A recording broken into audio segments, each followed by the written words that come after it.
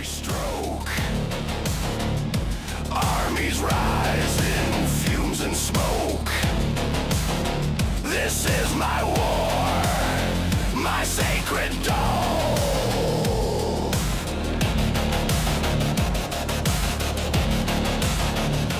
Paint the black, paint the gold.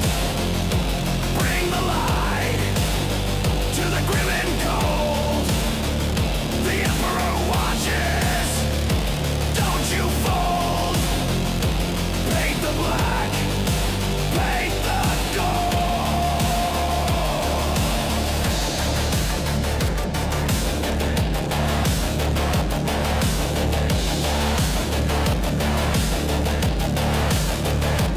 1,000 points in crimson flame.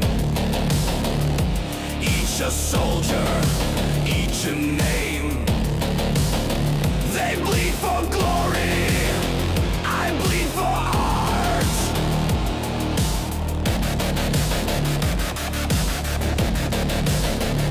The bolters gleam, the chain swords hum. In my head's their war begun. Piece by piece, I tear apart.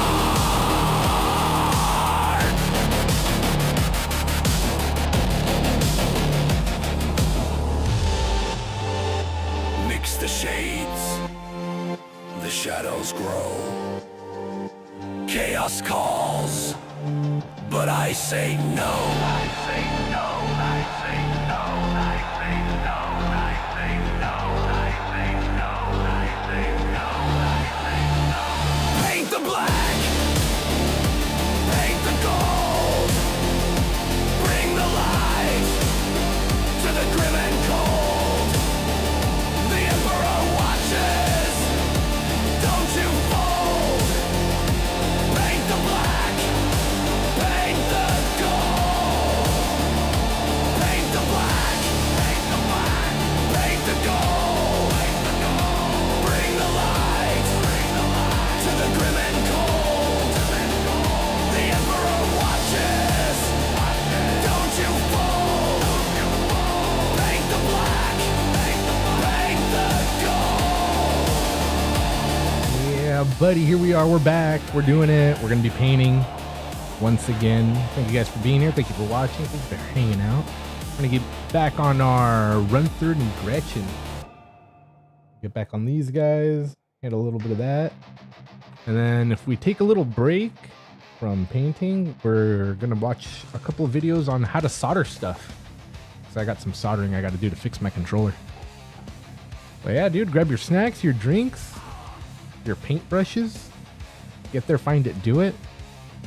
We'll be here doing it. Red mist on the trench line. Iron teeth in the mud. I'm gonna keep it on the music for a sec while I find a good story. Well, we could actually watch the latest story, listen to the latest story. 4 days ago, Thaddeus and Tarquinius, new episode 26, Escalation by Baltimore. Or we can listen to a short one first. Let's do the Exorcist chapter. 40k lore, demon-possessed Marines, the Exorcist chapter. Let's check that out.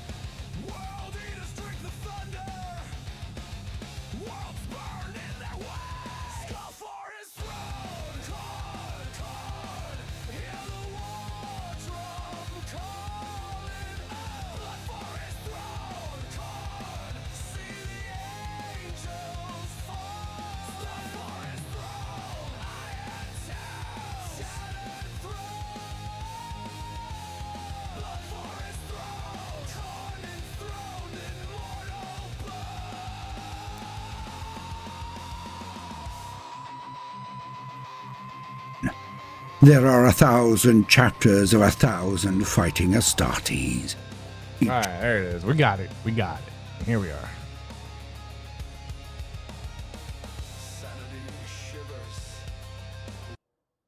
Kill the music, I guess, for now. Well, we got story time rolling in. Bella Truth, here we are. We're going to get our painting going. We're going to listen to a little story. It's called 40K Lore, Demon Possessed Marines, The Exorcist chapter. And it's about 44 minutes long. And then maybe after that, maybe we'll check out some other stuff. Thanks. We're doing it.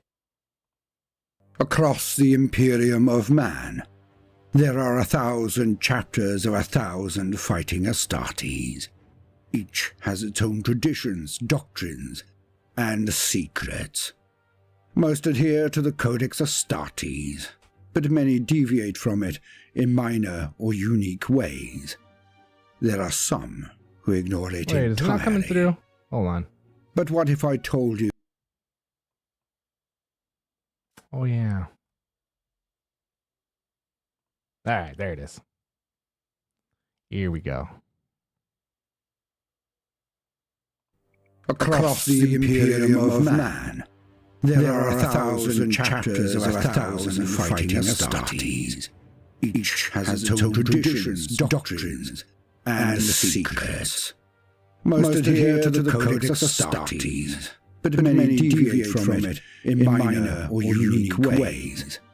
There are some who ignore it entirely. But what if I told you one of the 1,000 chapters was not only working directly with a faction of Ordo Malleus, the demon hunters of the Inquisition?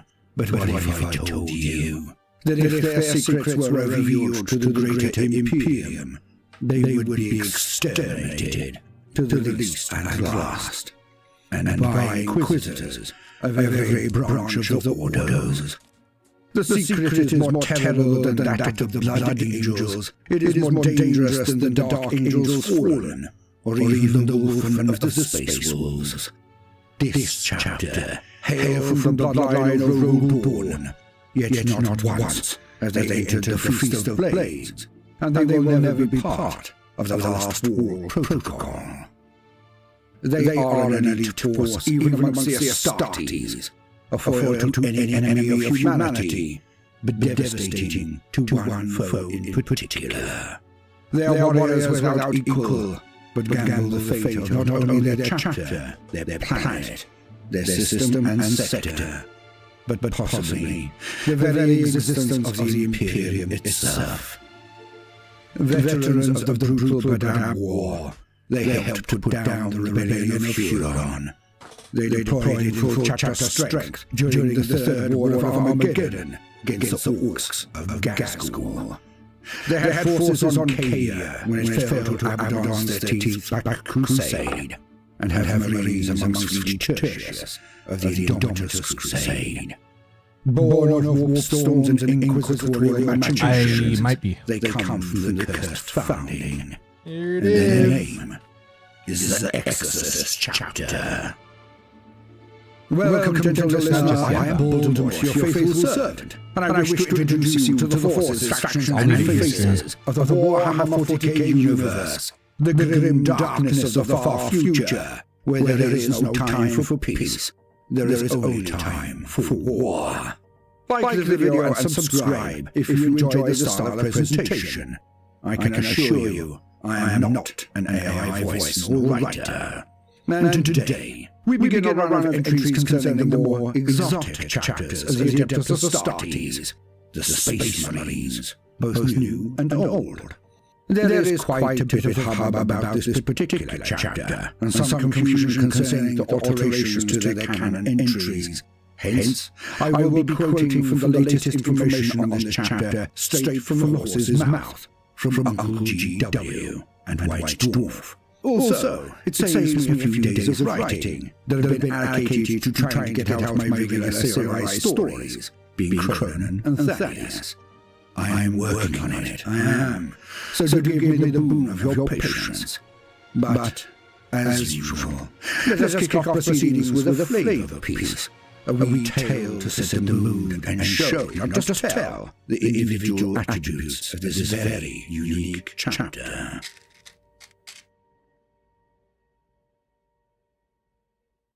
From the Bold Library, a Faustian Pact.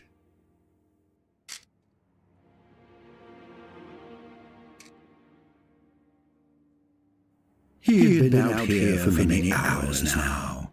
The lieutenant awaited the landing craft of the Inquisitors, or Domanias. They were part of a secretive order, the Plutonians. But without them, the Exorcists would not exist as they did. Thus, they were honored guests. Though guest was an understatement. The Plutonians had a permanent presence on Banish since the earliest days of the chapter, since Trismegistus. It was a rarity for all of them to be off-world. For months, not even one of their order stalked the regions of the Basilica Malefics, or even at their scattered research sites across the world of Banish. But so it has been since the tear of the Great Rift. Nothing was even approaching normal anymore. The landing craft touched down, and its ramps dropped. Down walked a half-dozen Inquisitors, followed by their many attendants and entourage. Their leader peeled off from the procession and approached the lieutenant. They exchanged pleasantries. Then the demon hosts were shoved down the ramp, passing the two. The lieutenant would never be comfortable with these poor wretches, no matter how tactically important they were to the war against the dark powers. He forgot himself for a second and whispered, "There could be a worse fate, but if there is, I know it's not." The Inquisitor followed his eyes. No, you shouldn't be. Alas, I know of many. That is the way to Rosetta, the calling. As you may espy my knowledge and feel the shadow of jealousy, I could be drawn to envy your purity of purpose and conviction, or even the divinity that resides within you, the seed. But we were not created to do the same work. We fight the same enemy, but wage different wars. Ignorance is the greatest shield, Lieutenant. Obliviousness the perfect impenetrable armor. Do not ponder or coax your mind into frivolous things like thought. Good. Thank you. A blank mind is an open receptacle to the Emperor's will. A busy mind may be walked down alleyways it should never have gone. The Inquisitor now walked after his fellow Ordo members, the lieutenant at his shoulder, keeping pace. The demon Primarchs walked the sands of Sotiarius, the ash plains of Armageddon, the cobbled streets of Ultramar, slithering on Sabist. We have so little time. It is good to see your chapter take the time to return to strength. You are sorely needed. With the grey stretched to breaking point, we look to the Exorcists to fill the breaches. How many? The lieutenant responded. 30. They are prepared? Asked the Inquisitor. Affirmative. My order will need to prepare for the ordeal. Quarters are ready, as are chambers in the Hall of Temptation. The Inquisitor nodded contemplatively.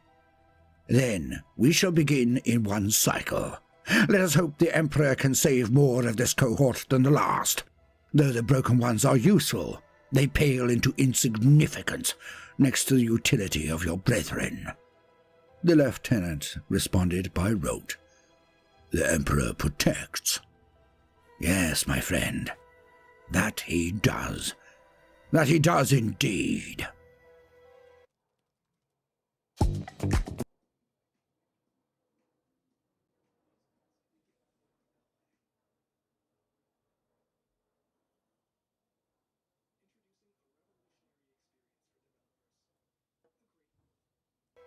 A day passed, and then the aspirants were made ready.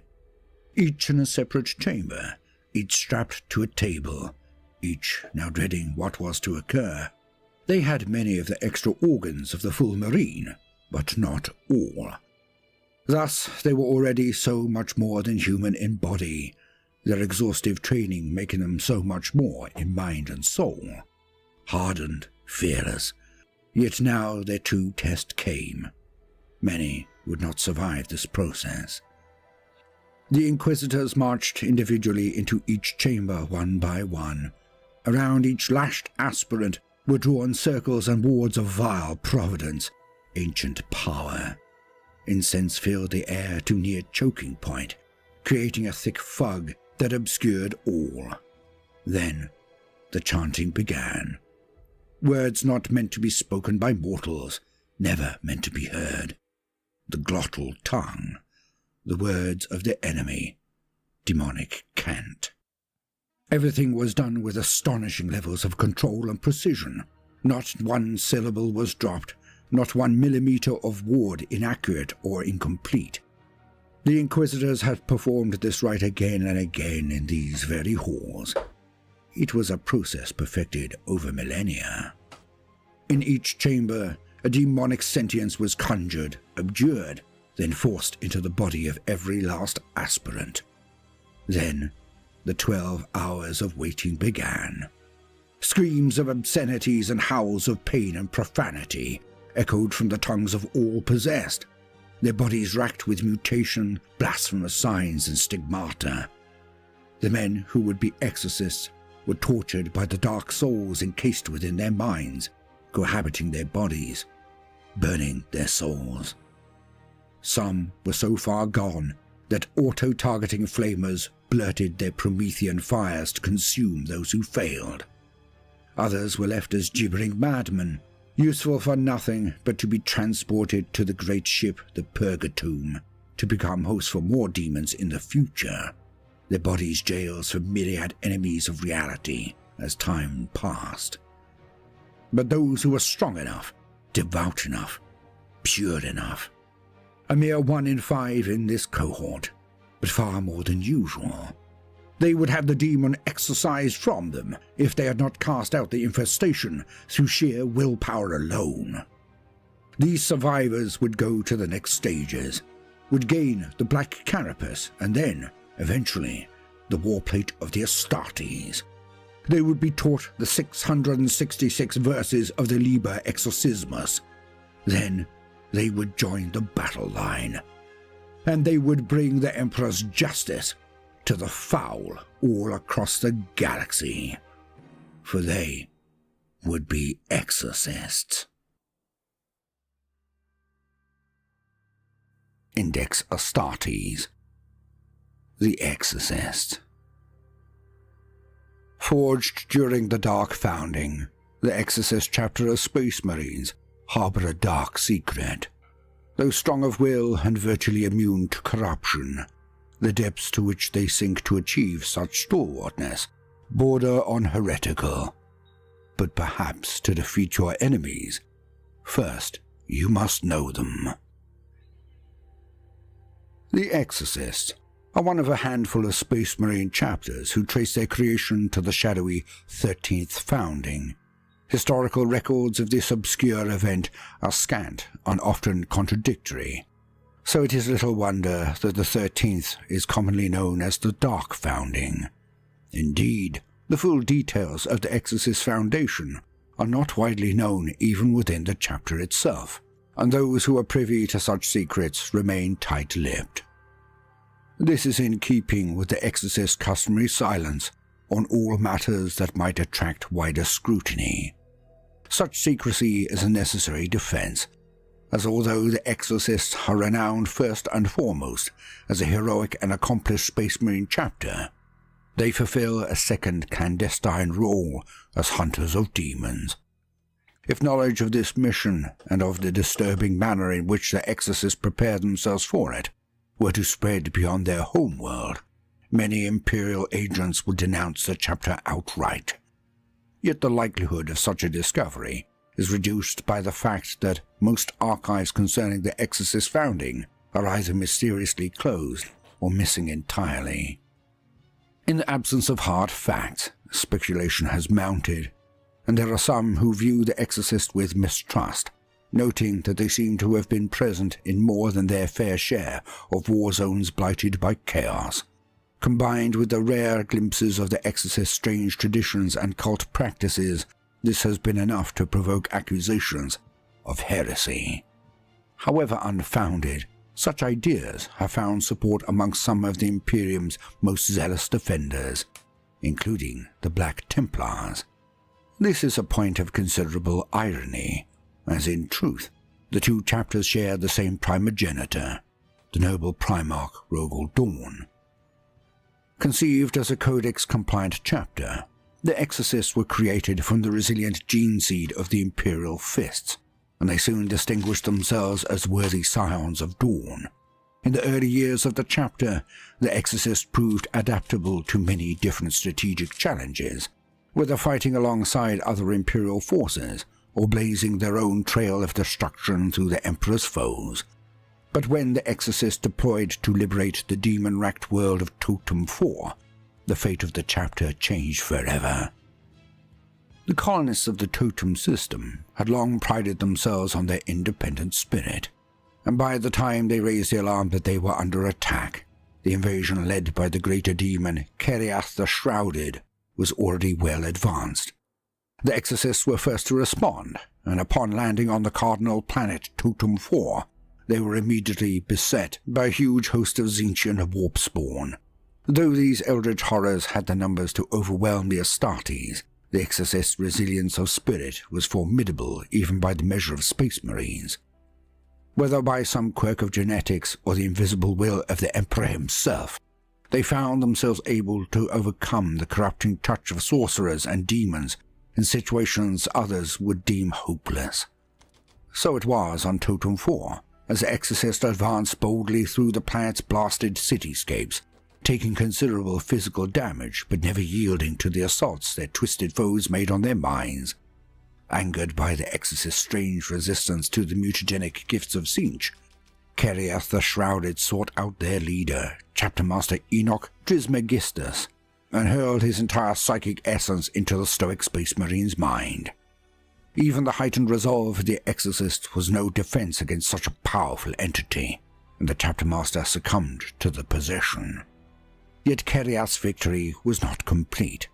Though the demon spoke through his host's mouth and did much damage to the Exorcist's position, internally Trismegistus battled on, fighting a desperate battle of wills against the demon and putting its own defenses to the test.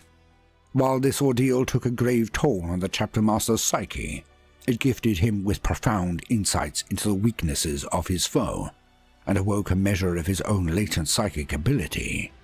In a feat of immense mental strength, he reached out to the mind of Chief Librarian Goetos, and together, the two Exorcists drew out Keriath and banished him from real space. The consequences of this episode were momentous for both Trismegistus and his chapter. Unknown to the Exorcist, a radical inquisitorial sect known as the Plutonians had already developed suspicions concerning the chapter's unusual spiritual resilience and had embedded an informant in a menial position within chapter command. When the spy reported on Trismegistus's possession, the Plutonians acted swiftly, asserting their authority as Ordo Malleus agents to leave the chapter master of command and establish purpose-built quarters on the chapter homeworld of Banish. Here Trismegistus was interrogated relentlessly. Only after many months was the Space Marine absolved and reinstated as chapter master of his brethren. This was only the beginning, however. In the course of their interrogations, the Plutonians had laid out to Trismegistus their own radical theories concerning demonic possession and how its controlled use might be a paradoxical weapon in the war against chaos. Perhaps they broke their silence out of vanity, expecting the chapter master to face the flames of oblivion soon enough. But Trismegistus had drunk of Keriath the Shrouded's vast intellect and realized the warped genius of the Inquisitor's plan. Once his purity had been proven beyond doubt, he made his own radical proposal to the Plutonians, pledging his incorruptible brethren as partners in their cause. Acting in utmost secrecy, the Plutonians therefore remained on Banish permanently to oversee a program that would be met with outrage if known to the wider Imperium.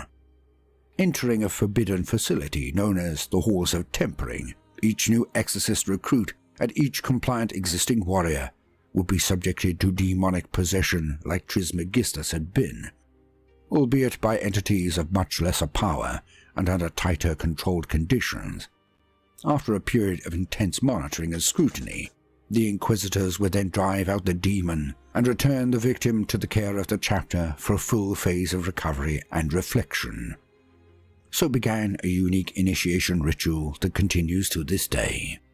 Those who successfully emerge from the ordeal bear disturbing physical and mental scars, but also exhibit qualities that, in the Plutonians' view, justify the brutal ordeal. The process seems to render the exorcist still more fearless and resilient to demonic corruption, and it gifts each battle brother with personal revelations of the nature of demonkind that serves them well in later clashes with the ruinous powers. Whatever the true extent of these changes, the exorcists maintain a stony silence on all matters of chapter training and tradition, knowing that even a single breach of security could be their undoing. Soon after the Plutonians began their work, it became clear that the exorcists were not just capable of enduring demonic possession. Their corporeal forms also proved strangely suited to retaining any entities that were not successfully banished. In a series of horrifying experiments, the Plutonians found that the living bodies of fabled initiates were able to hold indefinite numbers of demons prisoner, some subjects becoming so saturated with warp spawn that they were sustained in a state of deathless torture, their bodies enduring for centuries while their minds broke apart. Even in this ignoble end, however, the exorcists found a use for their fallen sons. If these broken ones could not serve the chapter on the battlefield, they could at least live on as vessels of imprisonment, harboring in their flesh the myriad entities driven out of successful initiates. Immortal beings that might otherwise return to the warp and scatter the exorcist's deepest secrets far and wide. Thus arose the most chilling of all practices conducted within the Halls of Tempering, and over the millennia, the numbers of accursed broken ones have continued to grow. Accommodating such vessels of evil on Banish would be unthinkably dangerous, as the Apothecarian is concerned with retaining only the untarnished gene seed of successful initiates. Broken ones are dispatched into deep space under maximum security protocols to live out their untold years within a secret prison craft known as the Purgatomb. Within the pitch-black bowels of this immense drifting bastion, the broken ones are left to writhe and scream, locked within the hyperdense walls of their warded cells. For some 5 millennia, the Purgatomb has served the exorcist's grim purposes, and though its location has become known on occasion, its abominable contents have never yet become known to any ally or enemy. This is well, as if even a single broken one were to escape, the consequences for the chapter, perhaps even the Imperium itself, would be catastrophic.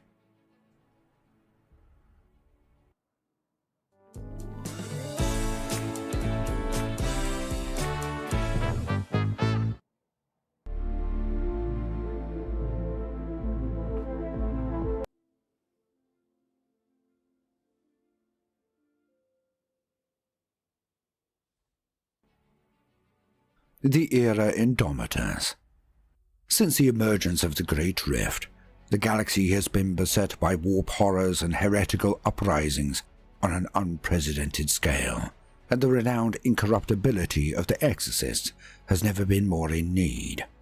As a result, Exorcist strike forces have been deployed far and wide, some even plunging into the shadows of the Imperium Nihilus. Their mission to combat the unholy forces rumored to prey upon Imperial worlds there. When the Primaris reinforcements were dispatched to the Space Marine chapters, the Torchbearer fleet bound for Banish met with intense and repeated demonic assaults, to the extent that the rogue traders traveling with the flotilla came to regard the mission as cursed. Privately, even the Adeptus Custodes attached to the fleet muttered that such attention from the Dark Gods was ominous indeed. In the heavy fighting that resulted, all of the fleet's grey shields fell in action, and when the battered torchbearer vessels reached the Exorcists, the Magi Biologus were able to present the chapter with only the technologies behind the creation of Primaris Space Marines, with no living proof of the warriors Belisarius Cawl had prepared. All the same, this gift of technology suited Chapter Command and the Plutonians well. Raising their own Primaris initiates on Banish would enable the close monitoring of training from its earliest stages, to watch for any signs of incompatibility with the initiation rite. No such signs came. The Exorcist innate resistance to demonic influence seemed present in the Primaris recruits also, further indicating that a peculiarity in the chapter's gene seed was responsible for the anomaly. As to the root causes of this phenomenon, and why similar gifts do not present in the Imperial Fists or other successors, no further light was shed. Nonetheless, the strange initiation rites left their mark on the Primaris subjects also. In war zones where they fought alongside other chapters whose battle brothers had endured no forced exposure to demons, subtle differences between the Primaris elements were apparent. Time and again, those of the Exorcist seemed more stalwart in the face of warp spawn, but they were also more prone to unexplained decisions and turns of mood. Combat Doctrine. Despite their superficial similarities with the demon-hunting mission of the Grey Knights, the combat doctrine of the Exorcists differs greatly from that of the Sons of Titan. From their inception, they were conceived as a chapter with wide-ranging strategic capabilities modelled on the tenets of the Codex Astartes, where each Grey Knight is a psychically gifted warrior, equipped with weapons and artifacts of extreme rarity. Exorcist Space Marines possess no specialized resources other than their hardened spiritual resolve and their wealth of archived lore. Whether deployed against demonic foes or otherwise, the Exorcists strive to be a step ahead of their enemies at all times. The key to this doctrine is effective reconnaissance, and the Exorcists make extensive use of the larger numbers of neophyte scouts necessitated by the chapter's merciless recruitment process, deploying them behind enemy lines on covert intelligence missions. Indeed, the Exorcists also ask their scout forces to endure combat duties that would normally fall to fully fledged battle brothers, ostensibly to hone their martial skills, but in reality, to temper their spirits and weed out weakness before they pass through the possession ritual. A favored tactic is to work neophyte forces into positions where they appear vulnerable and then reveal them, drawing out the enemy by giving them a false sense of tactical advantage before crushing their advances with the full weight of the Exorcist's main force. In the era Indomitus, the Exorcists have integrated the capabilities of Primaris Space Marines into their existing doctrines, notably by designating their entire 10th Company as a Vanguard Company. These Phobos armored units have become a natural component of the infiltration missions that precede Exorcist assaults, while other Primaris elements such as Hellblasters and Repulsor tanks lend unprecedented strength to the chapter's battle line. Long before the Primaris technologies of Belisarius Cawl reinforced the chapter, the Exorcists fought alongside Ordo Malleus forces seconded to the Plutonian sect, and this close cooperation still continues on occasion. Whether the Inquisitors in these instances deploy purely as allies, or to monitor behaviors that have concerned them within the Exorcist's own ranks, their specialized knowledge and potent war gear have proven decisive to several victories in the chapter's history. Organization. The organizational structure of the Exorcists is largely compliant with the Codex Astartes, with a command hierarchy comparable to any conventional Space Marine chapter. This conformity continues with regard to the company structure outlined in the Codex, except that the Exorcists maintain 2 additional companies beyond the traditional 10. Due to the high influx of recruits required to ensure that sufficient numbers of battle brothers survive the Exorcist's unnatural selection process, the 11th and 12th companies solely comprise scout novitiates. Different scouts units serving within these companies will be at different stages of their initiation. Some will have passed out of the halls of tempering and into a gamut of physical and spiritual assessments overseen by the Master of Recruits and Reclusium staff, Others are as yet unaware of the demonic encounter they will soon have to face, and assume the close vetting of their conduct and the intensity of their earlier combat missions to be typical of any chapter. In addition to this organizational quirk, the Exorcist's 10th Company differs to those of most other chapters in that, since the Primaris technology reached the chapter, it has been a company entirely composed of Vanguard Space Marines. In response to this, the chapter's unorthodox 11th and 12th Companies expanded their neophyte numbers to make up the shortfall. Gene Seed. The Exorcists trace their genetic lineage to Rogel Dawn, the Primarch of the Imperial Fist, and echoes of Dawn's legendary resolve can certainly be seen in the incorruptible nature of the chapter's warriors. Yet, like so many details of their heritage and identity, the Exorcists give no outward signs of this bloodline. Dawn's name makes no appearance in battle cries or pageantry, and the chapter maintains no fraternal links with the Imperial Fist or any of their many successors. Indeed, the truth is not even widely known amongst the rank and file of the chapter, and it is only upon induction into the First Company that Exorcists are formally told of their descent from Dawn. This gift of knowledge is seen as a mark of great honor by veterans accustomed to the secretive ways of their chapter, and they guard it with their lives. I started a business to give old clothes a new life.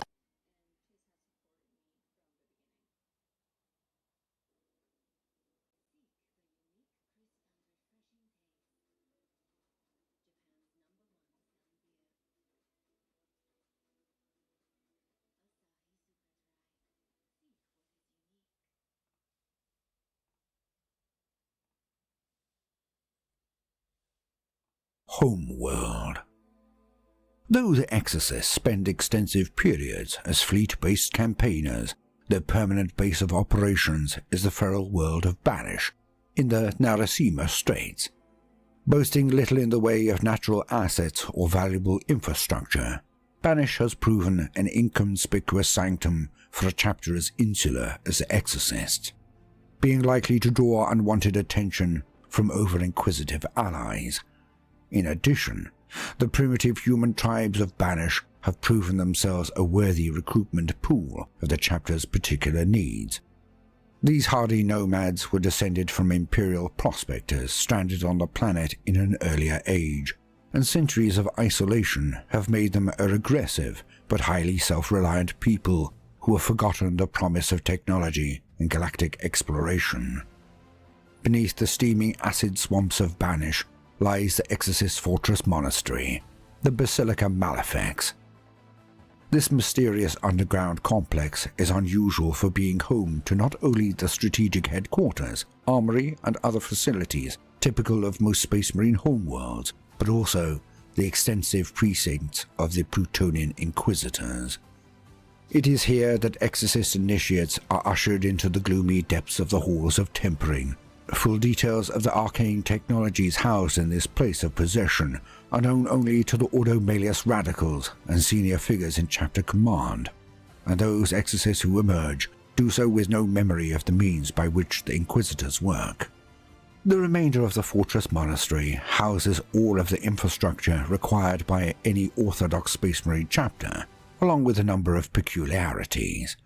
At the heart of the complex, a quadriform walkway called the Cloister of Scars links together the chapter's training grounds, living quarters, and command centers, while the huge atrium at the cloister's center acts as a burial ground for the battle slain, with dimly lit spaces reserved for private meditation.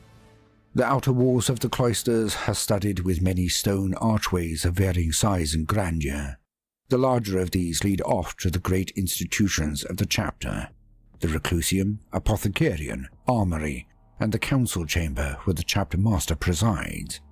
The mightiest doorway of all leads to the Chapter Librarius.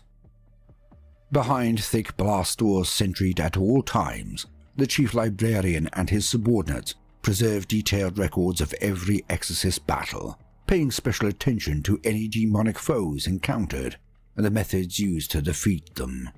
While all Space Marines seek to know their enemies and capitalize on their weaknesses, the Exorcists take this belief to the extreme, and their diligent accumulation of occult lore will be considered heretical by many chapters. The librarians understand the risks, and the dim vaults that harbour such tracts are wreathed in hexachromatic wards and a perpetual haze of purifying incense. In truth, arcane subject matter forms a relatively small part of the chapter's record-keeping. The Exorcists are a well-rounded fighting force, equipped to engage all manner of enemies, and through keen analysis of chapter records, they strive to be as prepared as possible for any threats they might face. Scarred in mind and body.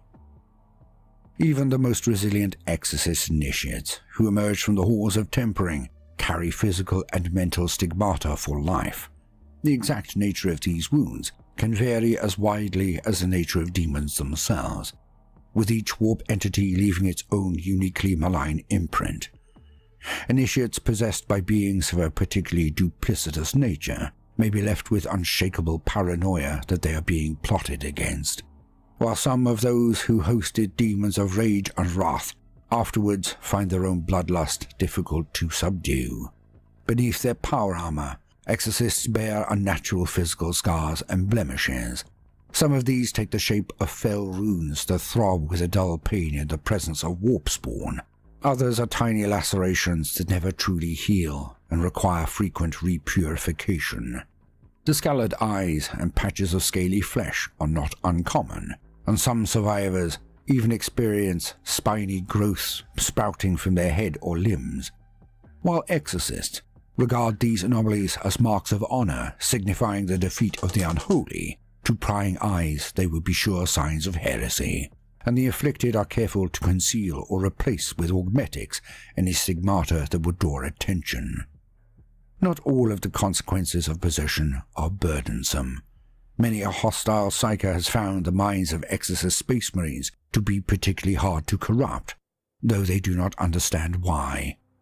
It has ever been rumored that exorcist battle brothers possessed heightened psychic ability and wield arcane forces on the battlefield, but such claims cannot be substantiated. Like other Codex-compliant chapters, the Exorcist tolerates psychic activity only amongst Liberius personnel, and any sign of Alright, now I deviance need my other are eyes. quickly stamped on. The Swords of Epiphany. The initiation process of the Exorcist has always had its failures, though most of these unfortunates die during their ordeal, or worse, become broken ones. One dark episode in the chapter's early history demonstrated how dangerous these fallen souls could be. The initiative came from Cardinal what's up, Rodrigo 51? Nesson, a trusted agent Thanks for of the rolling in. Ecclesiarchy attached to the Plutonians on Banish. When Nissan witnessed the changes that came over those who had succumbed to possession, Yo, that he comment you left on the experienced a Wraith, the revelation. Michael Wraith, bro, so funny. They call her Yes. a fighter. They call her a builder. But you can just call To his mind, these beings were a higher breed of warrior who could take humanity forward. Guided by the whispers of the dark gods, Nesson gathered up a contingent of these condemned initiates before they could be destroyed, and he escaped with them to the warp, baptizing his foul host the Swords of Epiphany and swearing them to the service of chaos. So The great. existence of this warband could not be tolerated by the Exorcist. Of course you haven't heard More than about it. staining chapter honor, the heretics might have retained memories of the hellish practices carried out in the Basilica Malefax and spread damning rumors. Thus began Armadel's Purge, led by Captain Yevon Armadel, which hounded the Swords of Epiphany wherever they were sighted, until at last the Twisted Cabal was declared extinct. The Orison Cults. Fuck it. Alongside the great institutions whose doors lined the cloister of scars, smaller, simpler portals give access to Here we go. meeting places known as Orison Shrines. In these, Battle Brothers initiated into specific Orison subcults reflect in different ways upon their duties as Space Marines, and they work to expand the bespoke libraries each Orison maintains. These cults are an important part of chapter identity, and they open their doors to any exorcist who would consult their records or learn more of their traditions. To outside observers, the exorcist's use of esoteric titles such as Brother Initiate might hint at clandestine layers of battlefield organization, but such terms are honorifics signifying Orison membership. Nonetheless, certain Orisons do maintain historic associations with particular battlefield roles. Many First Company veterans belonging to the prominent Enochian Guard, for example, while the cult known as the Obelisk Thelamus tracks Devastators and Techmarines in greater number, and the Broken Tower cult is almost exclusively formed from Liberius personnel. Membership of one Orison does not preclude membership of another, and highly regarded heroes of the chapter may have multiple Orison honors to their name. The Enochian Guard. The most prestigious of the Exorcist Orison subcults is the Enochian Guard, named after the chapter's first chapter master, Enoch Trismegistus. The Shrine of the Enochians is the oldest and largest of its kind, with an archive particularly rich in occult lore. Although its doors are open to any battle brothers who wish to broaden their knowledge or pay their respects, tradition holds that only members of the First Company or other high-ranking notaries may be initiated into the Orison itself. Rank alone does not qualify an exorcist for membership of the Enochian Guard, however. Only those known to have slain a demon in single combat are considered worthy candidates, and even then, prospective initiates must be vouched for by at least 2 other members. Like all Orisons, the Enochian Guard are careful not to draw overt attention to their membership with grand visual display, so they keep battlefield markings limited. Nonetheless, before battle it is traditional for Enochians to adorn themselves with excerpts from the Liber Exorcismus and other hallowed writings in the chapter's keeping. Some brothers choose to carve these directly into their armor and gun casings, while others ink the words onto long streamers of parchment, which they then wrap around their limbs and weapons, believing that the verses will imbue them with righteous strength where the Emperor's light is furthest from reach. Chapter Master Aemir Vasaphon. The current chapter master of the Exorcist is Aemir Vasaphon, a taciturn warrior who commands deep respect from those around him, though few understand the inner workings of his mind. Some 300 years have passed since Vasaphon completed his initiation as an exorcist, but the seasoned space marine is still haunted by the guttural voice of the demon that possessed him for 7 days. This malignant entity of Nurgle made many smug claims to Vasaphon before being banished, and the fact that several of these have since come true is an enduring source of concern to the chapter master, so much so that he pursues the destruction of the plague god's servants with particular zeal. Vasaphon was the first member of chapter command to cross the Rubicon Primaris, considering it his duty to endure the procedure before asking his peers to do the same. Clad in crimson gravis plate and armed with the relic blade Voidbane, the reborn Vasaphon is a formidable force on the battlefield. And now to sum up. I, like most of the Inquisition, if they knew, consider this chapter and the Plutonians that support this madness to be a threat to the Imperium. Their ship, the Purgatum, it holds hundreds of Marine aspirants and other failures, the Broken, but each holds multiple demons. Imagine that.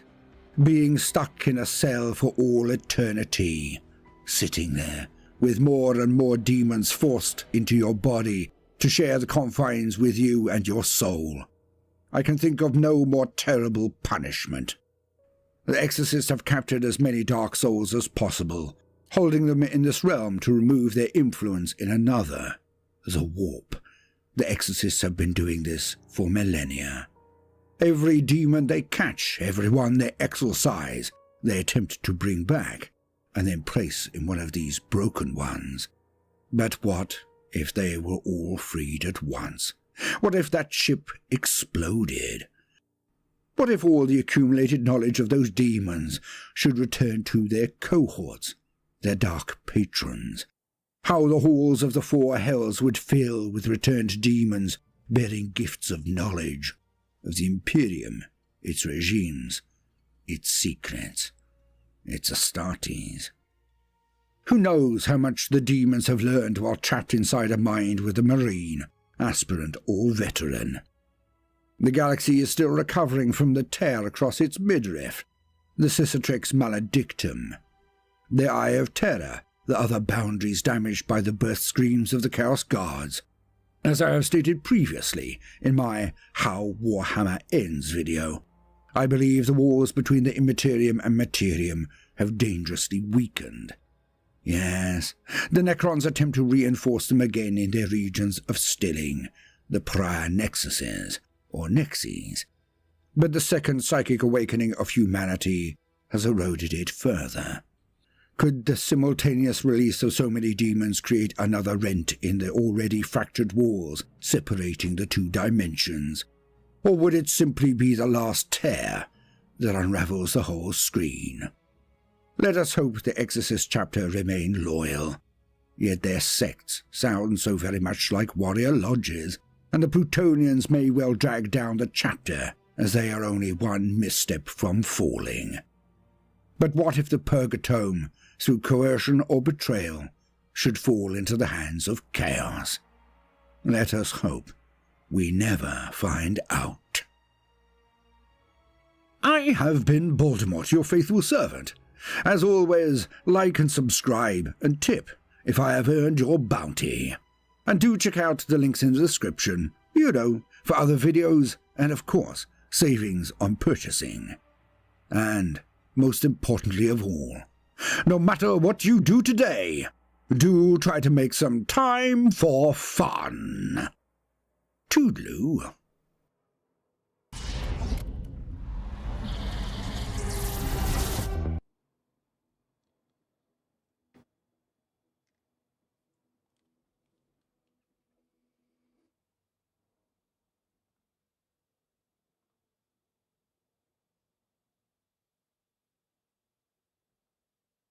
Alright, got a different story right here.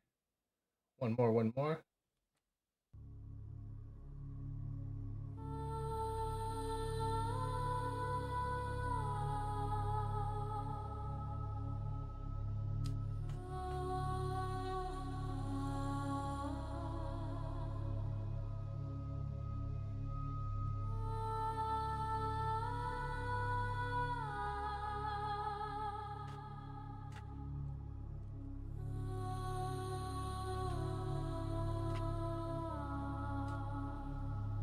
Story continued from Thaddeus Antarchnus playlist. Escalation.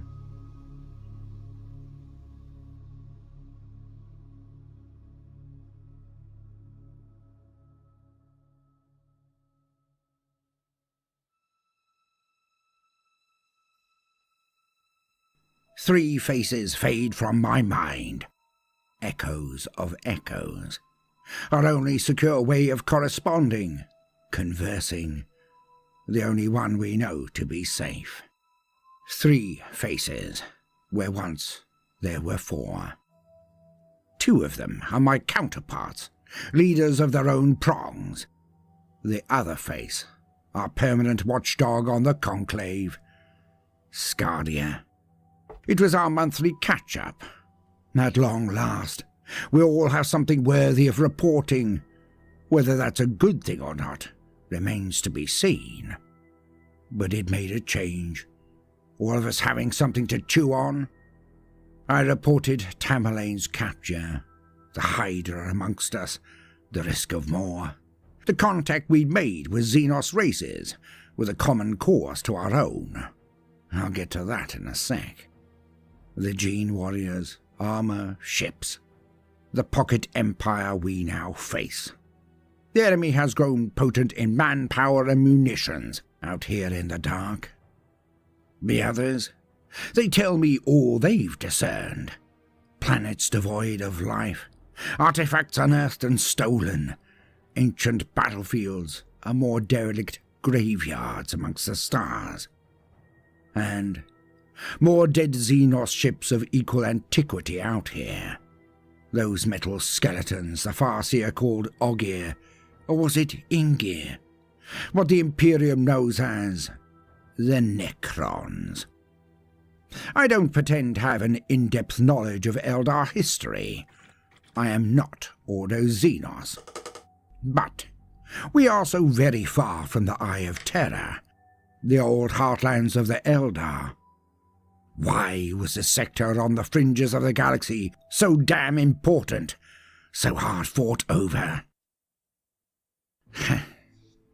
Shukala et al. Has skirted wide. It's not as bad as it could be.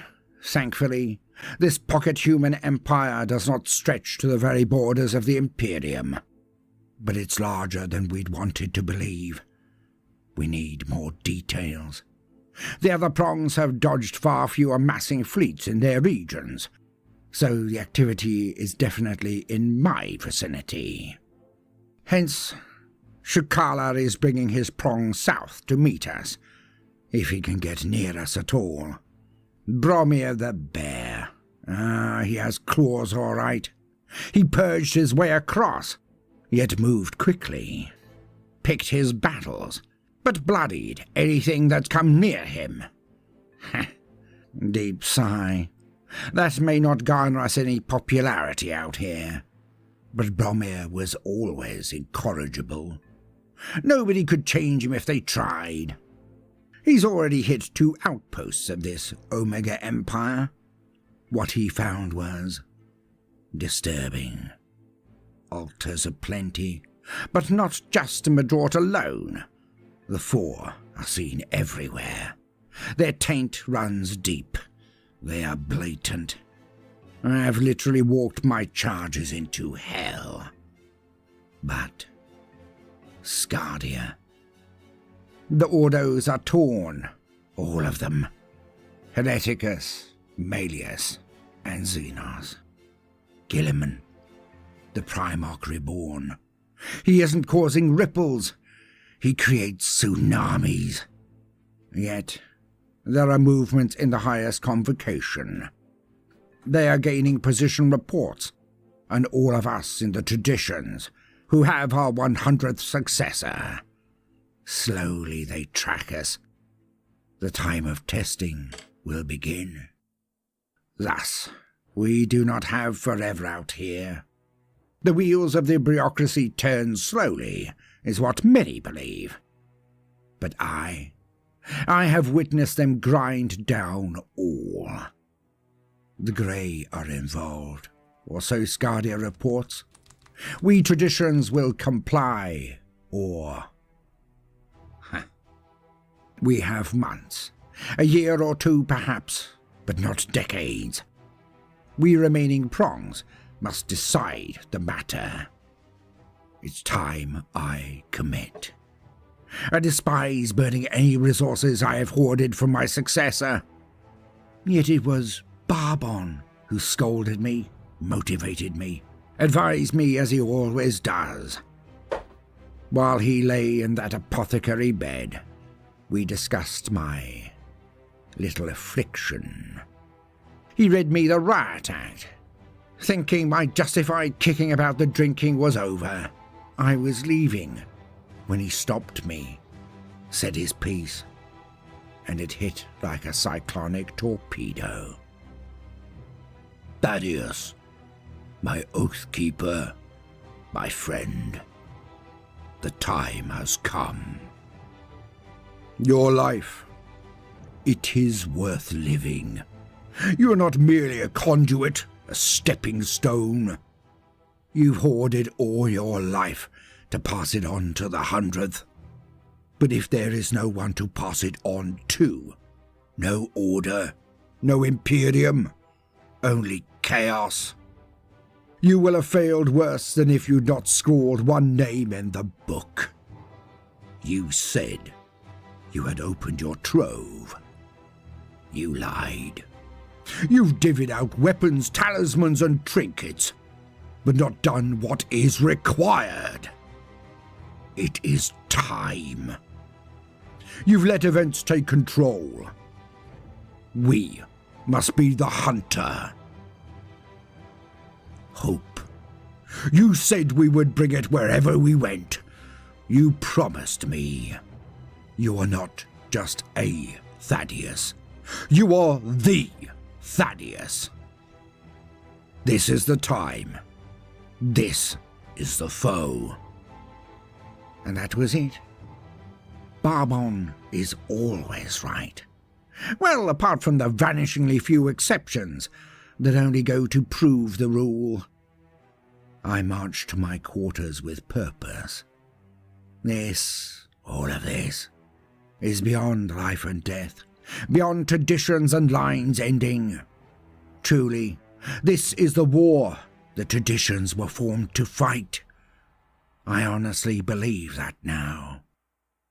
As Tan Irenaid, the Heart of Fire, stated, this may well be an early battle of the Ranadandra. One we must win. For the Imperium, for the galaxy entire. I stood before my fire and carefully tore pages from my book, launching them into the conflagration. Names, faces, memories, all invoked with the incantation our line has known for nearly 9 millennia. I speak the words. I hold the images in my mind. I throw pages into the fire. The last is possibly the most important. Perseus. Then, my mind changes. My hand moves on its own accord. My lips move. One more. Though he could resist it, even ignore it. But perhaps, just perhaps, he will come. A hope beyond hope. But I have to try. Now, I did mention our contact with a potential ally. Or allies. Xenos, though, not ideal, I can assure you. But one works with what one has at hand, and, callous as it may sound, I am an inquisitor of the Imperium. And by that rote, it is far better to throw non-humans at this situation.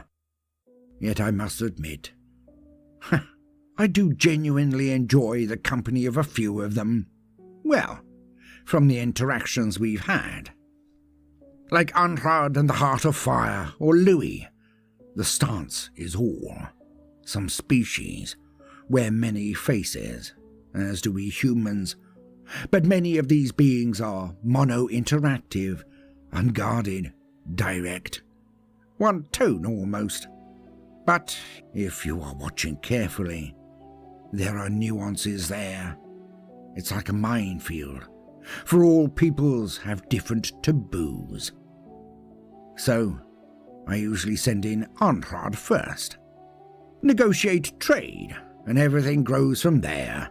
An honourable pact concluded to mutual benefit works wonders when enacted swiftly and cleanly. Trust builds in steps. We do what we say we'll do. The main Xenos. They appeared like huge dark Jukero, surly looking, like Barbon when he's restraining himself from killing someone. But, like Barbon, they can be regal and gentle when trust is built. Speaking of Barbon, he's taken to hanging out with Devrin again, him and Bartholomew. Well, when he isn't training Santana. And of course, we're back to nope. Not touching that with a battle barge. And he's even put Pius back through his paces. I watched that particular training session to better acquaint myself with who he is, not who I remember him to be. He has grown, matured. He is deadly and efficient. I should not be surprised. He is nearing 2 centuries old himself. It's the rejuve. It made him look young again. So much like he was when we were together. Was this on purpose? Or simply out of requirement? I may never know. Pius is a born manipulator. It is one of his greatest tools. But the sparring is excellent. Pius is also a powerful warrior, a tempered bladesman. He has a marine of his own, an Ironheart. I do not know of that chapter, but like so many these days, the marine is Primaris. Yet Barbon is a fighter of unique skill. Hence, Pius tests himself against the blade of the Black Templars. Or is this Yo, Ghost for Rider, my what's up, bro? benefit? In any case, the sparring is at a pace and capability I can barely perceive. Yeah, no, we're here. We're doing it. Pius is special. It's just I get zoned in Gifted. sometimes and I get stuck. His warp ability We're on makes our him way. difficult to Hope stand you're doing against. well, bro. Oh, Barbon beats him time and again. Beats him like a rug. But anyone else? Perhaps even a different Astartes. This Ironheart? Pius Man, is dude, faster how you doing, and stronger man? than How's your computer, even they. bro? Pius enhances his body, or those of others. Bio-thingy. Yes, I'm being petulant. Of course, I know every last technical categorization, tidbit, or report about his particular strain of psychic talent. But bio-thingy always just summed it up for me. Plus, the obligatory ability to receive from and speak to another telepath. But, like Sowlet, it's not his forte. They can barely speak to each other that way. Almost fixed. Hell yeah, So they dude. profess, That's what I like to hear. but Excellent. they can. Familiar too. Ugh.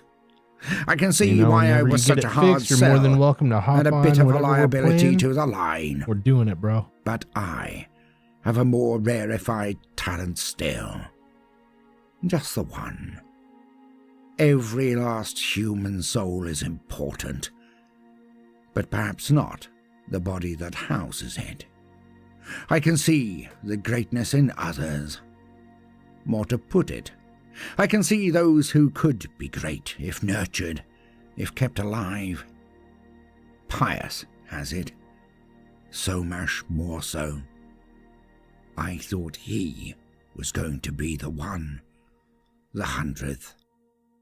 But then there was one who burned even brighter.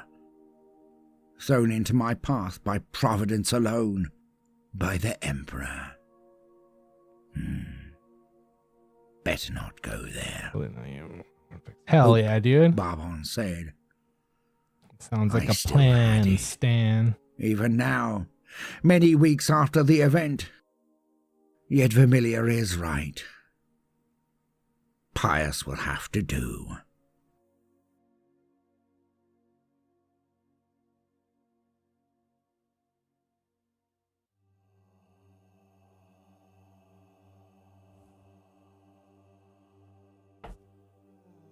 We both stand in the sea of souls.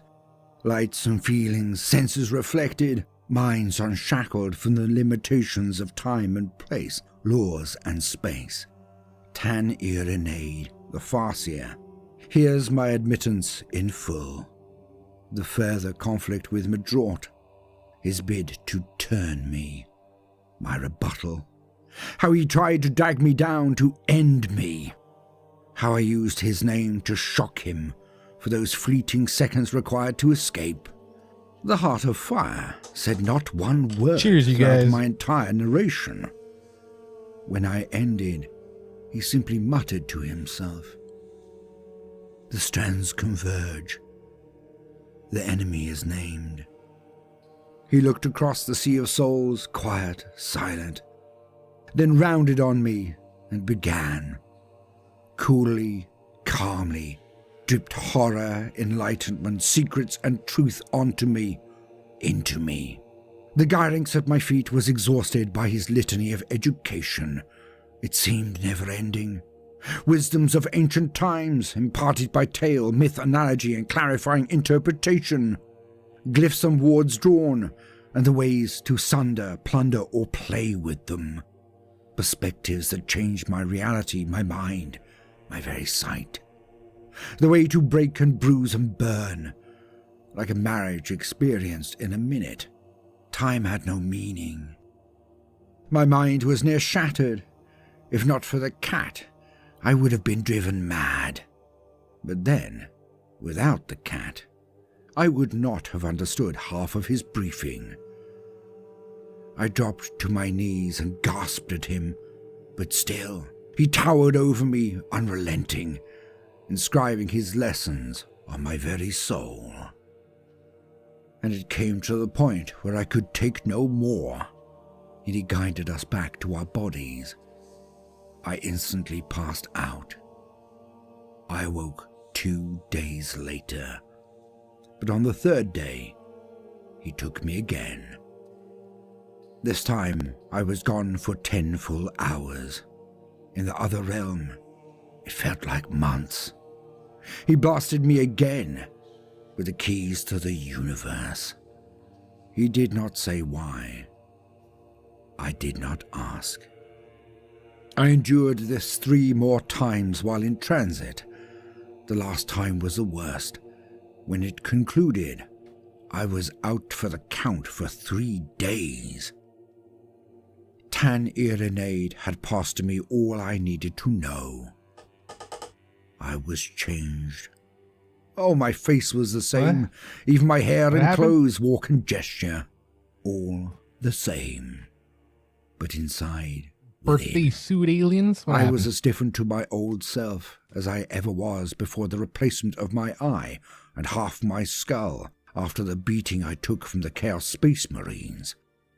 It might take me a lifetime to unpack and practice what I had been taught, but it was there.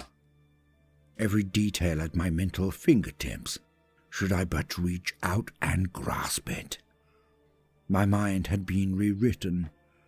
I no longer needed the mental framework laid out by Thaddeus. I had no rooms and lockboxes in my mind anymore.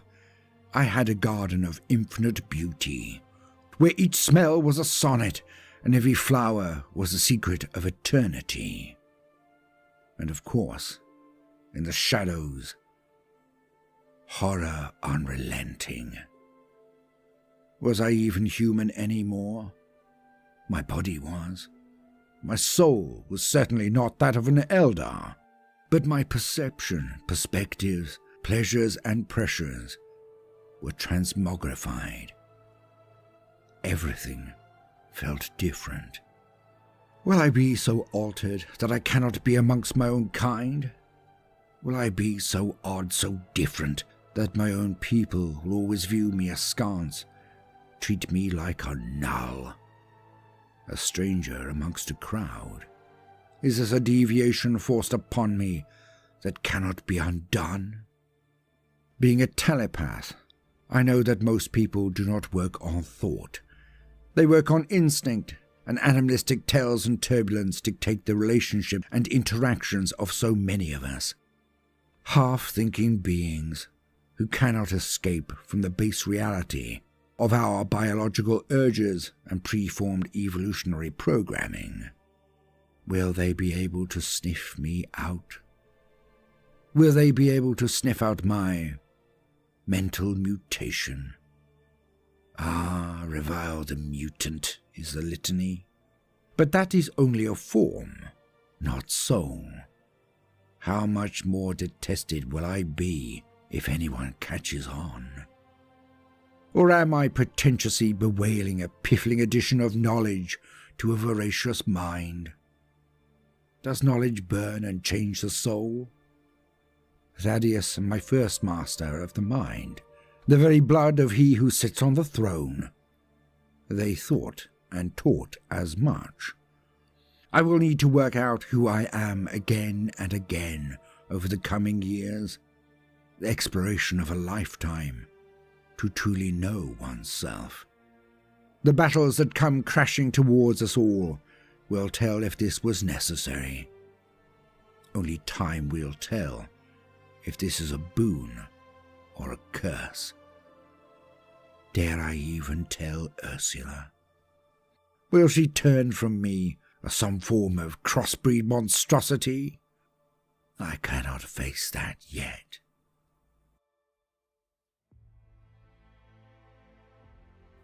Because we were there. But where is more the point? Augustine, Before the what's up, tuition, bro? Thanks for rolling I through. had Appreciate you. that conversation. And I do mean that conversation. with the Elderman and the not Strike that Commander. No plans. And from it, we set off in But I heard it search of wasn't good. allies. Although that in itself had its own complications. I had a discourse with the captain very of the bone? Huntsmen of the Soul, who laid things out quite simply when I asked if we could take over the function of these prison haulers. We're stretched as it is, Inquisitor. Remember that the original inhabitants of this ship were slain. We're the skeleton crew taken from Vermilia, Sowlet's, and Thaddeus's ships. Officers are rarer than you think, Inquisitor. The bridge crews are the elite, many from the Schola Progenium. The deck crews less so, specialists in one action or simple human labor. They cannot just step up. It's a totally different way of thinking, acting, being. They'd flounder and bring pandemonium. If we don't get help somehow, we'll need to ditch some of the haulers, if not all of them. Simply put, we can't crew them and retain a combat capability. Yet, our catch provided the resources we needed. We had taken haulers packed with traitors to the enemy's regime. Thankfully, many were loyal to this strike commander and had the required skills and experience to pilot the haulers. Each bridge had a few officers from the Huntsmen of the Soul to overwatch their activities, but the language barrier came into play quite often. Nothing worth doing is easy, it seems. But we got there. We limped to the site, the realization of the hope that had been promised in the scrying session performed before we set out. Of course. That sounds about Tan, right. Irenae, I, and Ursula had thoroughly checked this new location before ever we set out there. The results were unabashedly stellar. Little risk, colossal reward. We went on our way with confidence. Strike Commander Laurent had been pivotal in it all. He was a fine man. In the Imperium, he would be an admiral too. I have no doubt of this. But I jump ahead. We come back to the meeting. The history of tyranny. How the enemy had taken, then transformed this society.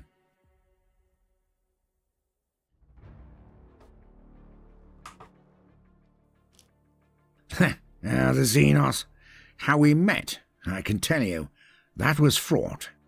We arrived in the system noted by the Korivor as a main potential ally. These were the backbone of the previous alliance formed to defend Korivor from the Omega Empire. That alliance, lamentably, fell to pieces pretty swiftly when our fellow humans had left and shown no evidence of an intent to return. Yet these beings had experience with the human empire out here, as we were to hear. And we managed to wander directly into a fleet action. At the provided coordinates, we crashed out of the warp. We saw it all as soon as our Auspex was back online. 3 distinct forces, 2 allied, 1 in the middle. The ships we did not recognize were large, broad, but slow. They reminded me of Grox, plodding and ponderous, but powerful on the charge. And they were being stung by flies, it seemed.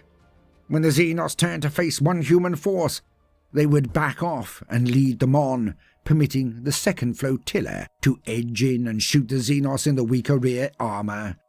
When the Xenos turned around again, the same dance began anew. The Omegan flotillas were loading the larger bulk ships. If nothing happened Hell soon, yeah, dude, get nothing it, bro. broke this chain. Then the Xenos would inevitably be Ghost stung Rider, too thanks often, for rolling in, my and their dude. ships slowly Get some went rest. asunder. Thanks for hanging out. The We'll Omegan catch you fleet again sent soon. challenges and Before you warnings know for it, us to stay away. You know where we're at, where The we'll be Xenos did doing not it, challenge us where we immediately. will be. They may have assumed we were more human yeah. ships come to join the I'll dissection. catch you soon. So, we contacted the Xenos. Sent over the introductory message from our allies, the Korivor. Don't forget to hit that like. But we did not state or show we were human. Not yet. We did not know if they had accepted our word then, so we had a quick conflab. Antrad, Sowlet, Pius and I. And then, in we went, wheeling around and heading towards the fray. We edged in closer behind an Omegan flotilla. We gambled, of course. Any fleet action, any combat, has its risks. But what choice did we have?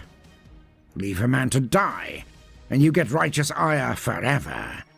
Aid a sentient being when in need. Odds are that they will reciprocate. Not always true, I'll grant you, but the chances are high. So we powered in behind these enemies, who were now trapped between us and the Xenos brute ships, and we made clear our intent with Vermilia's first volley. Not used to our form of weaponry, it seems, the shots broke down their defences and slew a ship outright. As we charged in, the Omegan flotilla attempted to break up and make a run for it. Arnhard's Bastion ship and my own added enough firepower to make them veer off in a hurry. But, as they turned from us, the Xenos fleet ploughed into them. And what a sight that was. Short-range, slow ships, probably built from a mindset of defense, not domination. But when in their element, at their chosen range, they let out a deluge of firepower that was damned effective. They annihilated the first flotilla. The moment of truth came for us as we hove into their arcs of potential fire. But they did not. Well, fire, that is. Seeing themselves outnumbered and clearly outgunned, the remaining Omegans ripped a tear into the warp and scarpered. Pretty slick, actually.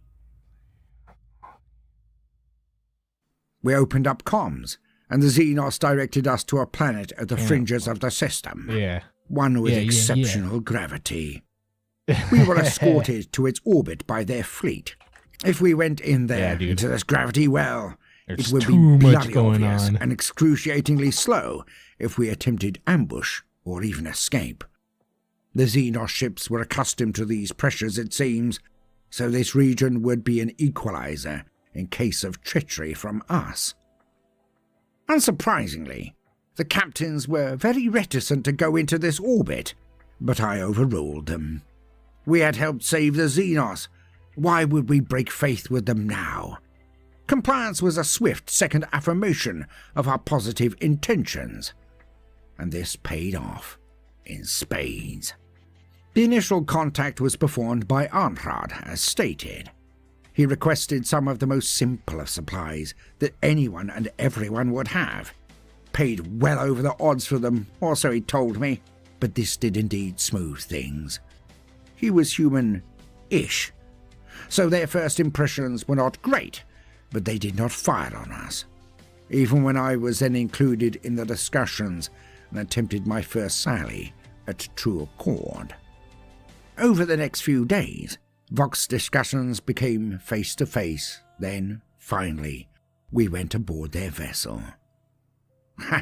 Barbon was livid when I refused his escort yet again, but, again, an oversized genetically enhanced warrior might look a bit too much like the butchers employed by the Omega Empire.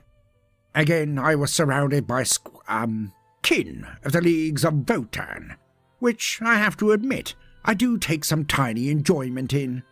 With Barbon about, I rarely get to feel tall. Amongst this lot, I felt like a giant. Finally knowing how Barbon must marvel at us all. Diddy people wandering about his shins all the time. I can now see why he laughs at any baseline human when they attempt to be aggressive, all the while craning their necks to glare up at him. Though I am not quite in the same situation, it is true. These tiny terrors, the kin, are lethal when angered. I wouldn't last long against this lot if they turned on me. Something, of course, that Barbon takes great relish in reminding me. Beringer this, little Squits that. But he is wrong. Beringer 5 was as out of character for them as it was for us. Ah, my knight, the best man I have ever known. But he is also the most stubborn, unrelenting, and unforgiving. He holds to standards of conduct and self-control that leave no place for pity, remorse, or fear.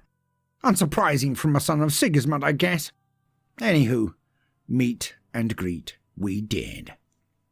The Xenos called themselves the Kinnebrak, a last holdout from a once galaxy-spanning empire. All they wanted was to be left alone, it seems.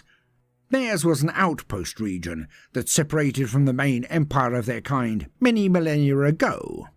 Something about not wanting to merge with others, not out of disdain or hatred, but simply because in this area Yo, they did Francois, not what's up, need dude? to and were we are, bro. ultra-conservative.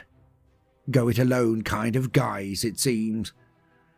And they had thrived since, had wars with neighbours, but held their own, and prospered, but not been particularly bothered about expansion. All had seemed well until the rise of the Omega Empire.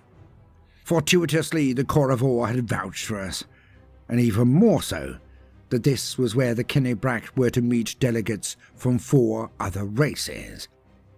Alas, as time went by, only 3 others arrived, and not in the kind of numbers the Kinnebrak had hoped. We did not have direct contact with the new arrivals, as the Kinnebrak informed us that they were less reasonable and far more scarred by a deep-rooted hatred of humans of any kind. To be honest, I could not blame them. We kept everything audio only while they reported to the Kinnebrak. The last delegation, the Xenoxin, did not arrive, as they were no more. The Omegans had assaulted their system, then launched a weapon at their homeworld that obliterated it. We of the Imperium knew what it was immediately. Exterminators. So, the bastard has brought with him weapons of forbidden providence, restricted use, and he shows absolutely no restraint. This perfectly explains the fear we cause. If he has been ordering exterminators of Xenos worlds, why would they not hate him and all of his kind? Hell yeah, dude. Moving Nice. on. Congrats. The Kinnebrak turned out to be one of the largest powers out here, with over a score of worlds, but most a single Did you buy any system more or cards? even single world species. This is not the first time they have witnessed genocide, the obliteration of an entire people. And I had to fight my feelings on this. One side of my heart told me that it was good and righteous to remove these beings from the universe. All said and done, I am a son of Ultramar. But when confronted by the sentience and, well, common decency, similarity to us in these beings, did they not feel pain, fear, hunger as we did? But more, what of joy, love, laughter? Were we so different after all? Did we really have to expunge them all to remain safe? Our own history in the galactic heartlands state an emphatic yes. Yet, I saw nothing from these people that led me to believe that they were an ongoing threat to us. Perhaps in the future. Governments and cultures change, so maybe one day they might be a threat. But their reaction to the wholesale slaughter of others made it hard to believe somehow. Nor were they lying, as none of the other Xenos knew we were human, so they had absolutely no reason to dissemble or put on a pantomime. The Kinnebrak privately confirmed that they would inform their allies of our origins and species, but only when we had shed blood together, just as we had done in saving them from the Omegan attack. The Kinnebrak would reveal this detail when the others had seen our metal. Seen our cause was the same. A tenuous thing at best. It had taken many days of haggling, diplomacy, and heated debate, but it was finally formed, hanging by a thread, likely to implode at any given moment. But for the time being at least, we had the beginnings of an alliance. Well, the Kinnebrak did at least. Alas, it was not long before we were given that chance to prove ourselves.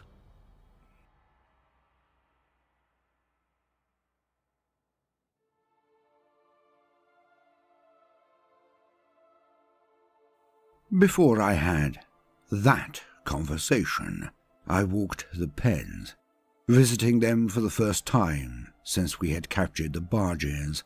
Ursula had been attempting to look after the psychers as best she could prior to this, but I needed to see them for myself. We'd taken down all the fences, brought in bedrolls, better lighting, food, Yo, access Jamie, to what's limited up? washrooms, etc. Here we are. We are humanizing them again slowly, carefully, because the first thing we had to do was to unchain, ungag, and unblindfold them. Sensory deprivation is spiritually and mentally crippling. They are all wounded deep. We are as gentle as time and resources permit. I walk amongst them, bringing calm and stability. We speak, and I learn, and they are heard. It helps. They are of varying strengths, but few, despite the psychic awakening, are truly mighty. Do I judge them too harshly? No. I, as always, am a realist. Few could ever be of more use than their risk denotes. They are undefended minds, unguarded hearts. I know I will have to give some the Emperor's peace, for they are a liability. But they are humans, so I do my best by them. At present they recover, and Ursula has taken the most talented and instructed them on the very basics of self-defense. The closing of the mind, the shutting of the sense, protection from the whispering voices from the warp. These will disseminate the teachings and training as swiftly as they can. Some will take to it more easily than others. They come from all across this system, some in families, some alone, herded into these ships alongside the self-proclaimed traitors to the Omega Empire, the adherents and former crew of the strike commander, Justin Laurent. All were headed toward the capital. But why? For the rebel soldiery, I can guess, but for the psychers, this does not sit well. It does not bode well. I can think of a few uses of psychers, but a cold shadow crosses my heart when I think of what Madrot would do to them, with them. I feel a deep sadness for them. Without soul forging, the protection of the Emperor, or the training of the Adeptus Astra Telepathica, they will be outcasts and dangers to all around, and they know it. None are my equal in power nor will, for I was trained by a Farseer, a Sensei prior, and even before that, I had the orderly and disciplined mind of an Inquisitor in training. One wonders how they have survived up to this point without the protection of the Imperium. A puzzle indeed. But they are not me. I bid Ursula a fond farewell as I leave to meet our new allies. I meditate for an hour before the rendezvous. This will be testing. I must be careful with my every mental muscle. I cannot make the same mistakes I made when I interrogated the survivors of my own world. He is the last of his kind. I cannot blow this by scrambling his brain, nor that of the commander, of course. Yet the training from the Farseer, the assistance of Rebute, the control and purpose I have learned in my time in the Deep Umbra, the confrontation with the enemy, they have honed me. I can do this. I prepare the mindscape before they arrive. The strike commander leads the crippled old man into the room and helps to seat him, acting like a doting son to a failing father. This man of iron shows surprising tenderness for one of his culture. But who am I to state anything, to presume anything? I don't really know anything of his culture. Not yet. I remain seated, relaxed, and softly smile at Justin Laurent. This may be disorienting. I will need your help. The Elderman will need your strength. Are you ready, Justin Laurent? He nods to me solemnly, and he closes his eyes as I do the same. We open them and are transported to the world I have created in my mind's eye. I am not with the two of them, but I can see what they see, hear what they hear. They are inside a small abode I visited on the annual day of celebration that youth were permitted each year, where we were taken from the cities out into the wild, into the outside. It is a small residence, made of wood and hay, a simple affair, and all the more homely for it. Disarming, one might say, and, of course, they would be correct. Oh, I could have snatched an image or setting from the mind of either the strike commander or the Elderman, but that could have raised their hackles. Nobody likes the idea of their mind or history being perused like an open book. I saved them from the confusion by conjuring this image of pastoral bliss. The Elderman is looking around, noticing everything, looking at his hands, touching his own face. His fingers play over his eyelids, feeling the orbs within. Here, it is as if he had never been maimed. He turns to Laurent and beams, opens his mouth, and is semi-startled when words come rolling out. "We are not here, are we, Justin?" The officer is stood tall, but his shoulders are not forced back. His arms are at his side, instead of clasped behind said back. He is projecting confidence and calm as best he can. I can feel the discomfort from him, but it evaporates as Elderman Frankius confirms his understanding of matters. "I am not asleep, for this is no nightmare. I have never been here before, so this must be a mind speaker at play, yes?" The strike commander nods gently and smiles back as he states, "This is so, Frankius. A new friend has come to save us.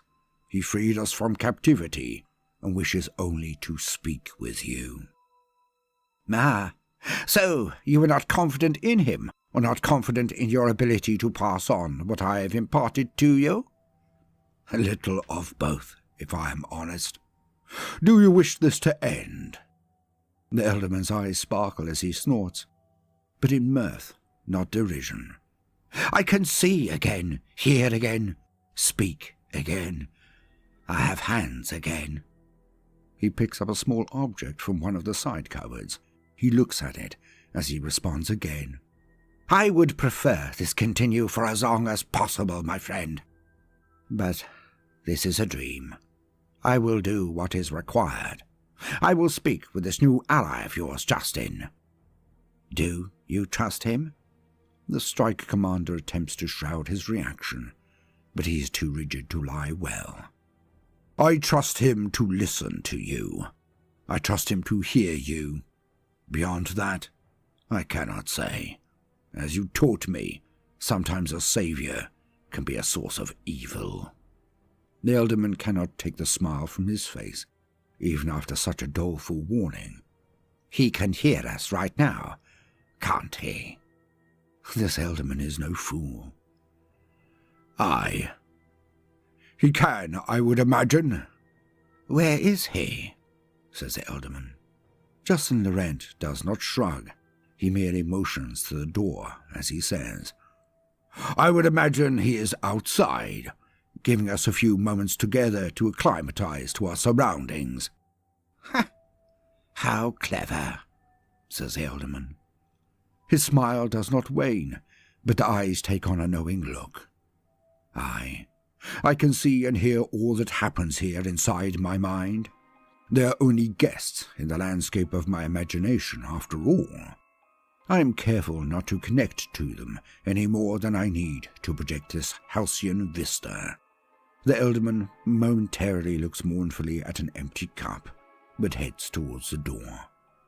"Well, Justin, let us not keep our host waiting, eh?"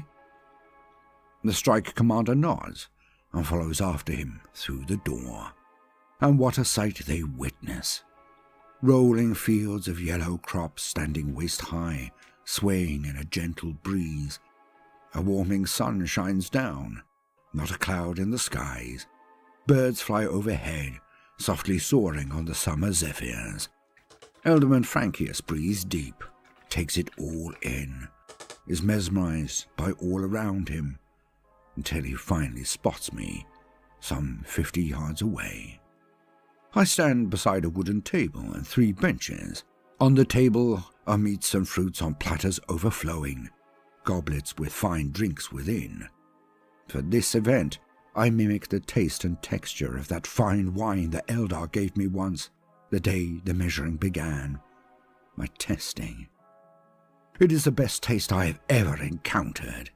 This poor soul deserves nothing less after what they have done to him. I stand, waving welcomingly. I place myself distant so they can get used to my image as they approach. I am dressed in the clothes I would wear off duty inside my own quarters. Simple garb, from a simpler time. No icons of power, no armor or weapons. As they approach, the Elderman wanders more than walks, the strike commander striding, but doing so slowly, so as not to outpace the old man. Even now, in this dream, he is still protective. I take one step to meet them and bow, a smile plastered across my face, but not one ear to ear, of course. Elderman Frankius, Justin Laurent, I am honored for you to join me.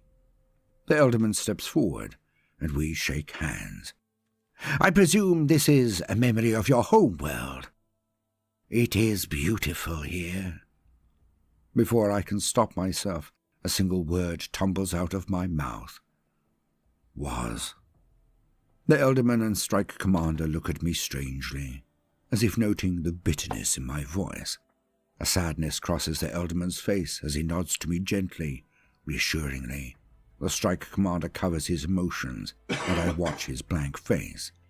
Well, at least I have shown I am human, and that I have suffered loss as well. I clarify.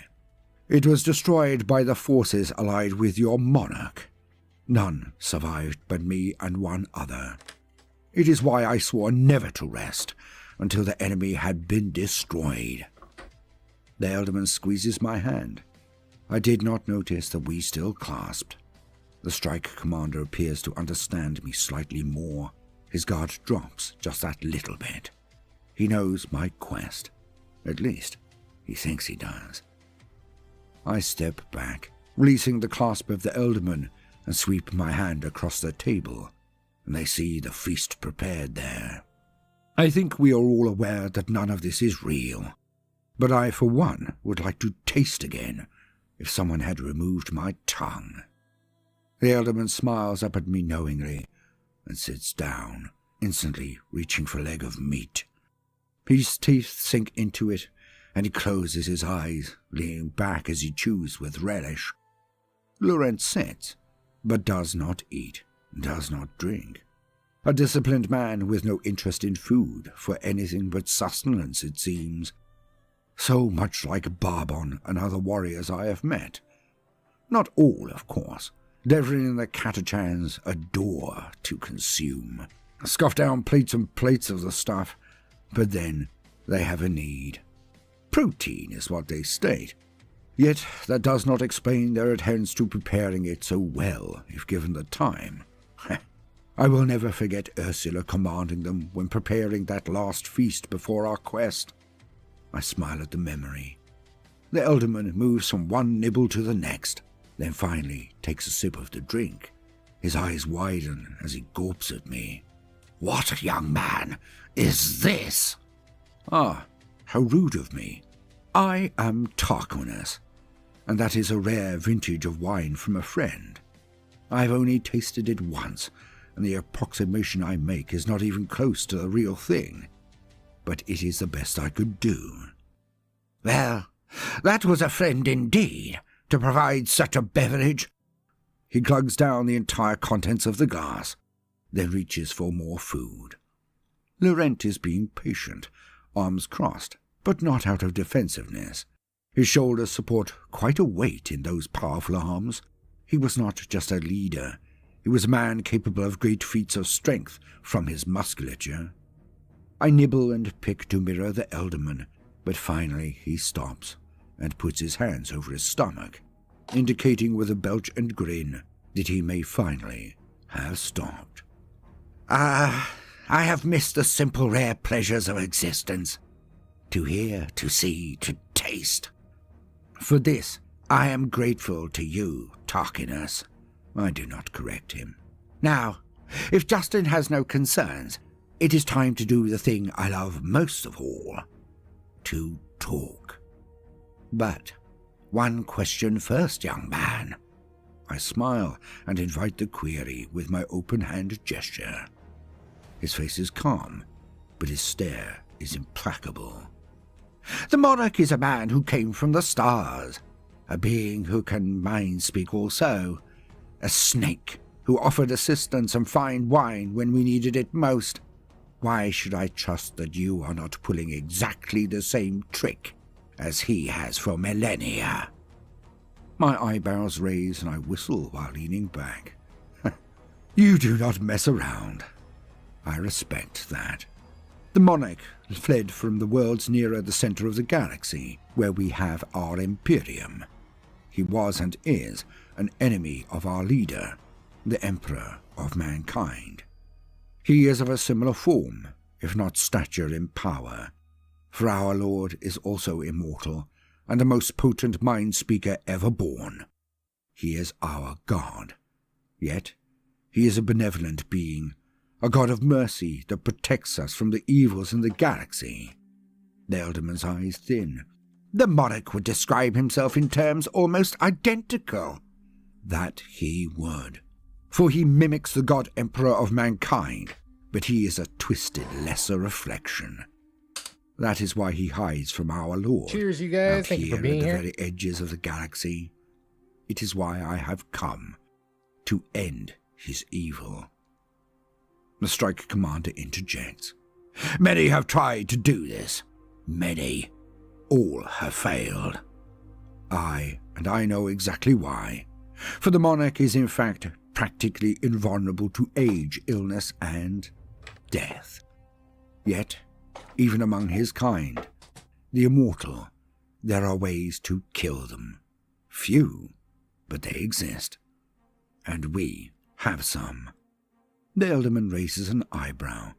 I must continue, it seems. I belong to an order of men called the Ordo Malleus. We are tasked to hunt down the Neverborn, the demons who are in the service to the dark gods of chaos, and of course, all who serve them. Your monarch is one such traitor. He serves the evil that corrupts and destroys all goodness and decency. I will not pretend I come from a land of milk and honey, for this is simply not so. The Imperium is beset on all sides by evil. Alien races who want nothing but the extermination of all life, beings that consume everything in their path and move on to worlds without count.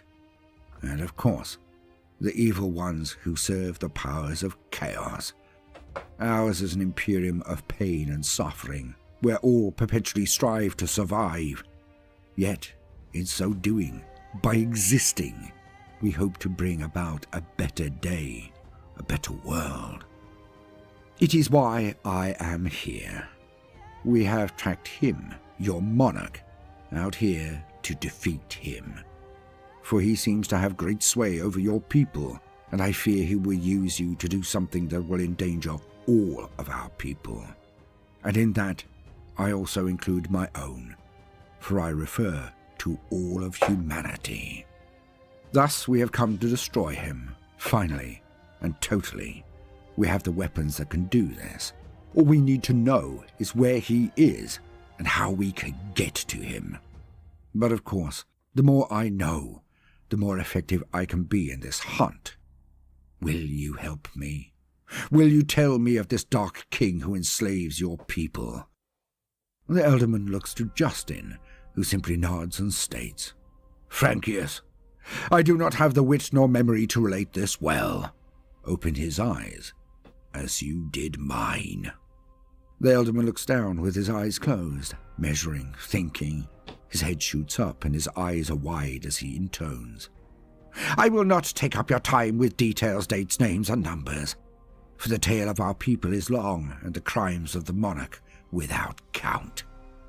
I, as a last memory keeper, will tell you only what you need to know. To do otherwise would take decades, even in mind speak. So, let me tell you of the horror That is the monarch. And he did. The centuries of encroachment slowly building reputation, making himself a fixed position in the history and even the very culture of these people. I heard of horror and degradation most foul, of the slow toppling of an enlightened and open people. How he left and returned again, time and time again, the periods of his travels becoming shorter and shorter, until finally he was amongst these people most of the time. He told me of their struggles against the Xenos races in this region, of their long enslavement under the Eldar who could only hail from Kormorah, the dark copies of the Eldar I know. How Madrort saved them and constantly refused the accolades offered. How he dragged them back from the Stone Age into a high-tech civilization, able to travel the stars again. Oh, he did it so slowly, so precisely, so carefully, taking hundreds of years to claim each new station, ever-widening power over these poor people. Trained these souls to think of him not only as a savior, but as their own equivalent of a god emperor. The swine befouls all he touches. He claims to stand against the god emperor to be his opposite. In this, he speaks true. He is a broken mirror image of our Lord. He watched what the emperor did out of kindness and strength, what was required to keep humanity alive. Then he performed the same pantomime out of spite, to gain unquestionable control over all, not just their resources and population, but their very hearts. Elderman Frankius speedruns a timeline from the very fall of humanity and Old Night, all the way through until today. He is an eloquent speaker, and I know he leaves endless nuances unstated, but the truth is plain. The monarch is the head of the state, belief and culture. He is everything to these people, and he has made their homes and hearts into things most vile. With Thaddeus, I have witnessed, rooted out and exterminated cults. What he describes to me is an entire culture based on the corrupted beliefs of the gods of chaos. But when they told me of the seasons, I was repulsed. For each cycle is broken into 4 phases they call seasons, and it is clear to any with the knowledge that they are dedicated to the 4 gods. The season of fear, the season of pain, the season of strife, and that of love. A wheel of detestation that consumes their population, then raises it again through rampant fornication. Spiteful, callous, and corrupt. Only those with the darkest souls and urges can rise to the top. Which does make me wonder about the man sat before me, this strike commander. The Elderman concludes his history with recent events. The birth of the Blood of Hate. The warriors always at the vanguard of their wars. They are clearly gene-enhanced monstrosities, something akin to the Astartes. Then the call to prepare for Exodus. A term I understand, but not in this setting. The Elderman then brings it back to the personal. I am the last of my kind, but not the last of good heart. Over many centuries, we have been building a resistance to the monarch. Many times have we made attempts on his life. All have failed. So, for 300 years we have hidden further, bided our time, watched for souls similar to our own. The rare few who are not monsters. I know that our people are inherently good, that the monarch affects everything and everyone. If we could be rid of him, it would take time. It would take bloodshed and horror. But eventually, we could sweep his effect from our nation. We can return to what we always should have been, intrepid explorers and lovers of knowledge. It is why we, of all humans, were out here, so far from the central worlds, the cradle of humanity. Our forebears were men of wisdom, seekers of knowledge, intrepid souls. We can be again, if we can see a way out from the trap he has thrown over our people. In all this time, We have grown our numbers, watching recruits in the military, for that is the key to all of this. The Navy. The blood of hate are beyond salvation, as are so many of the soldiery, trained in so brutal an environment that massacre and slaughter are all they desire.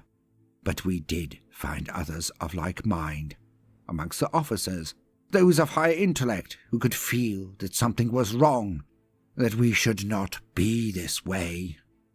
We spread amongst the fleets, the facilities, slowly building. All we truly needed was leadership.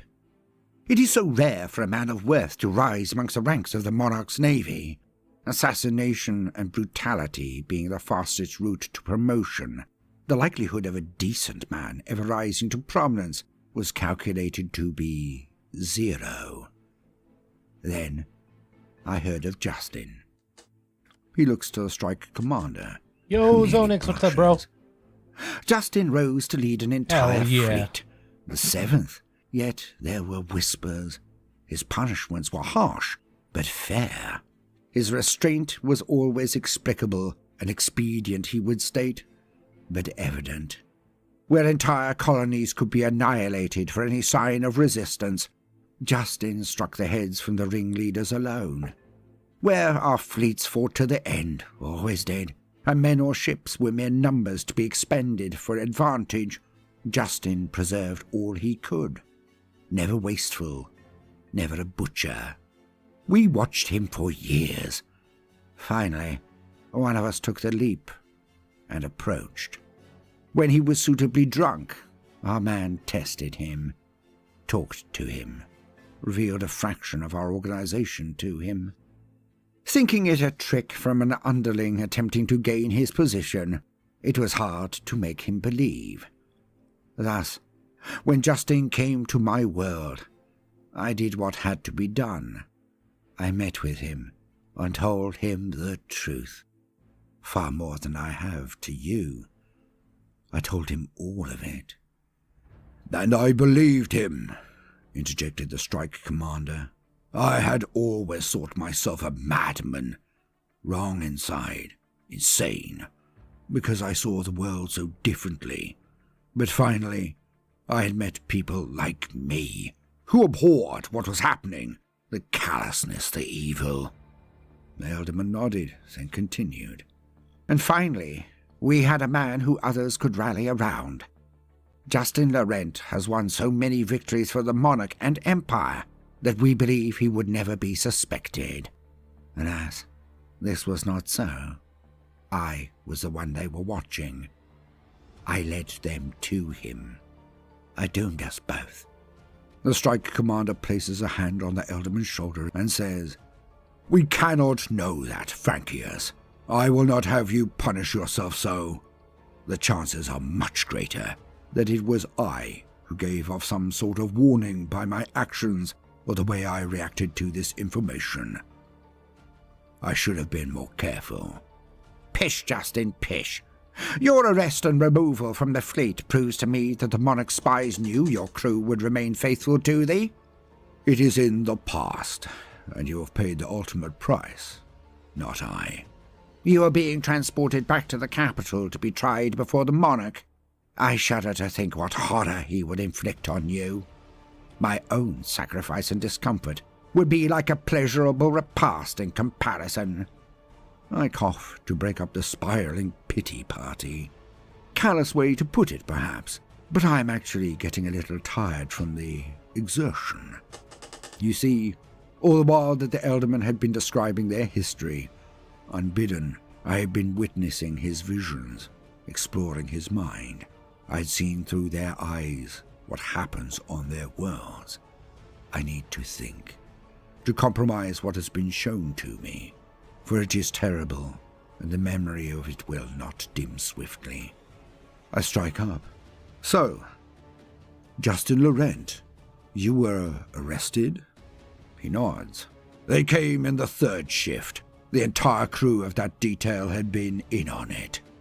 They released the blood of hate, who rampaged across the ship until I signaled unconditional surrender, ordered my remaining loyal men to stand down. I knew the blood of hate would not stop immediately, but perhaps some of my people could survive the mutiny. They took me and had an instant replacement ready. The fleet was told I'd gone down to the planet to receive a gift from the monarch, a token of esteem for my actions against the aliens. A rare honor indeed. A lie, of course. I would catch up to my 7th Fleet when they met with the 3rd, under the sword of the monarch, Grand Commander Baltan, the 2nd most powerful officer in all of the Empire. An infestation of aliens was gathering, you see. The prophetic powers of the monarch had foretold this. We were to join with the 3rd, and to hit them as they mustered, to exterminate the alien strength in the one engagement. And, if I am right, this is going to happen very soon, if it has not been done already. I nod repeatedly as I say to them, I thank you both for being so candid. I have learned much. I will reward you with a truth of my own. I am not alone out here in the Omega Empire. There are others of my kind. I will need to report back to them all that I have discovered. Laurent gives me a hard stare. Before you leave to meet these allies, I ask something in return, Tarquinius. If it is within my power, then it shall be done. Take me to my allies. Meaning this 3rd Fleet? No, that would be a death sentence for all of us. The 7th are with the 3rd, which is the most numerous and powerful of all the fleets on operations. Baltan is not merely a Grand Commander, he is the left hand of the monarch. He enjoys this, all of it. Then where? I state. I will give you the coordinates. I ask you to trust me as we have trusted you. Take me to these coordinates, and then we can part ways. I would rather we continue this alliance. I am grateful for being freed, but I have promised no alliance yet. I shoot back. We have the same goals, the same aim. Surely it would be best if we work together. Perhaps. If you take me to this place, then perhaps we can see if the relationship should continue. I lean back. How do I know you're not leading me into a trap?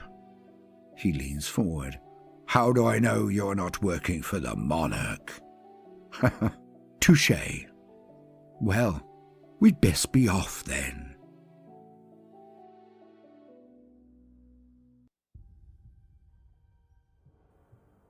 I am roused from my slumber yet again by klaxons and red lighting. Barbon steps into my quarters to hear what transpires. He has taken to standing outside my door, which has absolutely nothing to do with Castro and his ilk whatsoever. When he tires, which is rarely, I might find a shift of Devrin and at least 2 other Catachans milling around, often playing dice, which of course I then join in with and annihilate them. Like we've anything to spend our winnings on out here anyways. Concentrate, you old fool. I contact the bridge. Well, what in the blazes is it this time, Captain? He responds. An Omega Empire armada has arrived, sir. Where? Just behind the 3rd planet. It is heading in our direction. Estimated only 12 hours out. Damn. Order our ships out of the gravity well of this damn planet. Start the breakaway immediately. Patch me through to the others. I start with Anrad. Carl, please inform the Kinnebrak that we are coming out of orbit. We cannot fight while we are in here. The Carl understands and instantly cuts his feed. I exchange opinions with the others. The Xenos are not able or willing to jump out. They will not tell us which or why. I cannot brook the subject. It has been thunderous in its absence as a topic. They know something we do not. Are there more of these enemies in the warp? Do they have Neverborn legions prepared, lurking behind the veil somehow? I'd put nothing past them. Barbon and I sprint to the bridge, and the tactical displays paint a very vivid picture. The Omegan fleet crashes towards us all. In the center of echelons of escorts and cruisers are some true behemoths. By the throne, they're as large as Imperial battleships. It takes effort to get out of the gravity well of the planet.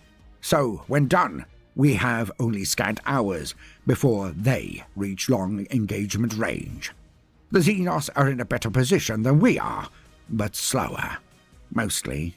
They send screamer messages to one another. None even countenance an attempt to flee. Badly outnumbered as they are. Even so, the Xenos fleets form up to meet the Omegan Armada. The Kennebrack ask for our intentions. Alharad agrees we will take a flank, avoiding the monsters amidst the swarm. The Kennebrack at the center of the Xenos fleet will take the brunt of it.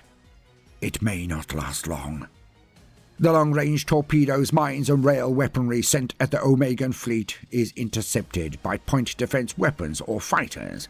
Absolutely no damage. Professional. They advanced unscathed. Their responding weapons fire comes out and cuts straight through the shields of Xenos. Fireballs replace ships all across the line. The Kennebrack armor is strong, and they will hurt them in a direct engagement. But what's this? A spatial anomaly explodes before us, lighting the heavens for a mere second. And just as we are bracing for a slaughter, the Omegan fleet cuts holes into the warp and disappears. All of them. Gone. What? Barbon clarifies. They've been called away to more important event. But they had us. A day of battle at most. Likely hours alone, and they could have exterminated the whole lot of us. Barbon responds. Nor would they ignore the damage this will do to their reputation. The fear they've cultivated out here. Whatever is happening, it's big, Thaddeus. By the dread toll of the Bell of Lost Souls. Shouldn't we get after them? Barbon always winces at that particular axiom, but not today. Aye. We need to, Thaddeus. Could we follow them? Would we? It was all or nothing. Everyone or no one. We opened comms with the other Inquisitors, and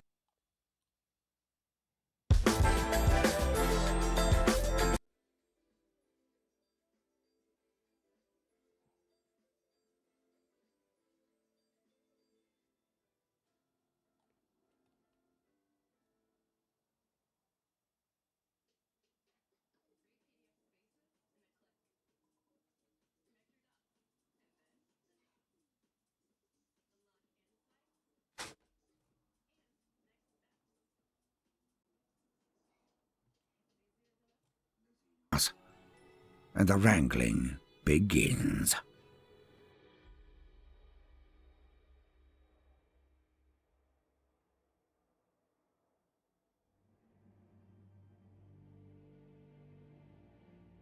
I look out of this large viewport at the ships flocking outside.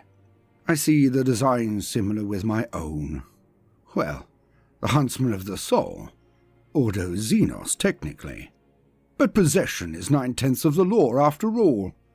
Hence, it is mine. The vista is both heartening and disconcerting. I am no military expert, but I have my insights. Ones that were confirmed by the strike commander.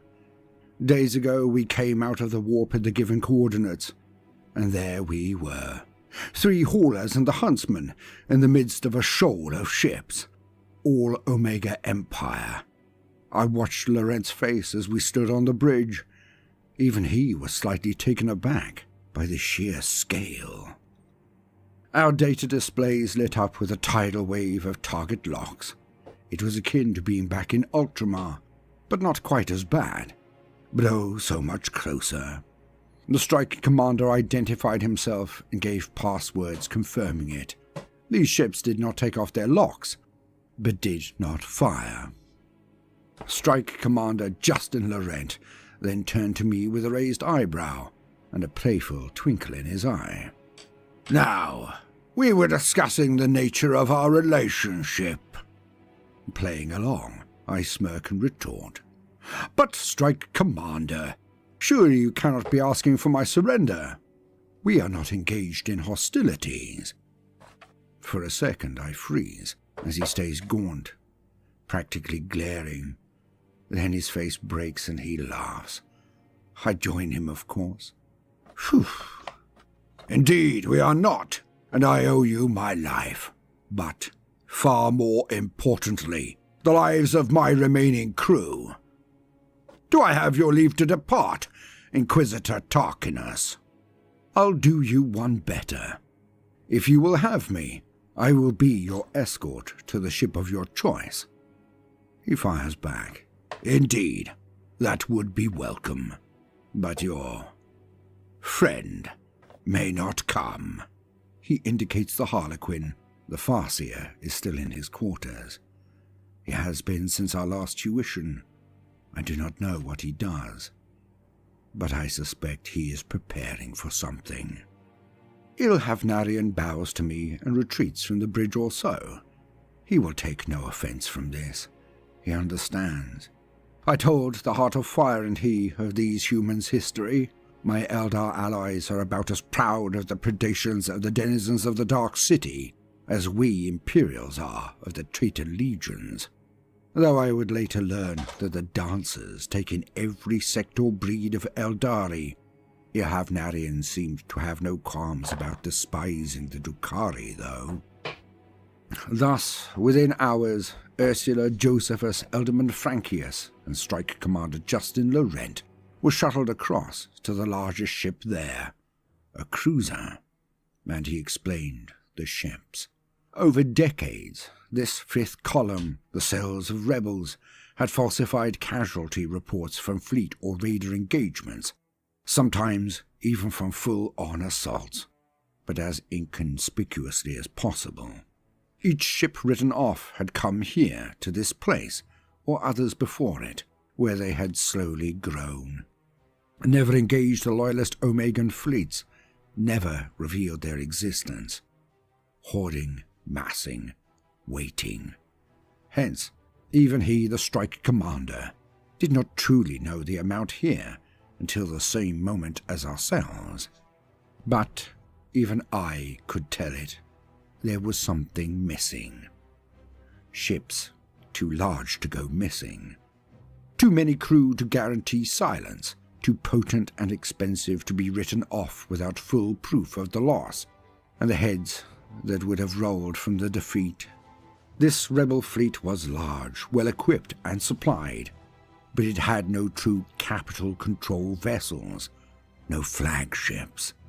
This would place them at a severe tactical disadvantage in any large-scale fleet action. It was also generated from hulls ranging over the last 5 models of upgrades and redesigns, and this was indeed multiple hundreds of years. By the pace of the Imperium, this was nothing. In fact, the older ships would be the most prized. Out here, with things moving forward instead of back, this meant that a good quarter of the rebel fleet was outdated, to say the least. But at least they existed. The Strike Commander was welcomed like a hero. Officers from across the fleet were present for his arrival. Without further ado, he bustled them into a larger hall with a stage.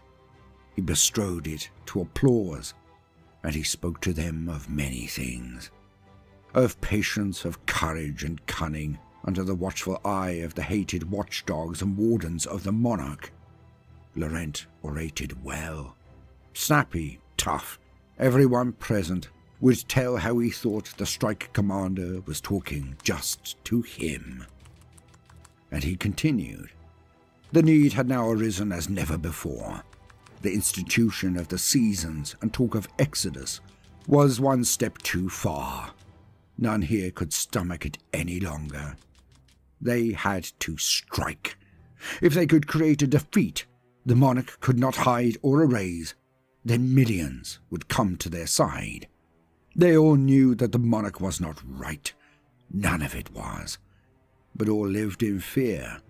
The blood of hate, the soul-strong, the demon, the monarch who could not be slain. If they could prick this image, burst this aura of indomitability, then the fires of rebellion would sweep across the entire Omega Empire. And he stated, for every ship they lose, a squadron will join them. For every man or woman slain, 100 would raise from their knees. I heard all of this while looking out of the viewport, background scanning the minds within that hall. He had them. I could feel their pride and purpose set aflame. They would follow him into the abyss.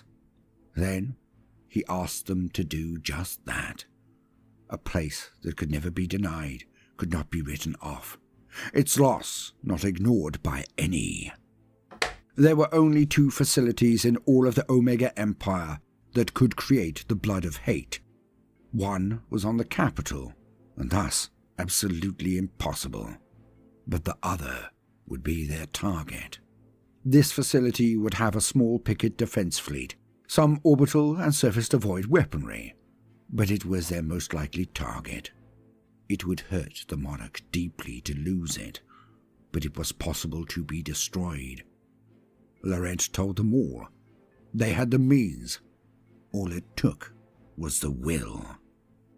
Not one captain refused the call, and we will be going with them. Why? Well, that was easy. I got back to the Huntsman of the Soul, and Ursula, I, and Tan Irenaid, the Farseer, performed another scrying. It was a cluttered and confusing reading, but a potent one. Many players would be on the field.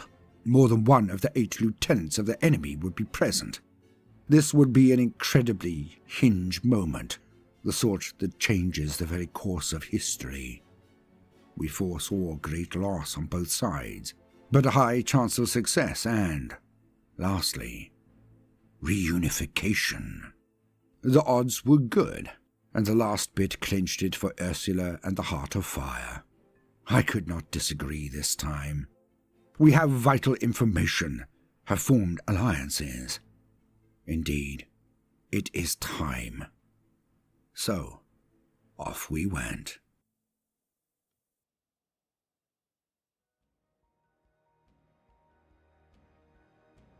The haulers were left with the Rebel Reserve and support fleet, which would reposition to another hidden location as we descended upon the Arania system. The days in transit used to rest and recuperate. We are going in hard. Well, the rebels will be. Laurent explained their military doctrines, why I shouldn't be too concerned about this planetary assault. You see, the planetary defenses of all Omega Empire colonies and facilities are based around destroying local Xenos ships. They are specifically less able against their own navy. A precaution against rebellion, he said, but by the same token, most lesser Omega ships of the line were woefully inept at ground-level bombardment. Only the true flagships contained the weaponry to destroy enemy surfaces, sometimes the planet itself. But still, they were ships of the line. They could pound the ground if need be. Far back from the actual engagement, I, Ursula, and the rest all watched on, and it played out as described. We translated in system and struck in 3 waves. The first disabled the defensive flotilla by sheer overwhelming numbers. It was over very swiftly. Then, the defensive orbital platforms were torn apart at range, as none wished to get close to risk boarding pods filled with the blood of hate. Then, with all resistance swept away, the fleet took an orbital pattern above the facility and shot down. On the planet of Aranea, there were scant few farming regions on one central facility.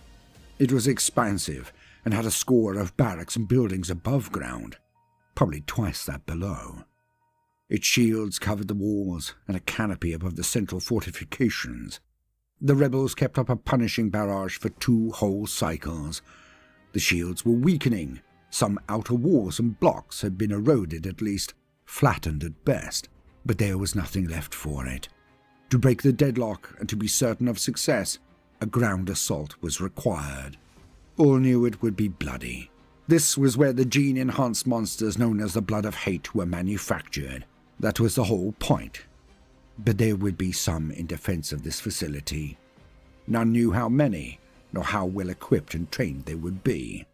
But they would be there. A swarm of landers were disgorged from the rebel fleet, and went down a distance to the base and skimmed low to get closer. Eventually, they touched down and thousands of human soldiers were disgorged. Voidsmen all, some like breachers, some armed with flamers and similar small arms. And they knew what was being asked of them. The next days were filled with casualty reports. The last of those days we witnessed ourselves. Landing close to the fighting, we moved into the hills approaching the facility, but it was more like a fortress. Carpets of dead littered the approaches. Where there were breaches from the bombardment, the fighting had been terrible. Even on the walls, as rebel jump troops had been deployed, but the blood of hate had plied their trade. Numbers and names are one thing, seeing it is another. I was horrified. They were so much larger than Astartes, with simpler but similar armor, bolters, chainswords. The blood of hate exterminated the soldiery as they rushed in. Yet, these things were not Astartes. They weren't space marines. They were simple, rage-filled butchers. They could be goaded and dragged out of place by the promise of slaughter, a false retreat leading into massed fire. They always took the bait. But it was terrible to witness. Some might say that only Krieg could sustain such casualties and continue, but this is not so. For all our weakness to the dark powers, for all our jealousy, hatred and lies, what also runs in the veins of humanity, is built into our very DNA, is courage and self-sacrifice. These men died for their families, for their mothers, fathers, sisters, brothers, daughters and sons. And for each 20 that were slain, they took one of the giant killing machines with them. And inch by inch, foot by bloody foot, they fought their way into the fortifications. But finally, after 2 full days of it, a night and a half, they had cleared the way. I stood up and looked to my force. Ilhavnarian the Solitaire, my mentor the Farseer, Ursula, Louis and Josephus, all armed and armored to the eye teeth. And I stated, "Now we are closer. Heart of fire, Ilhavnarian, what do you feel?" The Solitaire approaches me and whispers, "The one I dueled with before. I smell his stench." "Which?" says I. "Both," he responds.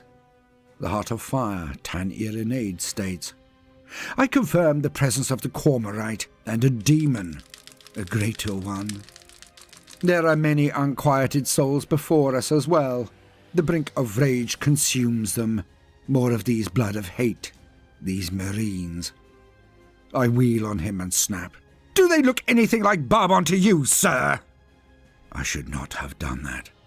He just inclines his head. "Of course not. But Barobiel of Vermilia's lot, or those Ogrin or Saulets, are not so dissimilar?" He gets a laugh from both Ursula and the Solitaire. Josephus just looks on stonily. Louis is rolling on the floor, lips curled back in merriment. Yes, but all told, this is one hell of a kill team. I take a step above our barricade. They can all see me now clearly, and I give them my pep talk. "We have to be certain that the spiders are removed with the web. We go in there and strike hard. Everything and everyone before us gets swept away. Then, finally, we kill the spiders. Ilhavnarian on point, then Josephus and I, Ursula and Louis behind. Tan Irenaid, please watch over all of us." And with that, we set off at a run until we reached the 210th, who volunteered to get us there. Across the battle-churned ground we run, slipping all too often on mud, or worse. We reached the outer walls without incident, but the second yomp to the inner walls was a massacre. Explosions bloomed above us, around us, amongst the lines of the 210th. They were gunned down by heavy bolter fire from the walls, our own snipers knocking out some positions when they lit themselves up, but slower and fewer than was hoped. as many of these targets were required to be shot multiple times before they were neutralized. While crossing another broken wall, our escort was set upon by a quartet of these hulking Primaris things. Limbs went flying, heads flattened with a single blow. The 210th overpowered too by rushing them. Scores died, but they pulled them down into the mud and sawed at their joints until blades went inside and slew the beasts. The others were taken down by concentrated fire, but so many had fallen. Reduced to the last squad of the platoon, they took us right to the doors. Then they held position to cover our withdrawal later. As we prepared to walk inside, I received a message from the captain in orbit. I did not divulge this to the group. It would be a distraction, and in we went. But what did he say? The comms call came through.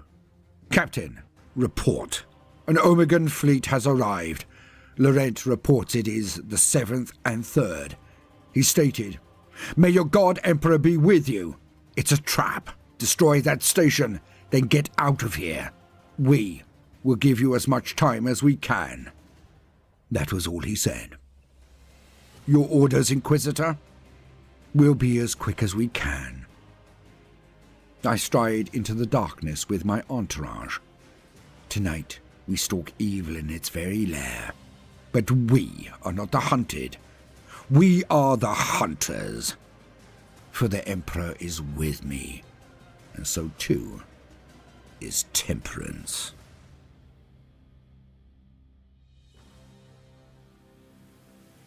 Yeah, buddy.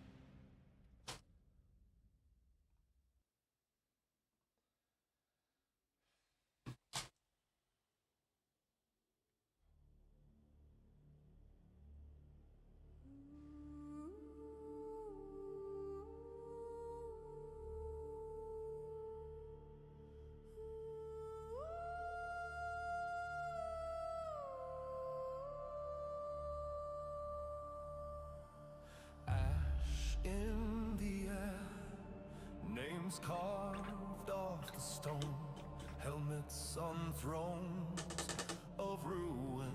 All right, we're gonna take a break from painting. Well, actually, we're pretty much done with painting for today. Prayers taste like I spent pretty much all that time doing this. smoke in every lung. There it is. Children learn the colors of a loaded gun. Forget the promise of progress and peace. Burn every sermon you carved in these. We'll finish the details on it later. But I want to check out that soldering iron. Soldering iron and maybe a video or two on how to use it.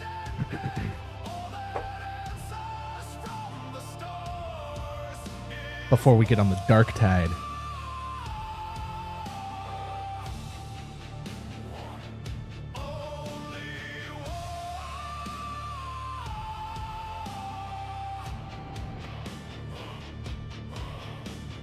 Flags soaked through, same shade, different side.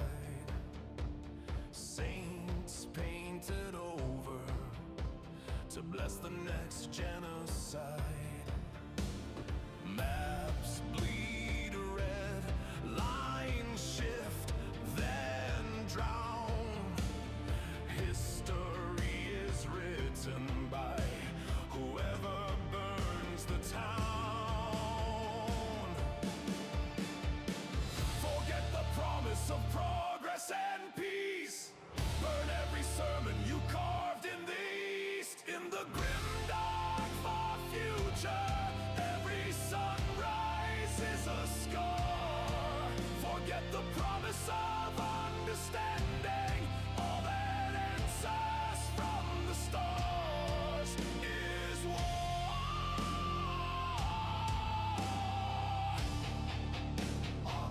Only war.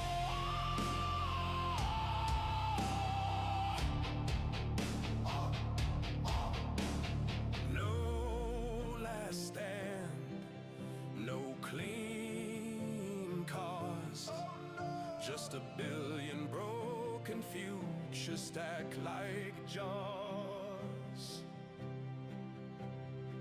Forget the promise of progress and peace.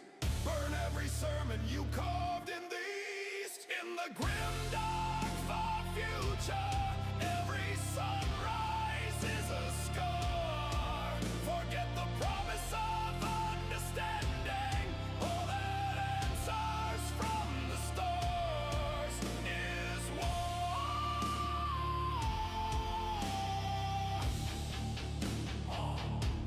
Only war. Yo, thank you for the follow and the subscribes, you guys. I appreciate you out there. Yeah, we're done painting for right now, but we're gonna opening up a soldering iron right now because I got some soldering to do later on. So it's right here. We're gonna open up this guy in a minute. Just give me a second to clean up and we'll unbox this and maybe watch a YouTube video on it real quick. A quick one. Just bear with me.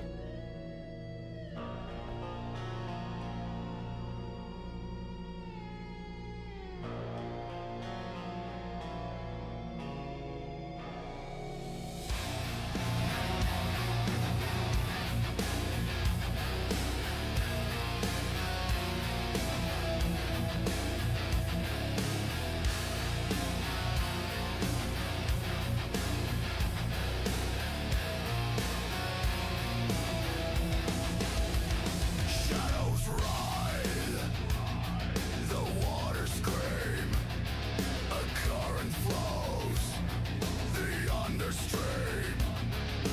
Charon's are, it cleaves the black. No return, no turning back. Cheers, you guys.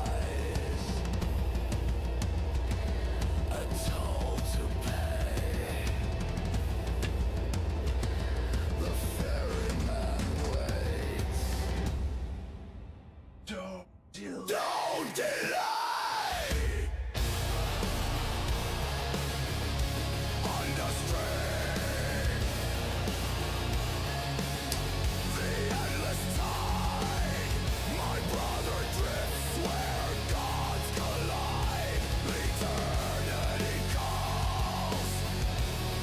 A silent scream. Carried away by the understream.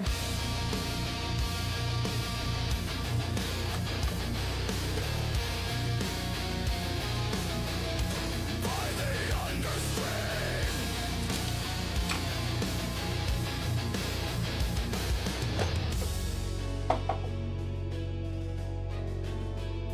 Mist consumes, the shore erased. Fingers grasp, the void embraced. His voice fades, a fleeting spark. Lost forever in the dark. Karen Rose.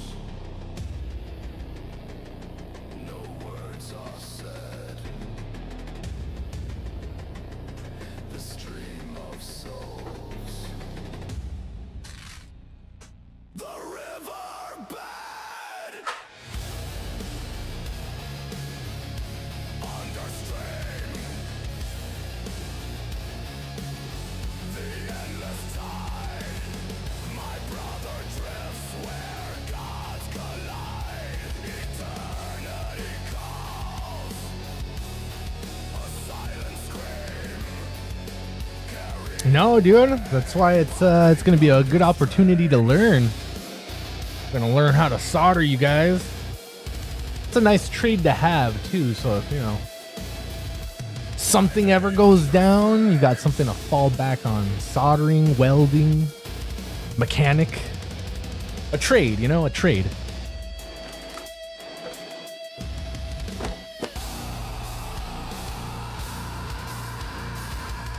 Yeah, so we'll see. We'll see how it goes.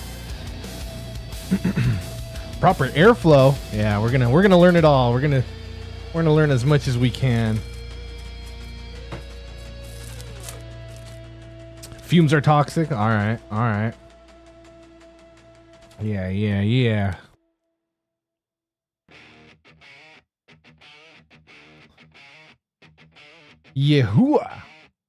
Yahua anti-static adjustable constant temp soldering iron. 926 LED 3 digital temp calibration, Celsius and Fahrenheit display, sleep mode, crocodile clip clamps with flexible arms. Got this little pad too to, put stuff down. It'll put your screws right here, and it'll put the other stuff here. Things there.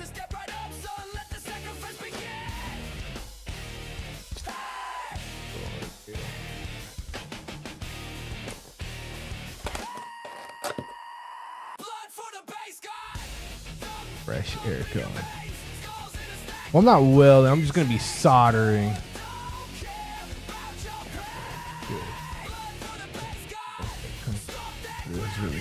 It's really toxic. I have a couple of windows. I got some fans. We're not going to be soldering today. We're just going to be opening it up and checking out a couple of YouTube videos. Operation instructions, operation manual.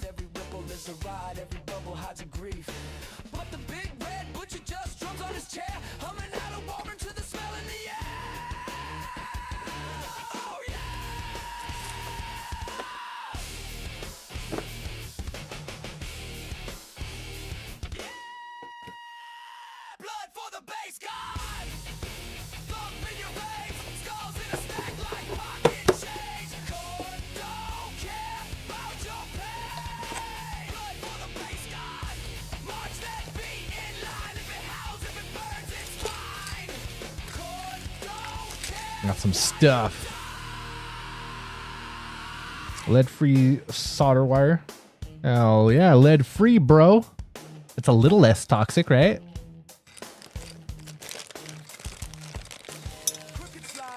Yeah, I don't know what this is. Dang, dude. There it is. Crocodile clamps.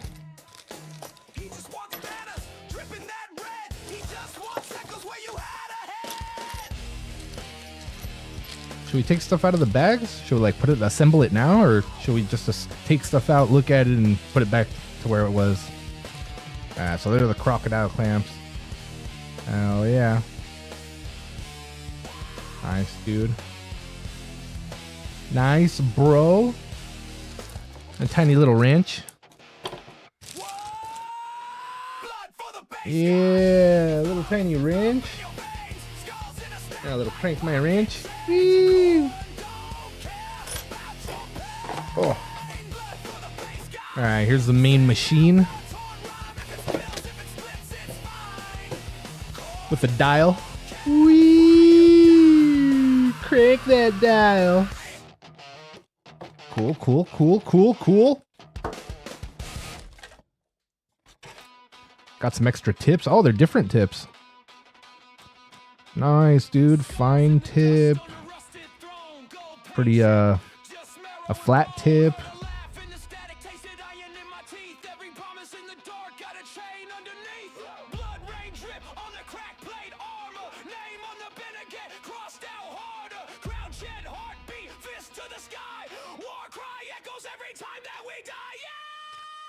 That's pretty cool.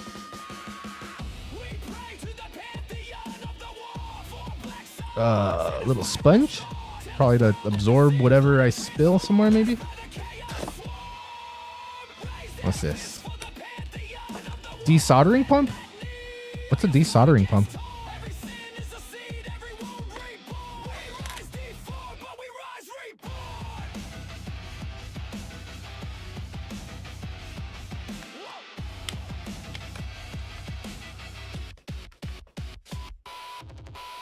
Change tip supply by turning tips counterclockwise. Soldering sucker. High suction power ideal for PC board repairing.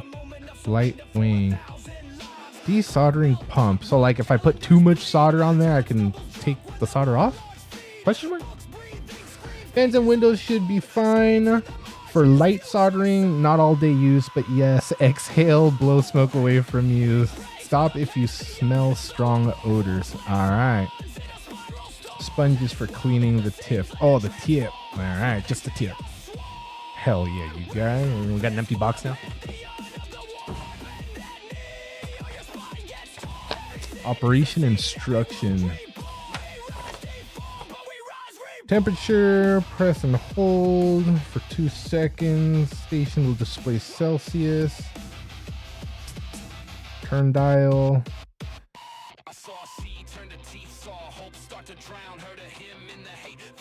And sleep mode timer. Press and hold the dial button for 2 seconds and press the dial button 1 time. The station will display L10 to indicate the timer is set for 10 minutes of sleep mode. Turn the dial button to set the sleep mode timing. Set timer value L00 if sleep mode is not needed. Complete and exit settings. 2 consecutive times. Sleep timer can be set to 5, 10, 30 minutes. 0 to deactivate sleep mode. Cool, dude. Digital temper calibration, maintenance and precautions. Some forms on the surface, soldering iron tip. Micro conception can be created that the tip cannot heat up properly or melt solder. Tinning. However, the actual temperature of both heating elements tip the highest. That's an instance. Please do not increase the temperature value confusedly, but use a metal wool ball to remove the oxidation following the steps below. Alright, so let's clean it. Cool.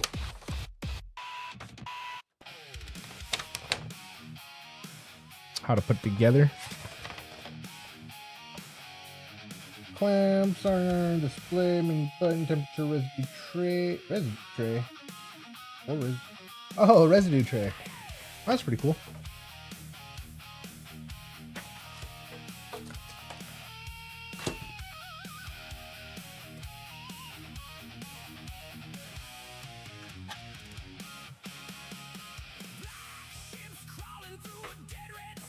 You put the tips in here to hold them for later. And you put the soldering iron in here. Why is this?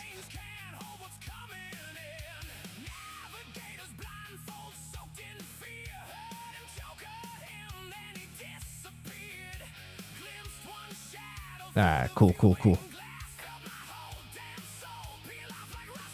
Make sure your gauge of wire matches the temp. Okay.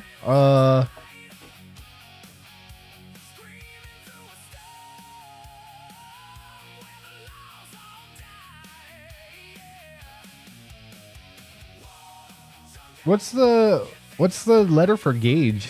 Is it like just G? And that's, you know, or is this 35 grams of wire?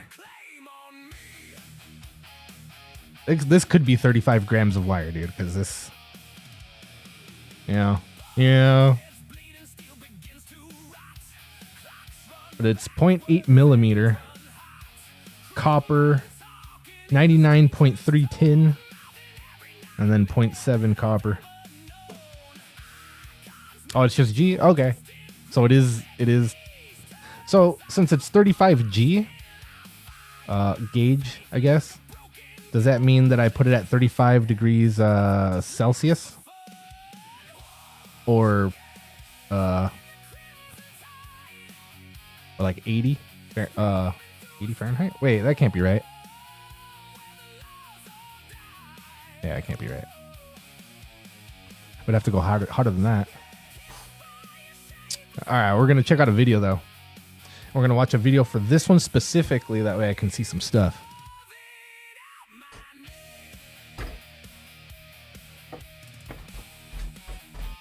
There it was, you guys. That's the soldering iron. What did you guys think? Cool, right? Cool, huh?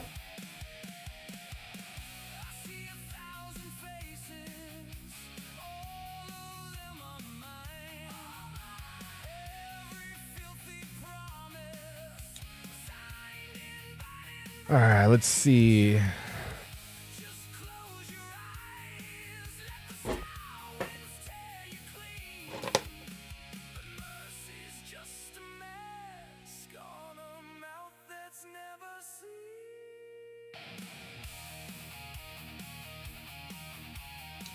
Yehua anti-static adjustable constant temp soldering iron. Cool.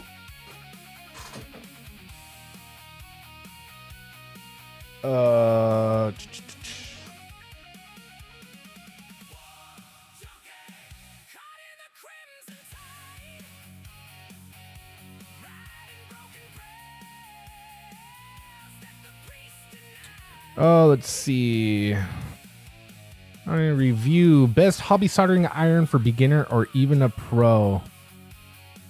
Review, is it any good? Should we see some reviews first, or should we just like see how to use it? Smaller number equals bigger wire.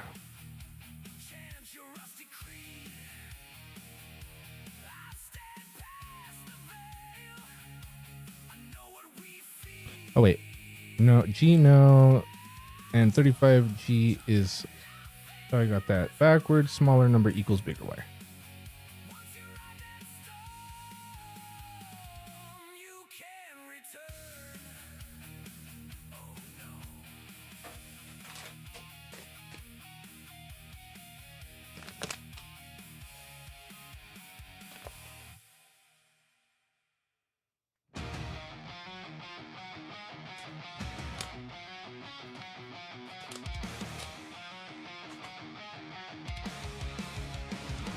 All right, let's just check out this review while we figure things out.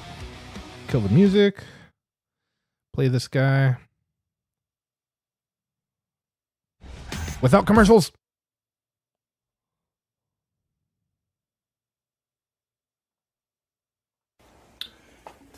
This is my review of the Yiwa 926 soldering station with accessories. This is not a sponsored review. I actually bought this with my own money.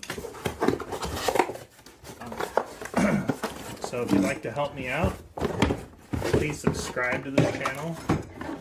Yeah. Or leave plugs a for like, your ears. Or even use the link to purchase one of these from Amazon, and they'll throw me a couple shekels when you do. So I went to Amazon with the intent of buying a new Weller soldering station.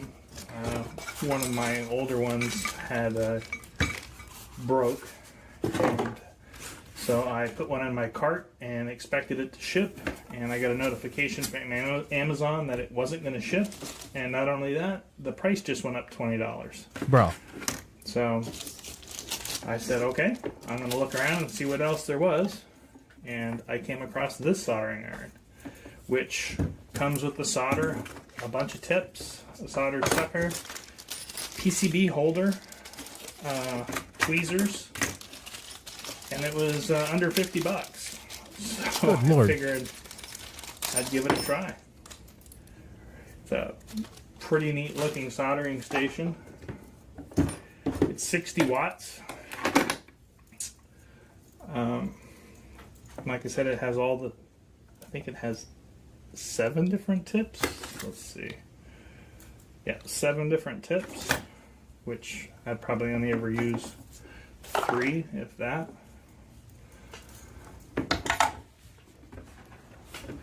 It has the surface mount, the tweezers for doing surface mount work, and the neatest part is the little circuit board holder arms. And it looks like these That's just pretty cool. kinda screw in on the side here. Smaller number means small. Wait. Smaller number means smaller. And act as extra little helping hands to hold parts as you solder them. Yeah, that's pretty cool, dude. The little helping hands is way badass.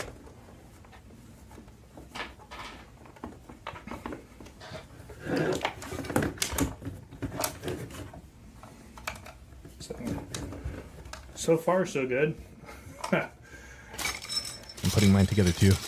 Oh, this is a soldering iron spool holder too that comes with it.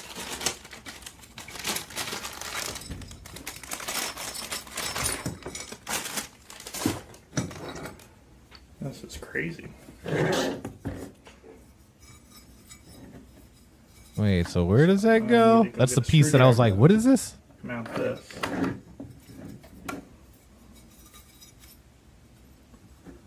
Oh, that's cool. The arms have 2 spots you can. Oh wait. Well, I have another spot over here, unless that's for something else. I don't know why they gave me 2 screws and a standoff. I don't see any other way of getting that on there.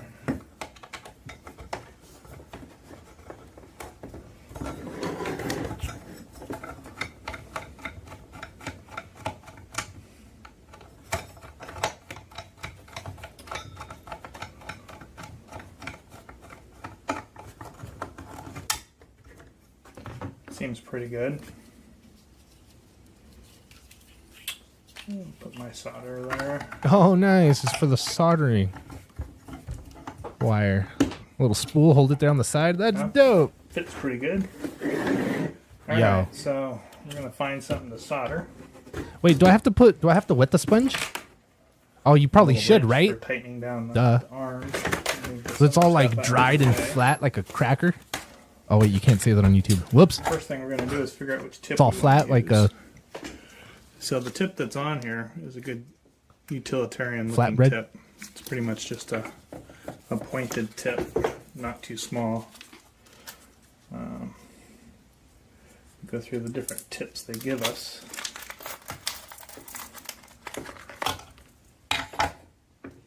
Here are the other tip options.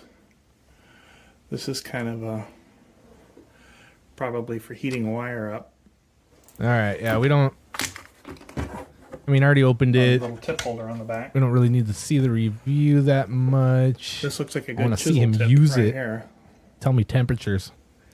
I like chisel tips. They're pretty easy to use, pretty universal. Match. Here's even a finer point, probably for, I would imagine, surface mount.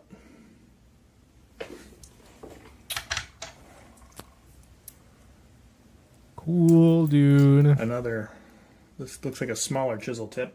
All right, I like let's, this one even better than that first chisel tip. Is he gonna start using it? Let's see. Probably wound up using that one. Intro. Oh, soldering. Here we go. Here's a right angle one. This is like a burning tip. This is like a hobby tip for carving your name in wood or something. Or, I don't know, heating up a large area and filling it with solder. The other thing I noticed is all these tips come pre-tinned, which is very handy.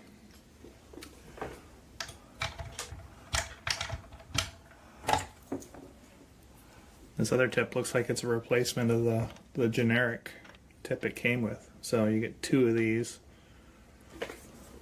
I'm going to go ahead and put on this smallest chisel tip. It's not quite a point, but I like the little flat. Sometimes they come in handy for installing headers. Put that one in the holder. Put this new chisel tip in there.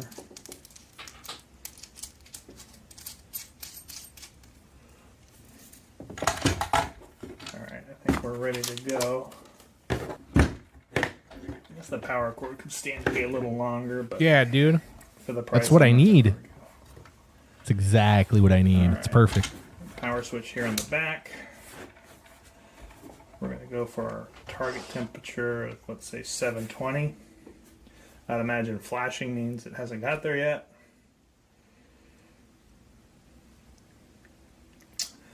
It's heating up rather quick, which Yeah, is that's nice. way quick. Notice I went ahead and pre-wetted my sponge.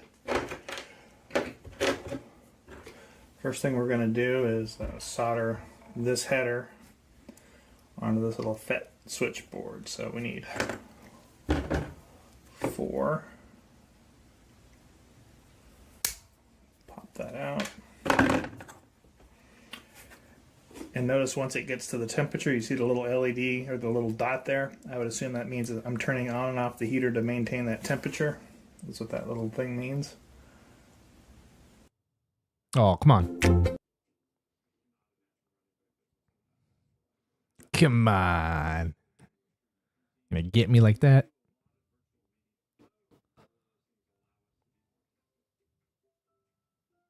One more. And I can skip this one in 5.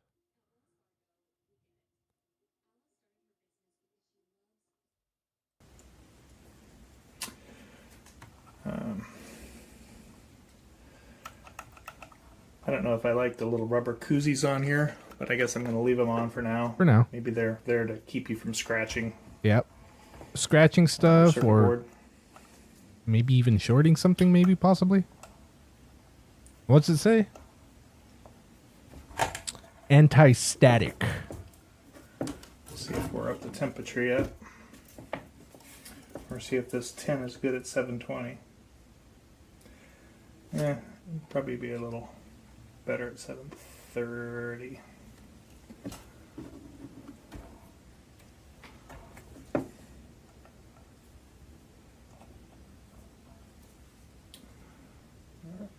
Just touch it there.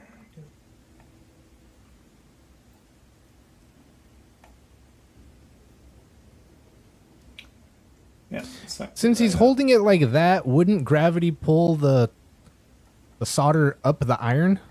Would it be better to have the iron pointing down so the solder stays on the tip? And these two are the grounds. So you can see how big that patch of ground is. It's going to be hard to get this up to temperature to take this. I mean, I'm going to watch more videos than just this guy. I want to, I want to make sure I do the usual of what most other people do. That one took it. We'll just retouch these. So, yeah, there we go. I'm sorry, it wasn't the solder, it was me. Not realizing that we were soldering into something that was absorbing all the heat. You can see the size of that ground trace was huge. It goes from way down here all the way up and fills the whole back of this board. So all the heat we were trying to put into that ground pin was getting radiated back out by that trace, and that's why we weren't getting a good solder connection. The next thing we're going to try and solder is I have this DC to DC converter. This will take pretty much any DC voltage in, and this little pot will let you adjust down and put out any lower voltage. Badass. Can't wait based to on- as long as start it's lower using than it. the DC in. But I gotta practice on something So first I'm gonna use this before I for prototyping. solder what I need to solder. So I'm gonna go What I ahead need and it for, I'm not gonna do it these until jumper I'm leads in half practiced a and little bit. install them.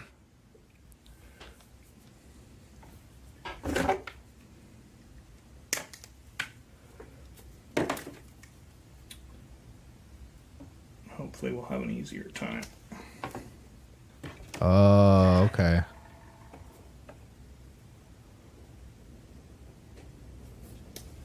All right. Oh yeah, it's probably gonna have the what is it? The Latin effect, the Leyden effect, Latin effect. The water drop on a hot pan effect. It's so hot that it just So out it has that layer of in air there. underneath it Go ahead and that it'll never stick to it. just bring this other arm in here. I think it's called the Latin effect.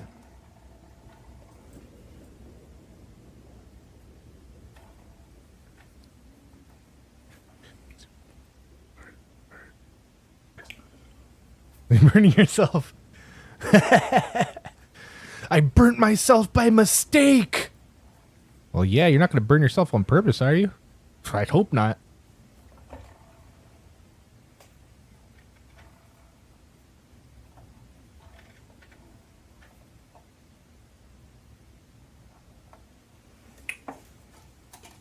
Those little arms work out pretty well.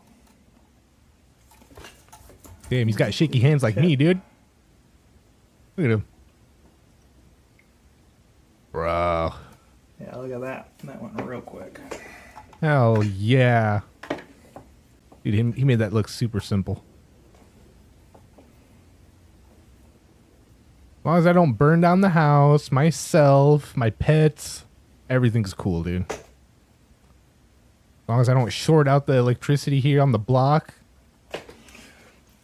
Trying to get. Remember, I every live in one of the LA, little so I got like pieces of wire through the hole. gridded neighborhoods.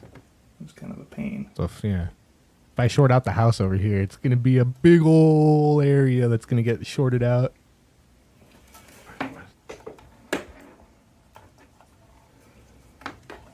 Yeah, I'm sure about that too. Just like I was careless about my around my Agrax Earth Shade last week. Oh, dude, I can't believe I knocked over the whole pot, bro.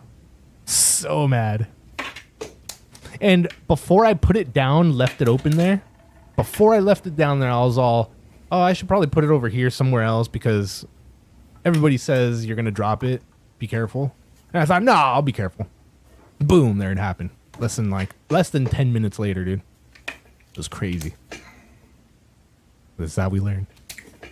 All right, so we pretty much saw enough of this right here. Let's watch a different soldering video. Just another quick little one. Well, that's pretty cool. I mean, so it doesn't really, I mean, the wire just has to stick through a little bit and you solder it. What if you bend the wire?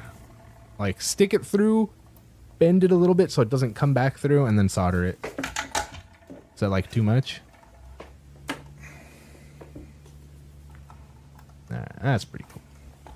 That's pretty cool. Let's see. Search. View. Wait. Oh, I got the 926. 926. 926. We're going to go back.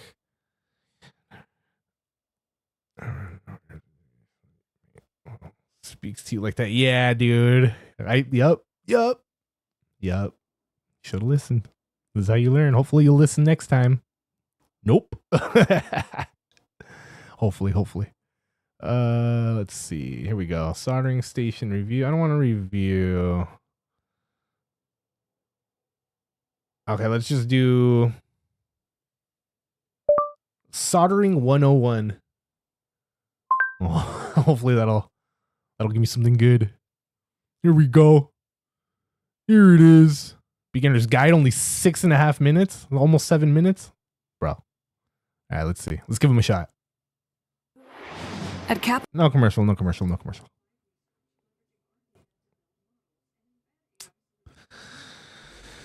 Yeah, dude. It's not going to have the Leidenfrost effect. There it is. I'm gonna have Leidenfrost effects. The flux is gonna remove that, so all the flux. So use all the flux you need. Yeah, I don't even know like when to use flux. So we're figuring it out. Leidenfrost. Thank you, dude. Oh, something. Leiden something. Oh.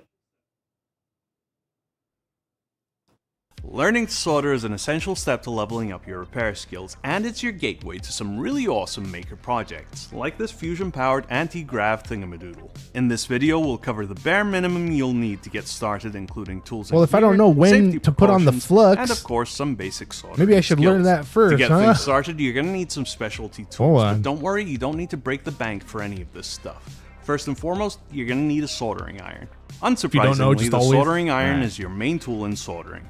This brings us to what you'll be melting, lead-free solder. You have several options for solder, and we generally categorize them into lead-free and leaded solder. Leaded solder is easier to work with, mainly because it has a lower fixed melting point. On the downside, it contains lead, which is a toxic chemical. Lead-free solder is safer to handle, but it has a melting range instead of a fixed melting point. That can make it a little harder to work with as a beginner. A fume extractor is essential, as even though we're using lead-free solder, the process of soldering still produces some fumes that are better left uninhaled. We'll also need some flux, which helps to remove oxidation from the contacts and ensures we get a strong bond between the solder and whatever we're soldering. Most solder these days already contains flux at its core, but we'll need more to ensure a solid solder joint. We're also going to need some solder wick braid for desoldering, and a wet sponge or solder tip cleaning ball to clean the iron tip. And lastly, a soldering splinter helping hands do the very important job of holding to clean wick braid for desoldering, and a wet sponge or solder tip cleaning ball to clean the iron tip. And lastly, a soldering splinter helping hands do the very important job of holding things nice and steady while we do our work. You can get everything we just mentioned here for less than $100, and if you get a bit creative, you can get it for half that or less. Now on to safety. Hands also. Soldering is pretty safe so long as we take a few precautions. Let's start with the soldering iron. Soldering irons can reach temperatures in excess of 400°C or 800°F, so you'll want to avoid contact with the skin and consider any fire hazards in the area, both when using the tool and when left unattended. On rare occasions, you'll see solder ball up and jump from the tip of your iron in tiny globules. These bolts are small enough to cool down almost immediately while traveling through the air, but it's always a sensible precaution to wear safety glasses to protect your eyes. This should also incentivize you to create a suitable soldering iron. Soldering iron less than $100, and if you get a bit creative, you can get it for half that or less. Now on to safety. Soldering is pretty safe so long as we take a few precautions. Let's start with the soldering iron. Soldering irons can reach temperatures in excess of 400 C or 800 F, so you'll want to avoid contact with the skin and consider any fire hazards in the area, both when using the tool and when left unattended. On rare occasions, you'll see solder ball up and jump from the tip of your iron in tiny globules. These bolts are small enough to cool down almost immediately while traveling through the air, but it's always a sensible precaution to wear safety glasses to protect your eyes. This should also incentivize you to create a suitable area for your soldering projects. A hardwood surface is perfect, your flammable Vicuna rug, not so much. Last but not least, consider ventilation and fume extraction very carefully. While soldering, you may be exposed to toxic chemicals, which can cause anything from moderate to severe health issues with prolonged exposure. Now, unfortunately, fume extractors are one of the more expensive tools on our list, but they don't have to be. Depending on what you have lying around at home, you can make your own for next to nothing. Check out our guide for a DIY fume extractor that won't break the bank. Let's get on to the fun stuff. We're going to be doing some through-hole soldering, mainly because the components are large enough to see and easy to handle. They're ideal for learning soldering. First, I'm going to prepare the patient by creating a stable, hands-free operating table. Use what works for you, but I prefer a combination of helping hands and a soldering splint. This allows me to free both my hands, one of which will be holding the iron and the other will be feeding in the solder. Next up, I want to place some flux on the contacts I'd like to solder. Solder always wants to move towards and bond with copper. The only reason it doesn't is because of a thin layer of oxidation that occurs when copper is exposed to air. That's where flux comes in. Flux cleans that contact, removing the oxygen layer and allowing a clean bond between the solder and the copper contact. Not using flux will create a brittle and weak connection. With our components in place and our flux applied, it's time to turn on the soldering iron and allowing Airplanes going by and it's so loud over here. And the copper contact. Not using flux will create a brittle and weak connection. With our components in place and our flux applied, it's time to turn on the soldering iron and the fume extractor. There's lots of ways of testing to see if the iron is hot enough. I'd recommend feeding some of the solder to the tip. When it melts, you'll know the iron is ready. Now this is also a good time to talk about tinning the tip of our iron, something that should be done before and after every soldering session. Soldering iron tips have an iron plating that's great for outputting heat, but they are prone to oxidation and corrosion. Solder is resistant to both oxidation and corrosion, so coating the tip with a bit of solder or tip cleaner is a great way of protecting that vulnerable iron-plated layer. Alright, let's get to soldering. Apply your iron to the copper contact on the board and the component pin for just a few seconds. The goal is to heat the copper pad and the component pin evenly so they can accept the solder. If the copper pad and pin are too cold, the solder will just ball up. You'll know if you've done it right if your solder forms a wide base on the board and smoothly tapers to a point, kind of like a Hershey's Kiss, but without the diabetes. Now that we've successfully added our solder point, we need to begin cleaning. That was damn good too. He did Flux good. is corrosive, so we'll want to apply a little isopropyl alcohol to the board and clean the area with a cotton swab. The flux we used may claim to be no clean, but that's not strictly true. Now that you've made your first soldered connection, let's talk about how we can get rid of it. Desoldering is essentially the same as soldering, just with slightly different tools. As with soldering, to desolder a joint, we need to heat the copper braid and the solder we want to remove evenly across the surface. Remember when I said solder is attracted to copper? Add a little flux to the braid to deoxidize it, place the braid over the solder, and apply the iron directly to the braid. Just like magic, the solder flows away from the board and into the copper braid. It's that easy. As with everything in life, practice makes perfect. So, here are a few tips to help you on your soldering. Place the braid over the solder and apply the iron directly to the braid. Just like magic, the solder flows away from the board and into the copper braid. It's that easy. As with everything in life, practice makes perfect. So, here are a few tips to help you on your soldering journey. Pay attention to how much solder you're feeding in. Too little, and you won't get a good connection. Too much, and you'll potentially short the pin. Yeah, dude. For through-hole connections, you're looking to create a Hershey's teardrop-shaped joint. It should be smooth and conical without excess solder or any balling of the solder. Don't underestimate the importance of flux. You can solder without flux, and it may look fine, but the oxidation on the copper contact means you're guaranteed a weaker connection. Desoldering can be a frustrating exercise at times. Using different tips and special tools can help make the process less painful. And finally, if you're struggling, don't blame yourself. It's far more likely that you have a bad iron or crappy solder. Take a look at your equipment and consider investing in a better iron or just better consumables. I hope this will just be the start of your soldering journey, and who knows, maybe soon you'll be upgrading the RAM in your ROG Ally or fixing MacBooks like a pro.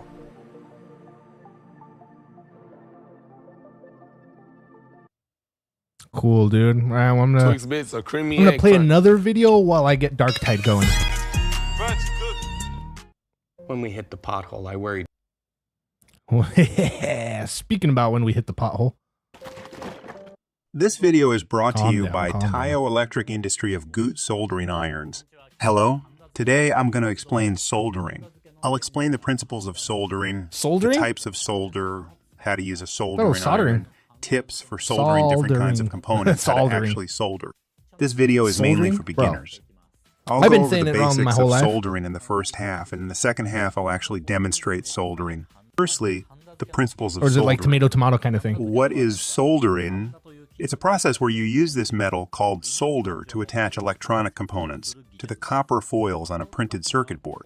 To melt solder, you need a soldering iron. This is a soldering iron. A heating element is equipped with the soldering iron tip, and the heating element generates heat. The heating element heats up the soldering iron tip. You apply the solder wire to tip to melt solder. The molten solder and the copper foil on the printed circuit board form an alloy between them. The alloy attaches the component and copper foil together. There are two types of copper foils for soldering. Lands are copper foils for soldering through hole components. And pads are copper foils for soldering surface mount devices. I illustrated the soldering process. This is the component, and this is the copper foil on the printed circuit board. One of the copper foils on the circuit board is illustrated here. This red part is the solder I know, part. But is it If you extremely magnify the boundary between the solder and the soldered component, there's an alloy formed between them. It's formed here. It's an alloy of copper and solder. Let's look into the details of this part between solder and copper. The legs of the component are made of copper as well. I'll illustrate the magnified version of this part. I've always said there's the copper soldering iron. Solder is on it. This is the solder layer. But between this the guy's copper saying and soldering. This part is the alloy soldering layer. Iron, and when you solder, what?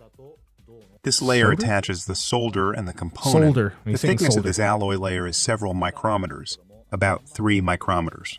This very thin layer but I know it's not of the guy alloy, talking which is several micrometers on the video, thick, so attaches the solder and copper. Yeah, that's what I thought Let's it was. Let's move on to the types of solder wires. These are solder wires. Solder wires are usually sold in molds like these ones. You melt this wire with soldering iron and solder. This solder itself is an alloy that consists of several types of metals.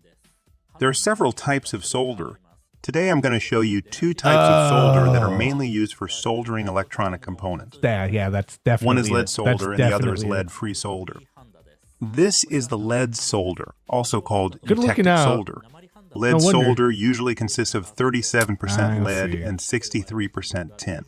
The other one is lead-free solder. As the name suggests, it doesn't contain lead. Most commonly used composition is 97% tin, 3% silver, and 0.5% copper. Some contains less silver to lower the price. The composition is written here on the package: 3% silver, 0.5% copper, and the rest is tin. This one's composition is 0.3% silver, 0.7% copper, and the rest is tin. Solder that contains less silver melts at a bit higher temperature. The difference between lead and lead-free solder that affects usability is definitely the melting point. Lead solder starts melting at 183 degrees Celsius, while lead-free solder starts melting at 217 degrees Celsius. Lead-free solder starts melting at about 30 degrees Celsius higher than lead solder. Hold on. Soldering with lead-free usability is definitely the melting point. Lead solder starts melting at 183 degrees Celsius, while lead-free solder starts melting at 217 degrees Celsius. Okay. Lead-free solder starts melting at about 30 degrees Celsius higher than lead solder. Soldering with lead-free solder is more difficult than soldering with lead solder because lead-free solder melts at higher temperature. Lead solder is easier to solder with because lead solder's melting point is 30 degrees Celsius lower than lead-free solder. As it contains lead, it spreads well when molten. It also makes it easier to solder. Beginners would feel more comfortable using lead solder compared to lead-free solder. If you use a soldering iron with proper temperature control, soldering with lead-free solder isn't that hard, but I can admit that it's a little more difficult than soldering with lead solder. Then, why do we need to use lead-free solder if it's difficult to solder with? You might think there's no need, but there's a good reason for using lead-free solder. The reason is that the lead contained in the solder is harmful to the environment. If you throw away a printed circuit board with lead solder on it, and if it's landfilled, what happens? The lead will gradually seep into the soil and water, poison the whole area. Then it will come around to humans. For example, people may be poisoned from drinking polluted water. Fish in the area may absorb the lead in the water. People may eat the fish and get sick. To prevent such pollution, lead-free solder was created. Products that use lead solder cannot be sold in some countries. The EU countries, for example. Therefore, most electronic devices use lead-free solder instead of lead solder these days. I've been talking for a while, so let's try soldering for a change. I prepared a printed circuit board to solder components. Give me a quick second because I can't use this computer. I have a switcher for my computers, so in order to check on Darktide, I have to switch over. Just give me a sec. Just give me a sec. There we go. The only thing I got to do now is reconnect my controller because I unplugged it the other day. Or I mean, I plugged it into something else. Hang on.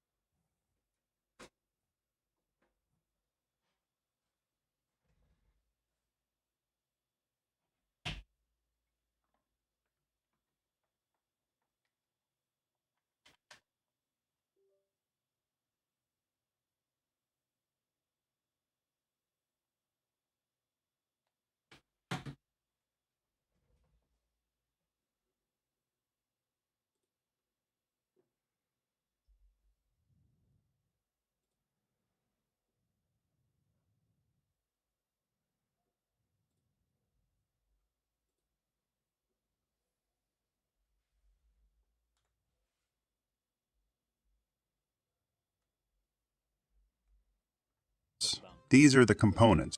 In this video, I'll use lead-free solder in all procedures not to cause any harm on the environment. When you actually try soldering, you can use lead solder. Soldering is easier with lead solder than with lead-free solder. When you solder with lead solder, you can just apply the way I demonstrate in this video. This is a soldering iron. When you use it, grip here like this. Let's turn it on. This guy. We've got to take this. Oh, why would you hold it like that? I mean, are you holding it like that so you can feel it get warm as it like turns on? What are you doing? What are you doing? Hey, he's just trying to be a jokester. Got me though. Oh, what? All right.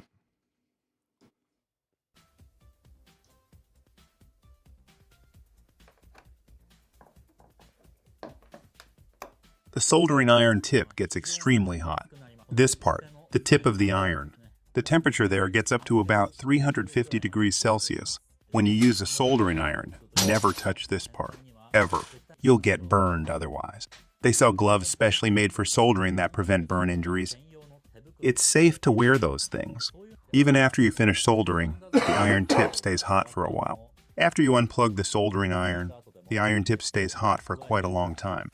Even after you finish soldering, do not touch the tip. Next, I'm going to talk about the types of soldering irons. These are the two most popular types of soldering irons. This is a regular soldering iron, and this is a soldering station. You can put the iron on the iron stand here. You can insert the iron like this to put it away. Let's look at the regular ones first. This is a regular soldering iron. This device contains all the features that's necessary for soldering. All right. A power cable is attached. All if you just right. plug it in, you can Types start of using the soldering iron. irons, There. types of The heating power light is on. elements. Most The iron tip is heating up right types now. of soldering iron tips. Wait for a while and you can start soldering. Solder is applied here. Next, I'll show you a C-type iron tip. C-type iron tip is cylindrical, and its end is cut diagonally. This cut part is iron-plated and solder is applied here. C-type is applicable to almost anything. You can use C-type to solder almost any components. Next is BC-type. It looks like B-type and C-type combined. C-type is cylindrical, but this one gradually gets thinner to the end. The end is cut diagonally like C-type. BC-type is also pretty useful. You can use it to solder almost anything. Another tip that I found useful is this D-type. This tip is flat at the end. It looks like the tip of a flathead screwdriver. This one's also useful. All right. And finally... All right, let's get on to some Darktide.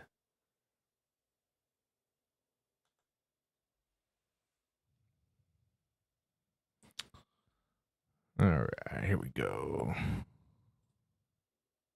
There it is. We're on our way.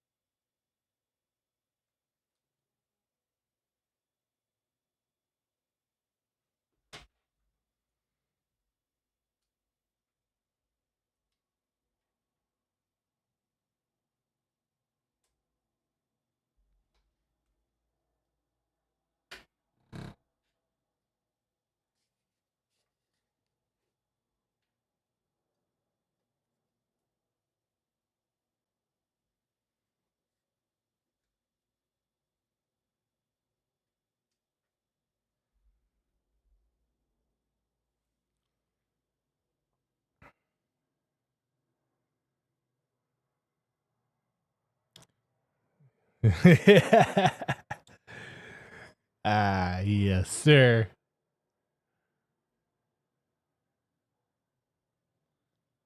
Why can't I hear the game?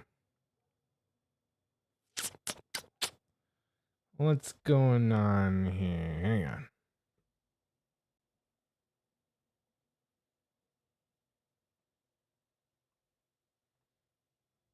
Because we were listening to the show just fine.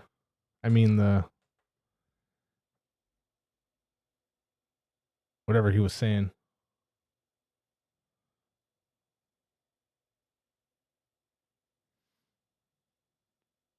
All right, the sound is not coming out of the computer at all.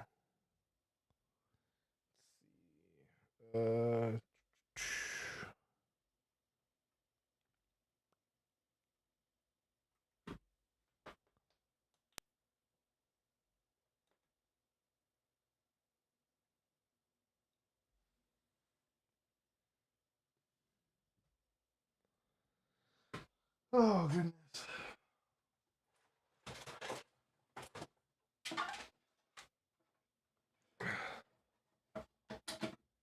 There's always something.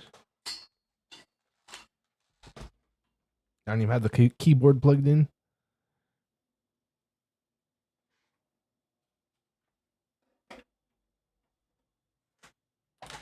All right, let's see.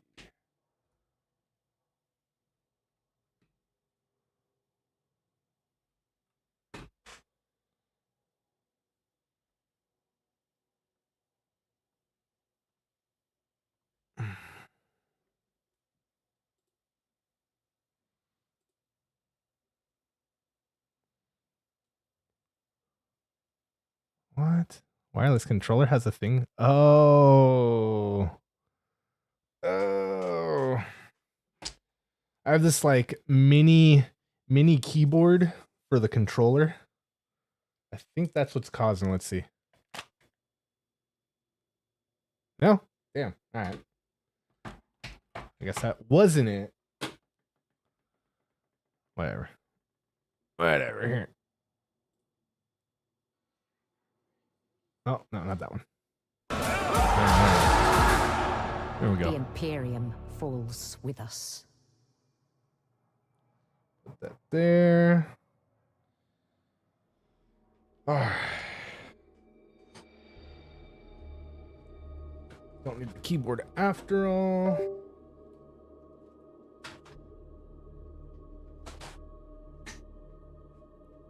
Called it.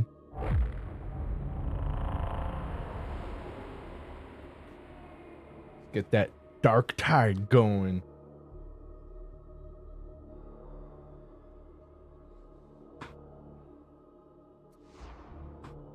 What? What do you mean error signing in?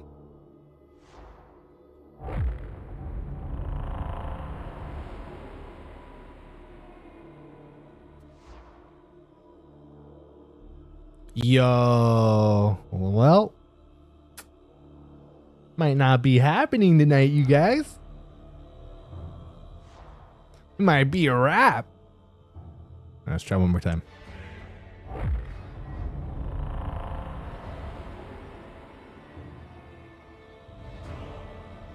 Wow, position in Q1. Bronze Fat Shark server seems to be slow. Gameplay may be affected. Bro. Why are the servers so slow? Did the new update come out today? Is everybody on Darktide right now?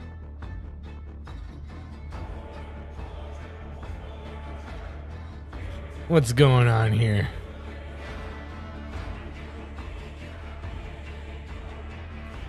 Oh, okay. Here we go. There it is. New class. Oh, yeah. It's already out. Okay. Oh, coming June 23rd. Never mind. Wish list now. Next.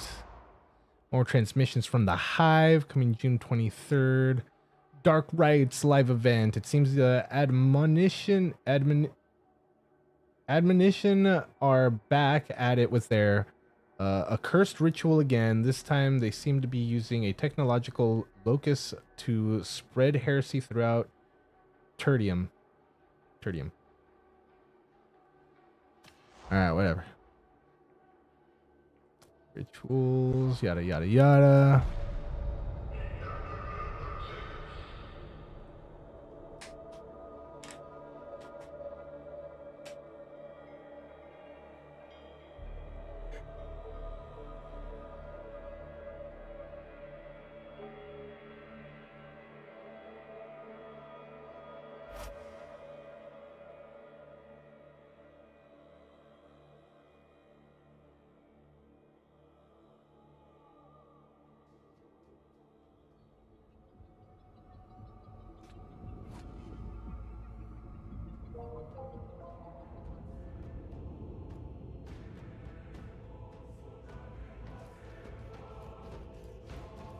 Bro, the lag is really, really bad. These assignments are Really bad.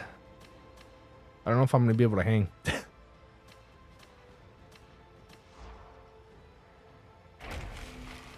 a bit challenging for your thin blood, is it?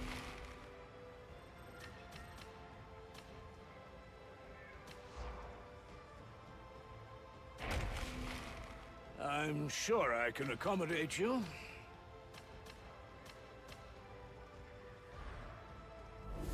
Return in glory, my friend. We got a situation, perhaps. Get geared up, get involved. The mission What's up, dude? Oh wait, we're not in there yet. There it is. What's up, fellas? Here we are. Wait. It sure can be. Can you guys not hear me on the microphone again? Really? Oh, we can't hear you in here. Damn. All right, hold on. Let me mic is not see. What's up with the the microphone? Yeah, buddy. It's not doing what it do. Been hotter as huffing them solder fumes already. Oh, we'll be getting on it soon enough. Good thing it's on camera. We can see it's not passed out. Do we got mic? No mic yet. Let's try this one. That's the mouse. The other one should be the mic. No? Still no mic? What the fuck? Shit, I can't wait to test this fucking build, dude. you really made it, and then just said, I'm gonna wait Oh, to fuck, that play it. Okay. Okay. Go play my Minecraft. talents are still there. Hold on, let me chip and gun them. At least get a good gun going.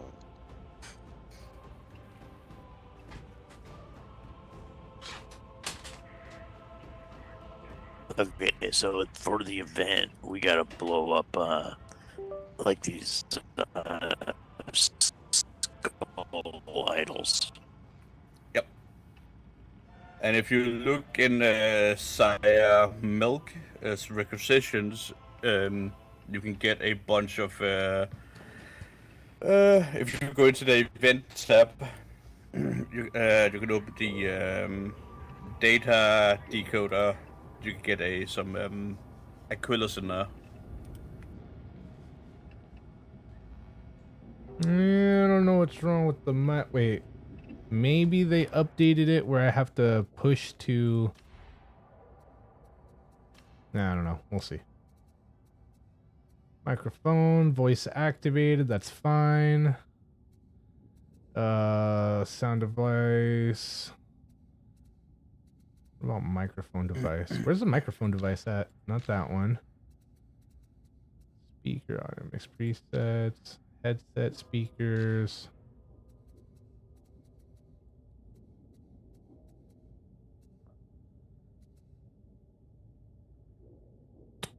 Wasn't there another button over here that said like what microphone you're using? Whether you wanted to use your actual mic or like the onboard mic? Oh, that might be a little better on my end. You're way louder. Yeah, it was on the wrong mic setting in Windows. Yeah, it's not better. You're way louder.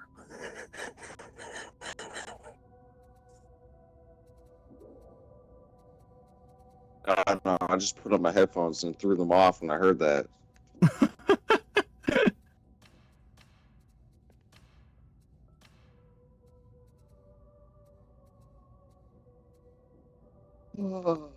This will go a lot smoother if we're all on Discord. Fuck that.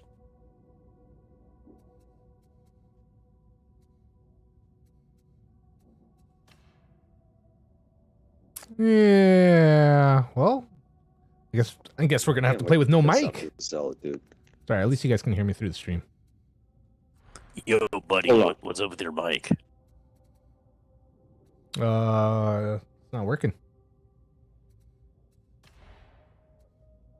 A bit delayed for a stream, but yeah, sure, for a stream nonetheless. Right. He's usually the one that's got his shit figured out.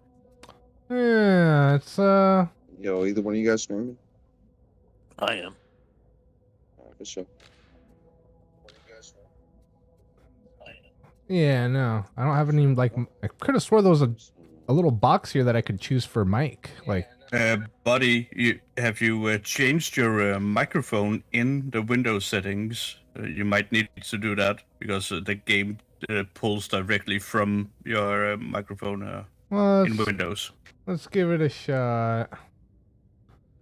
So it says currently in use, my microphone on Darktide being used. Microphone access. I throw those legs.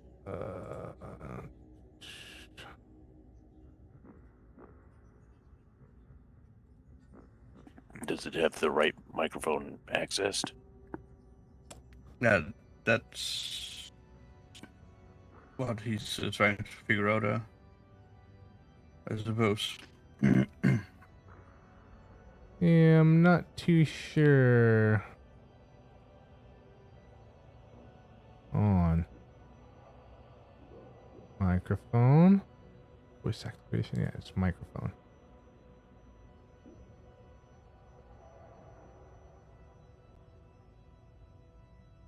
I don't even think that like. Let me try unplugging my mic again.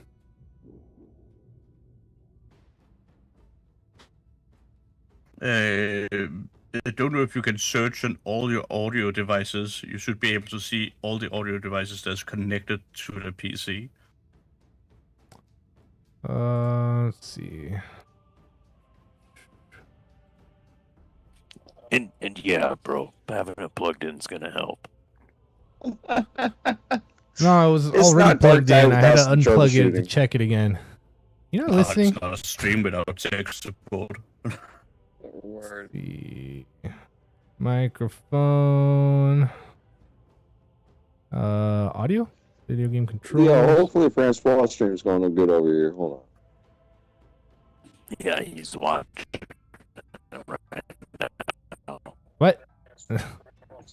You kind of cut out a little bit there.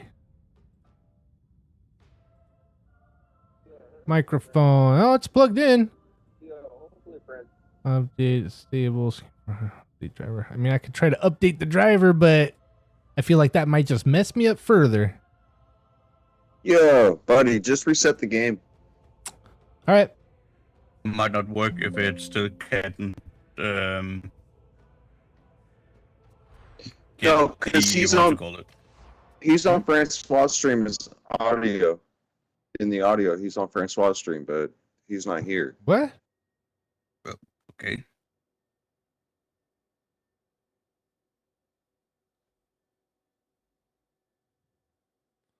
How would I be on Francois' audio but not on the game? Unless you're listening to both tabs open of my stream and Francois' stream. Yo, Jamie, what's up? Here we are. Thanks for rolling in. How long is it going to take for this to like stop? Stop, bro. Oh, there it goes. All right, play. Weird. Hopefully it works now. It said it was plugged in. Says Darktide was using the microphone. I don't know why it wasn't coming through. It really might have just been like a glitch, because that happens from time to time. But we're reloading it back in, and hopefully we'll be all right.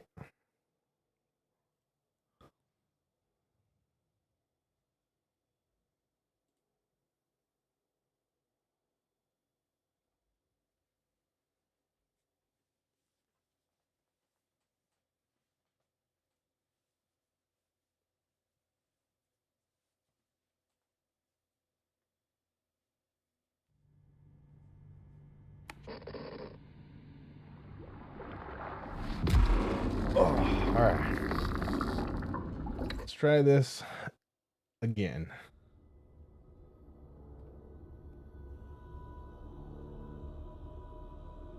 It is the 41st. All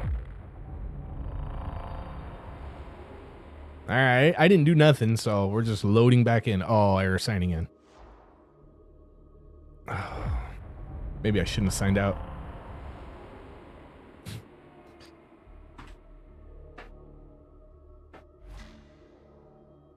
Bro.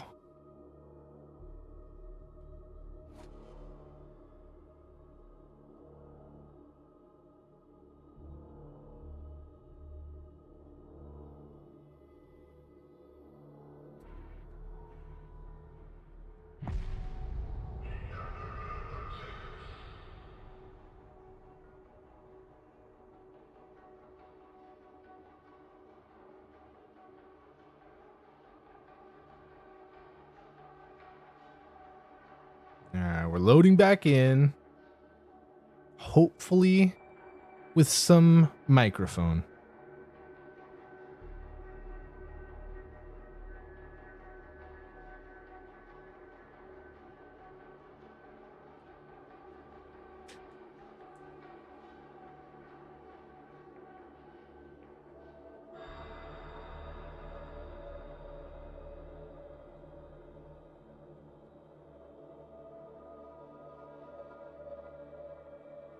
Damn, dude. Did it take you guys this long to load in?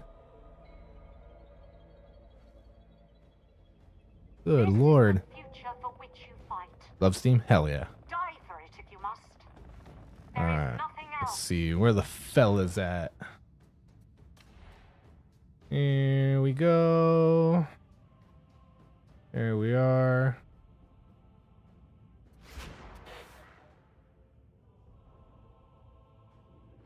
Yeah, buddy. Can anybody hear me? No? Still no microphone? Damn, dude. Yeah, I don't know. I don't know what's up with the mic. I couldn't tell you. Plug it, replug No, yeah, it is. But the thing is, Mojang at least fucking lets me use the mouse and keyboard. It's yeah. But No that mouse. shark doesn't Or, I'm let me sorry. use the fucking No mic. mouse and keyboard on this game. Yeah, It's your hard mic to isn't prefer. even lighting up, buddy. Yeah, I know.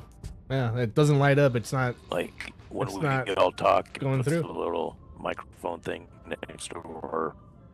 That's what I've been looking at this whole time. It's just like, oh, it's not even registering.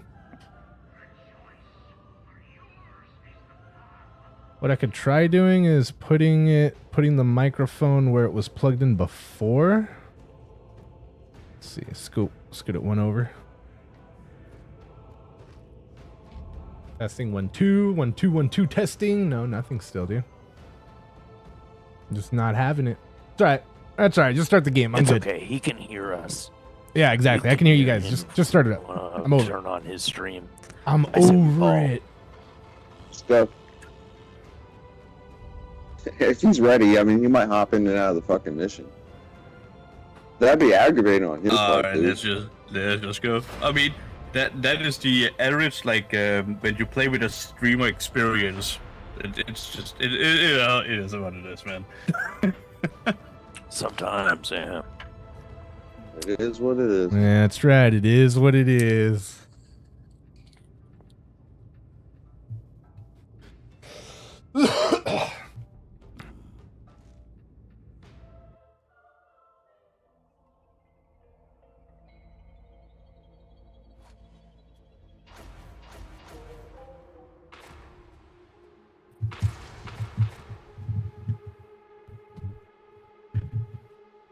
Gotta get used to the lag.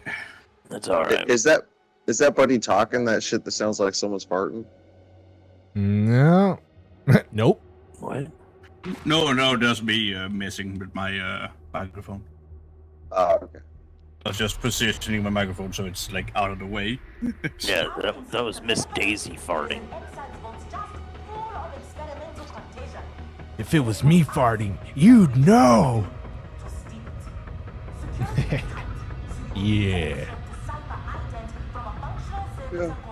There's always emojis too. Oh yeah. Yeah. And, you know, group chat via typing. Or, you know, voice chat via Discord. Yeah. Isn't there, Zonex, isn't there like hotkeys for some stuff? I know like when you're low on ammo and you reload, your guy will like, your character will actually say something to that effect. Yeah, this? Yeah, there's hotkeys for that, right? Huh? I don't know what those hotkeys on controller. I have no idea what those are. Bro. I don't even know what they are on the keyboard, so. Hey. Just hold on, T. Okay, just You guys talk. have like that bad of lag? Can you cycle through them, or I can't run. just say them at random? You just hold down T and you're gonna cycle.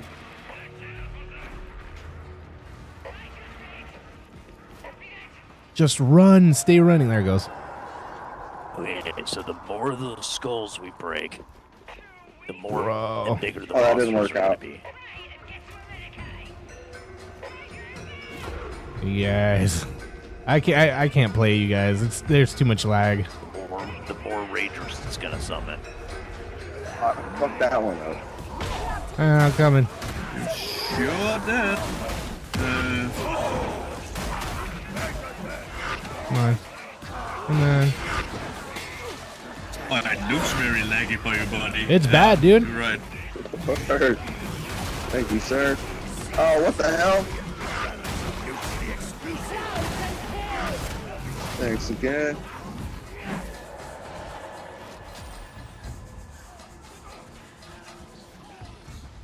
I'm gonna do my best, so but it's laggy for laggy you, bad. But that's wild. It's like sidestep strafing. Okay, there's a demon host up here. Don't Right fucking there. touch it. Don't 51. go near it. Dude, I'm not the one. I got like 0 out of 0 for like the last like 6 months, dude.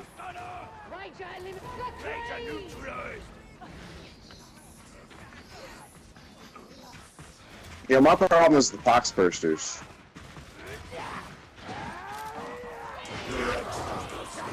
Demon House, no problem.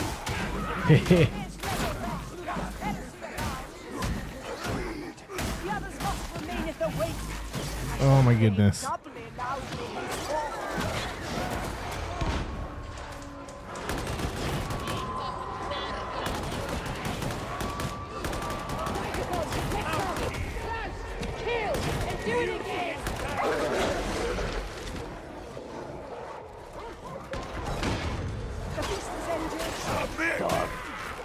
Net. Bro. I'm coming. Thank you.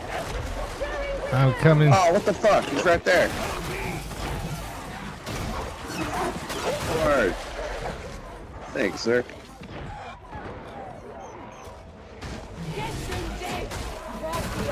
Do you guys have lag too, or is it just me?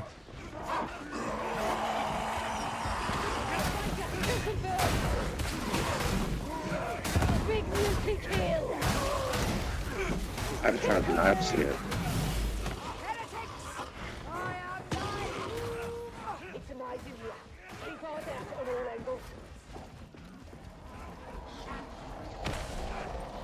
Let's get to the killing!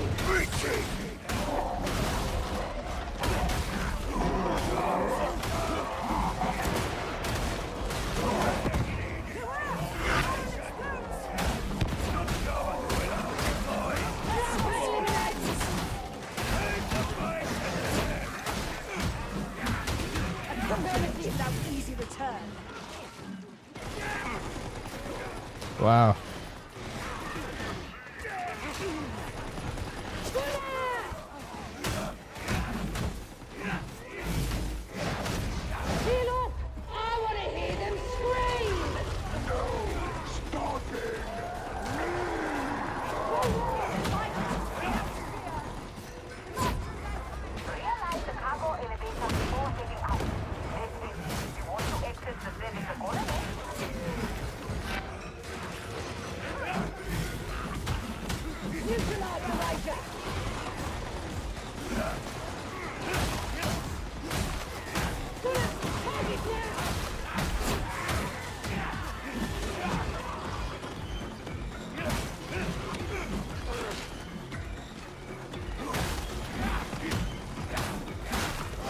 Bro.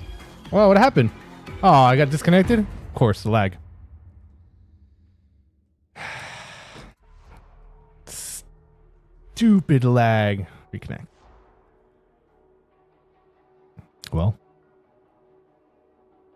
If it continues, you guys, we might just have to call it a night. Call it a day. Stupid. Hopefully not. We're doing all right, right? I mean, my stream's still good, right? I sound okay to you guys? I'm not like lagging myself? My stream? My streaming buddy? Again, there's so many fucking dogs out here. Yeah, dude. God damn. Yeah. I'm coming. I'm on my way. It's okay, I'm a dog killing machine. Get him. Get those rapey motherfucking mutts.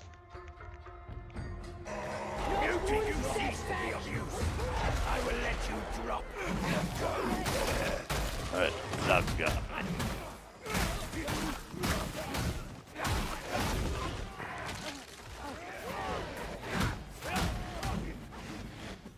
Buddy's back. Back, buddy. I'm back, you guys. Bro, what happened? Did I die? Why did it tell me that I was like just looking at Miss Daisy and that was weird. Did you guys see that?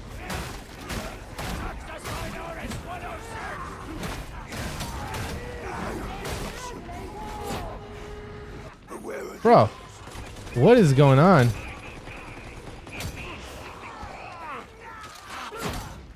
Oh, you guys, I don't know what's going on. Like, I'm rubber banding back to the other room.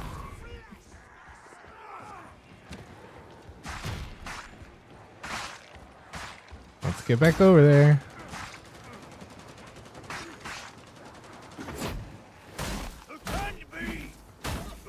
Are we good? Bro, again? What do you guys think? What does the chat think, you guys? Should we give it another shot, or should we just like go back to the soldering video and do something else? That's some BS. Why is it so bad, dude? Connection has never been this bad. Never. Well, at least not for me. It's been pretty bad before, but not this bad.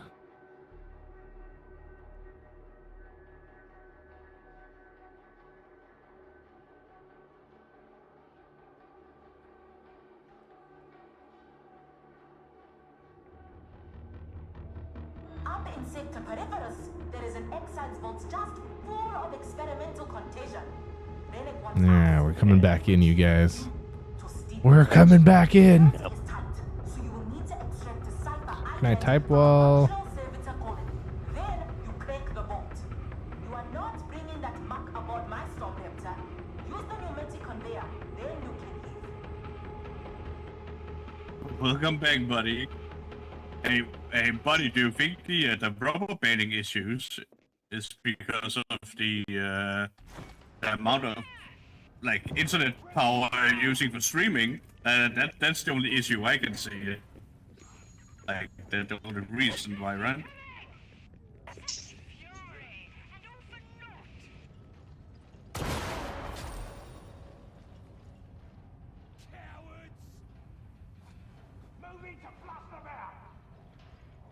So I'm just gonna come back dead? Damn, dude. And that's how they get you.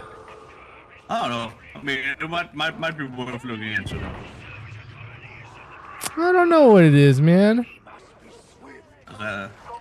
51, are you running that build that gives me like a bunch of speed if I'm within coherence CW? No, he's not. Bro, I can't get up there. No, you don't get anything. It's the pylons that gives you speed when you destroy those.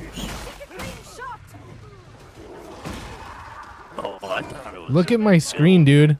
I'm trying to run forward. We're doing the event, right? Yeah. Bro.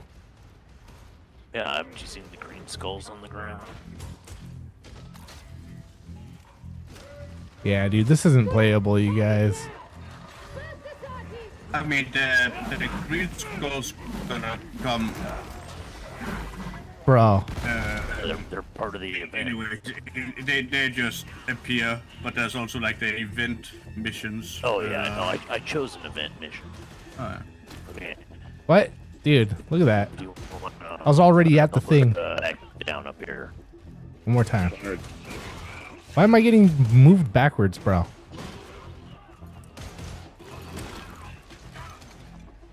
Bro. Oh my god. Salutations. Hadron online. Data stream. Acceptable quality. Holy Jesus, yeah, buddy, you got some. It looks like connection issues.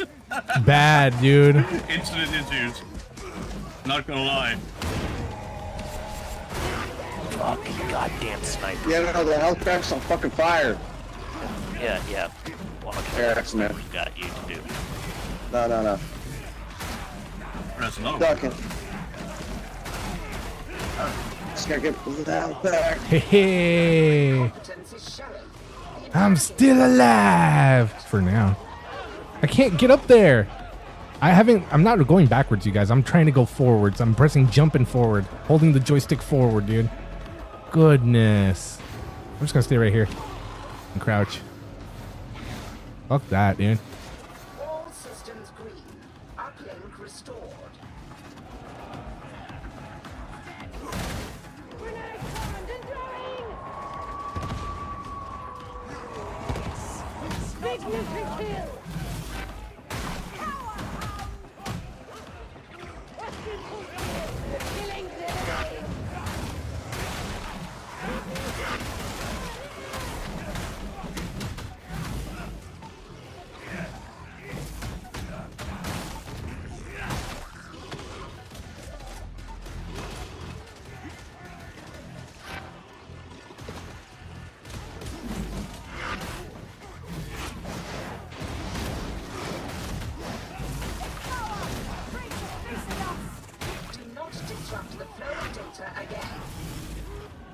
Damn, you guys.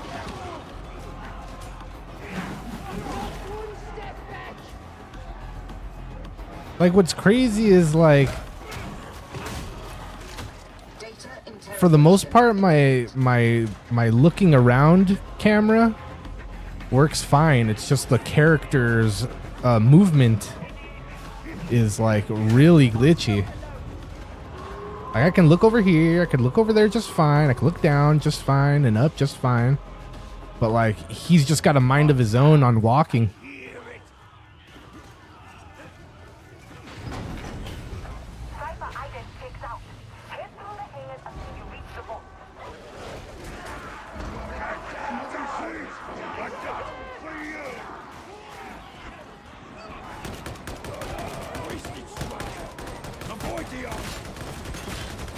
Bro, did two of them just merge, like spawn?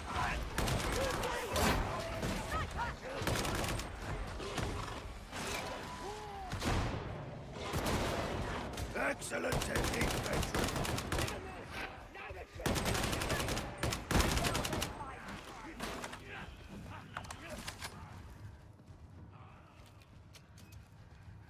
Yeah, we made it, you guys.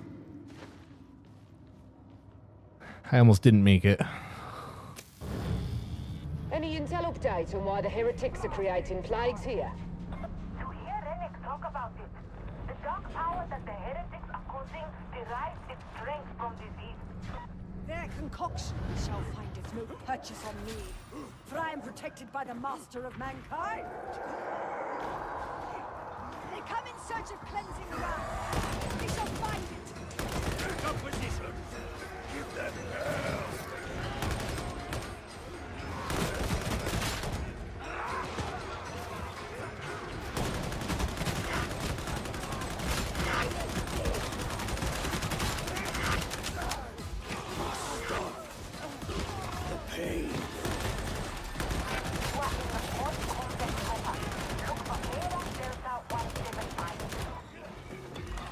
Bro.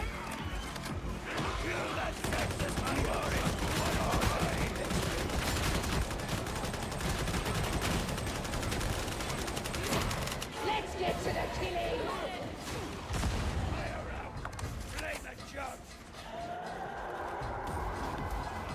Come, let's breakers. Face my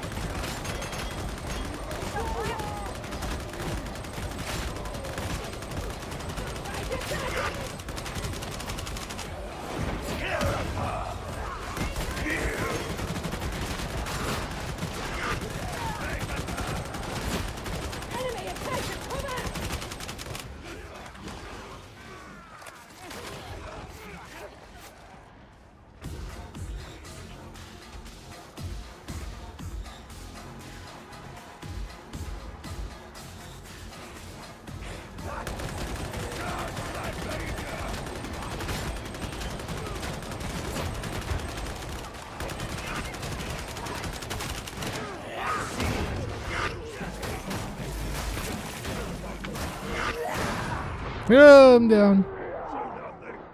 Did you guys see that I was down before my shield was down? Weird. Crazy.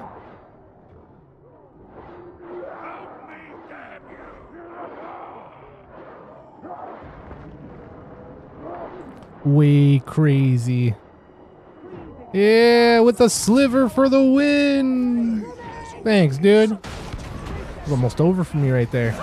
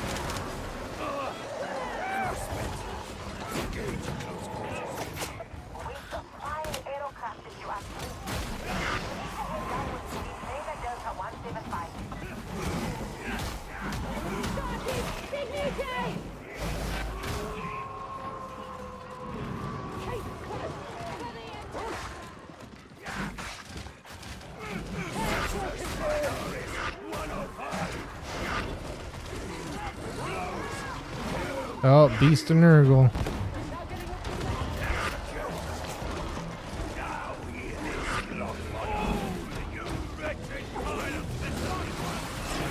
Nice, dude.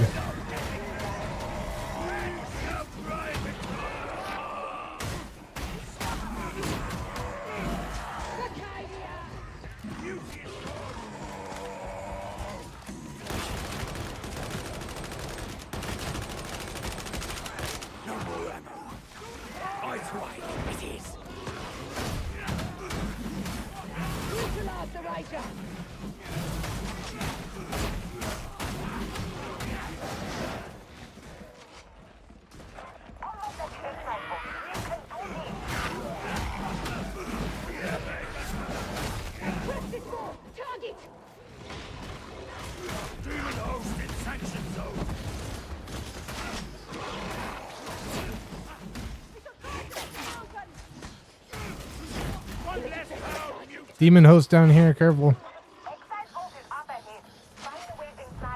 Demon host. Oh, who got it? Really? Yo. Yup.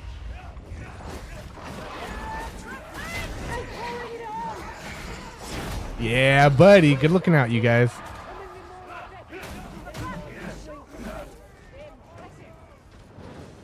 Hell yeah.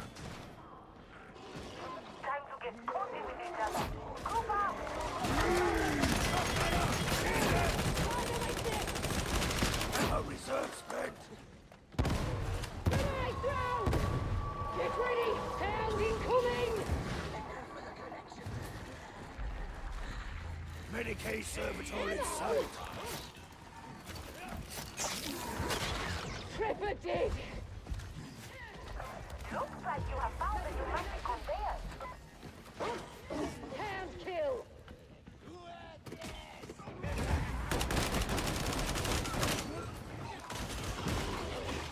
Get those cells open and find the contagion canisters. If they are oozing, do not leak them. Got one! To the bay! There's the pneumatic conveyor.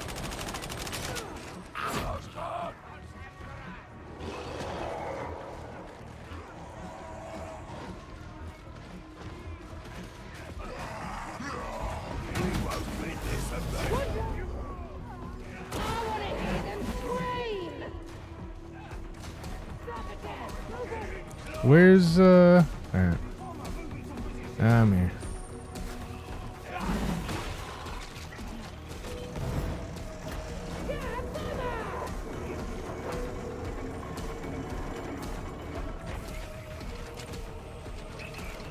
Maintain squad cohesion! Vacuum capsule!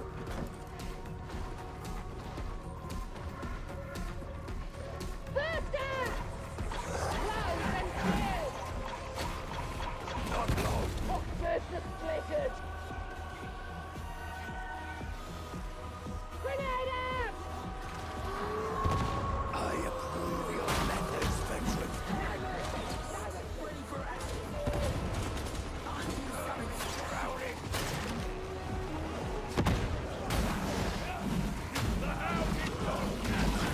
Vacuum capsule! And move, priest! There's strength enough for the road ahead. Chase them down! Flush them out!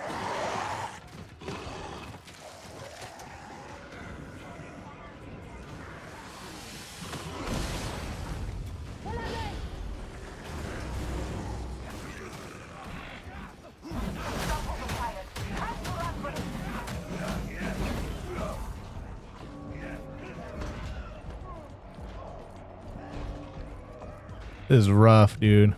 Get them dead! Right here, right now. So laggy.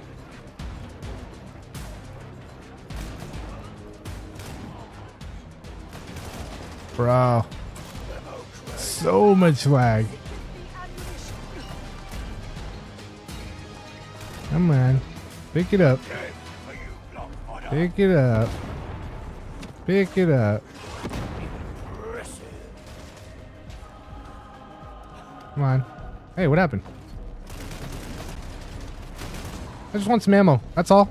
Just give me some ammo. I'm not like... There it is. Finally. Walk.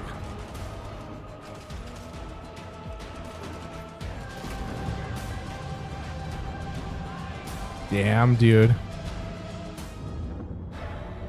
Whoo, boy. Yeah, you guys. I don't know about any more levels for me. That wasn't fun. But shout outs to my teammates for keeping me alive. Damn.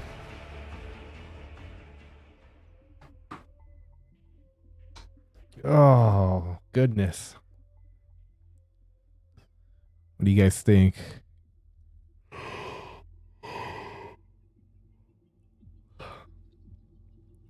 Was that just like way too much? That was crazy to me, dude. Crazy to me. Never been that laggy before.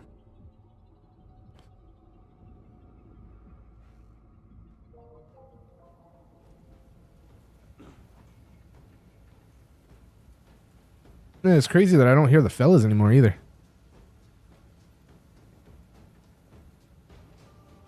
Like, I'm sure they're probably still talking, but I don't see anybody's microphones moving.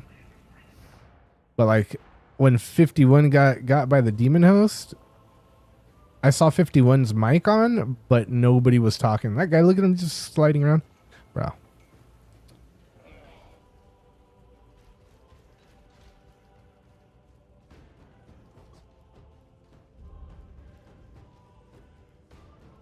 Yeah, that was wild. That was rough. There is no finer cause in which to die than this. Or at least, that's what they'd have you believe.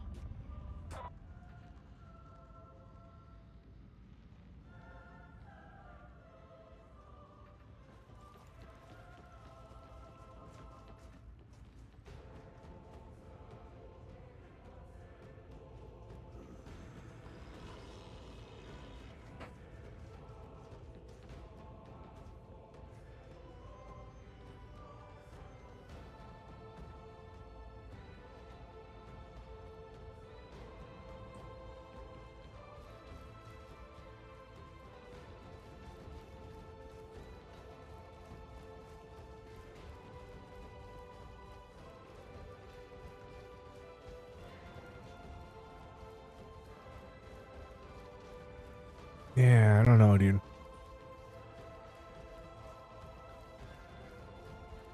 Now there's nothing wrong with the lag. It's good now.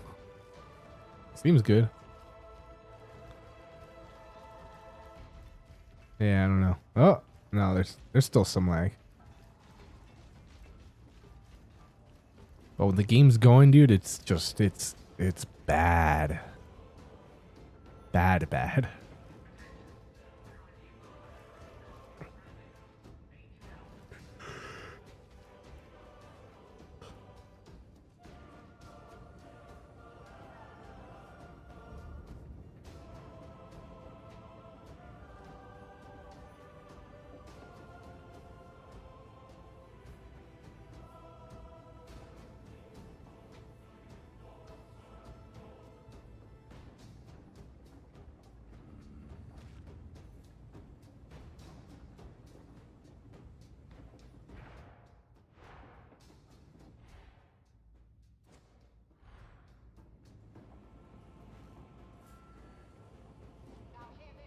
Sucks I can't hear them anymore.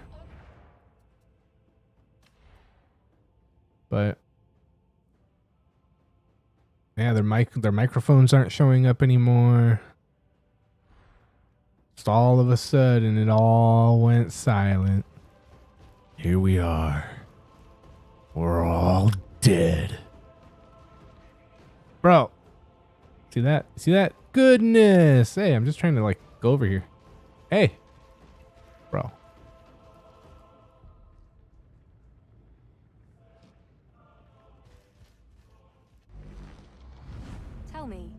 It says 51's talking, but I don't hear nothing. Hell yeah.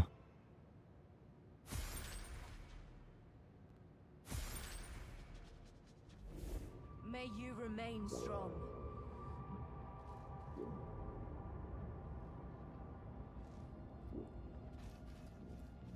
Oh man. Sergeant Major Morrow, the current rate of attrition is concerning. I trust we have...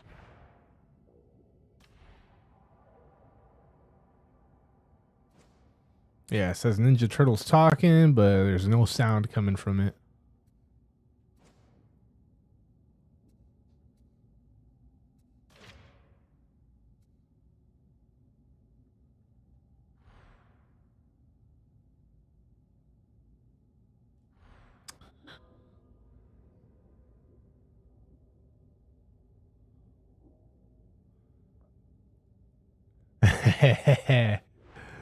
Yeah, dude, I wish I could leave them all.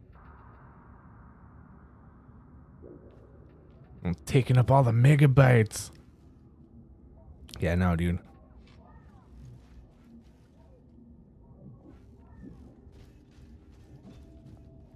Yeah, I can't hear you guys in game no more.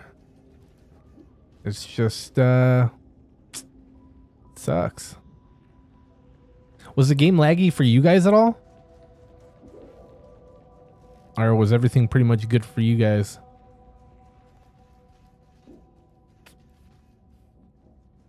Yeah, dude, that was wild. That was whack. You guys gonna start up another one? What's going on?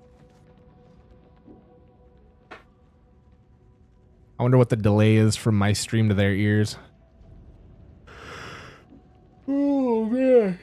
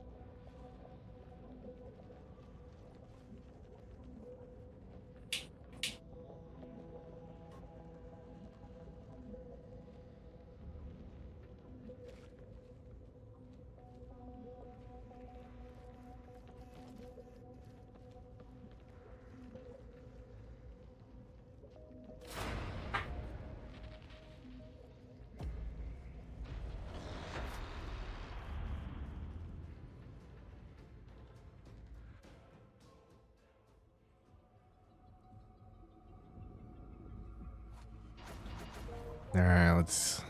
Hopefully it's not as laggy as that last one was. You'll be able to tell with me too, like... The face cam will be, like, smooth, but the game won't. That's how you know it's just a game. It's not even my stream. My stream's good. I got full bars on OBS. Yeah. Like, we should be all right.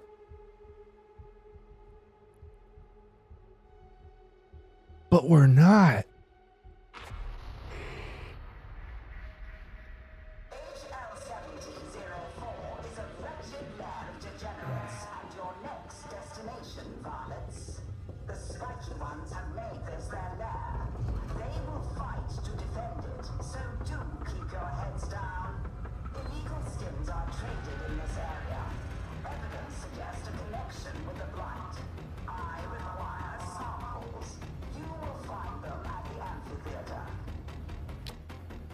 Check my internet speed.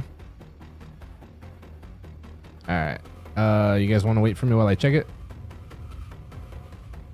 Or actually, I don't think I can... I mean, I could... Yeah, no, it's alright. I mean, I could check it, but... I don't want to fall behind. Oh, I'm gonna fall behind, dude. Look how laggy it is.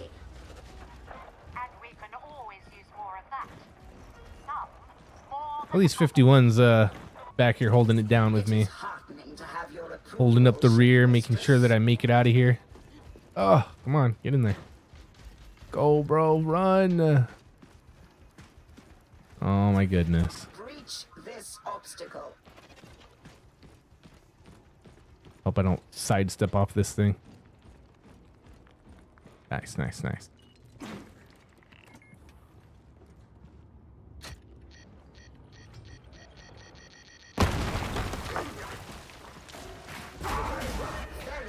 Whoa, what happened? You still have all your Bro. At least the attention lets you know you're alive. I was already down there, and it like put me back up there.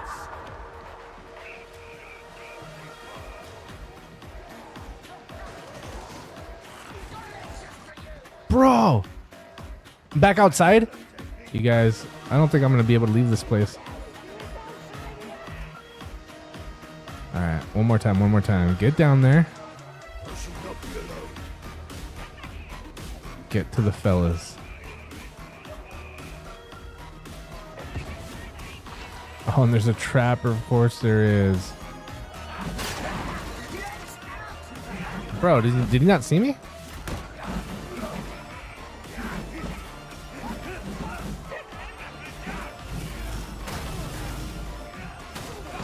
Bro. I'm glad somebody saw that. I'm glad somebody's watching. A second obstacle. You know your function.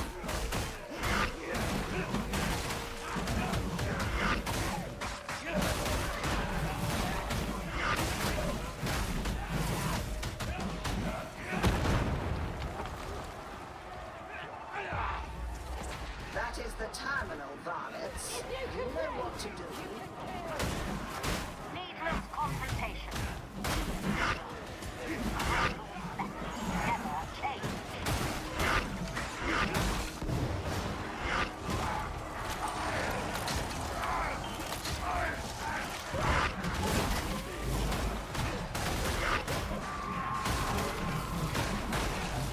Watch for a curve. I am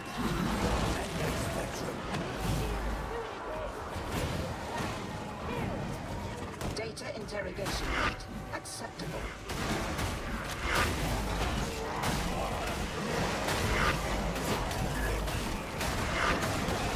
Oh, I'm down. Yeah, dude, it's crazy laggy. Not so much when I'm down, but like when I'm trying to run around, walk around. Super bad. Thanks.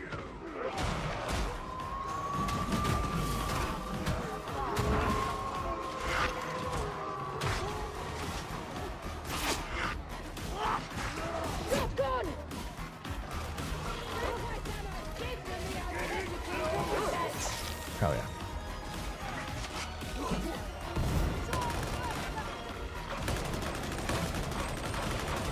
Careful, box prisoner. Nice.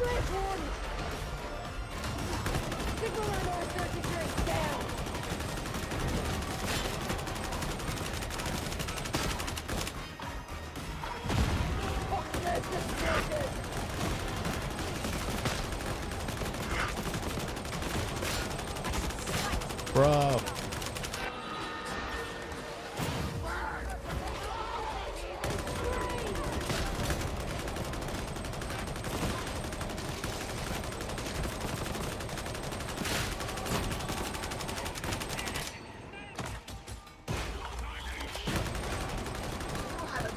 Ciphers.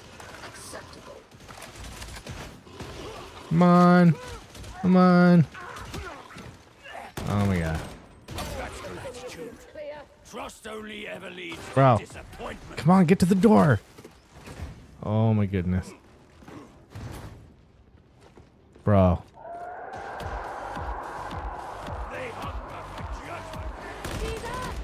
Oh, I got disconnected. Yeah, let's check out the internet speed.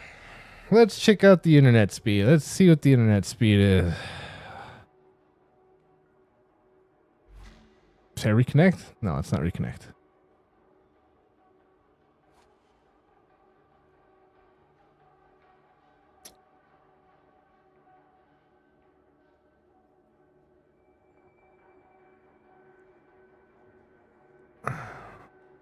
I don't have to leave. Oh, come on, dude. Let's see.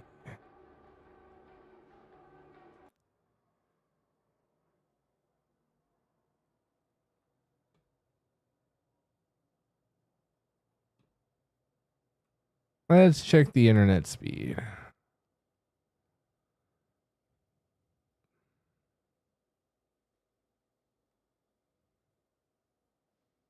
Well,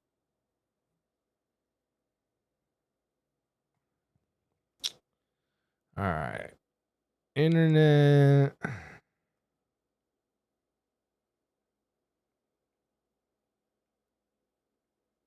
Internet speed test. Oh, what the fudge?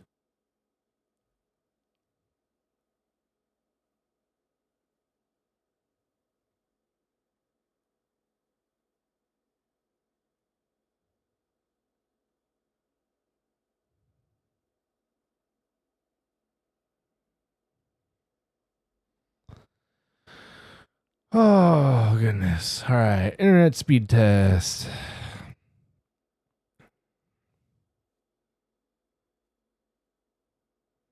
Yeah, it's not that high. But I mean, I have games running right now in the background. I got all this stuff, but I mean, it's pretty good for everything running in the background, right? I'm streaming. All this is while I'm streaming. Yeah, dude. There's no reason. Yeah, dude. That's really low actually still for right now anyways. Let's do it again.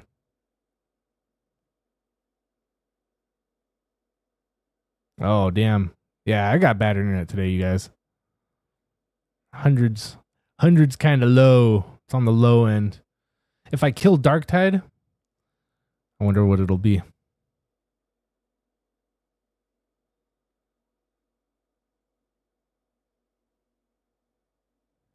Yeah, dude. Weak bunk. It's not terrible. It's just not good for Darktide. Yeah. Yeah, 70, 78. It was 100 a minute ago. Yeah. Yeah. It's not doing too well. 140? 150? Oh, well. I don't know, dude. I don't know, bro.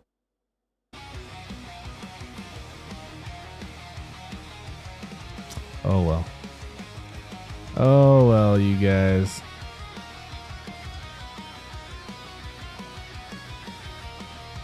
Damn. Yeah, look at my upload now.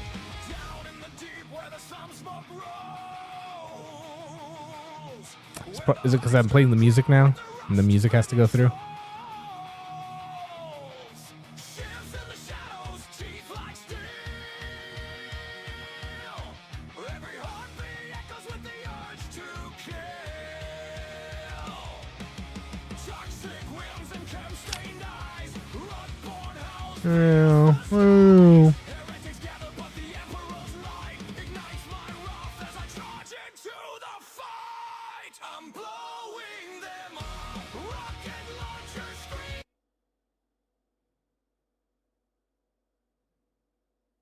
Yeah, it seems to go up after I pause the music, which makes sense, but I doubt they have it as a constant whatever. All right, back to the Darktide.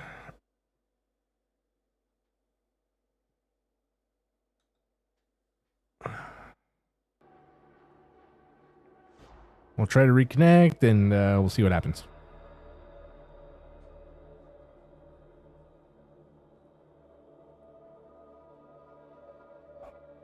HL7004 is a wretched lair of degenerates, and your next destination, varlets. The spiky ones have made this their lair. They will fight to defend it, so do keep your heads down. Illegal stims are traded in this area. Evidence suggests a connection with the blight. I require samples. You will find them at the amphitheater.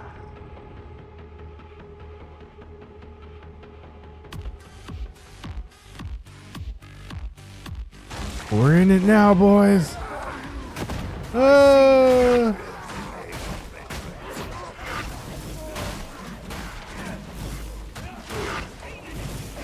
Demon host over there, careful.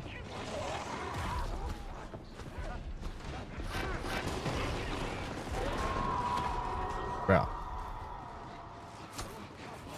The sum of your parts is greater than individual. In other words, group up.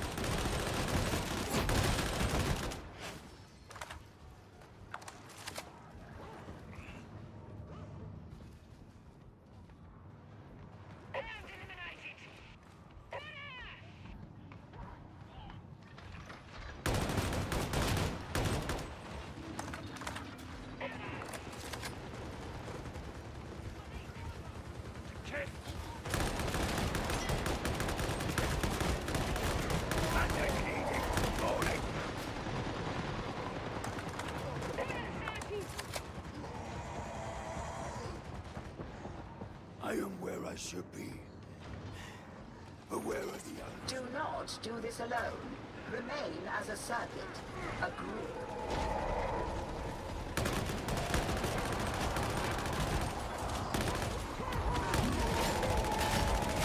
Bro. Is about to detonate. Jesus. Zonix, you got this, right?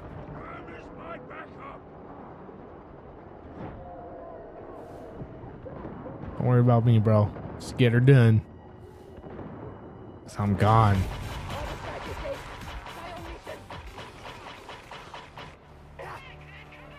I'll hang out here with the fellas.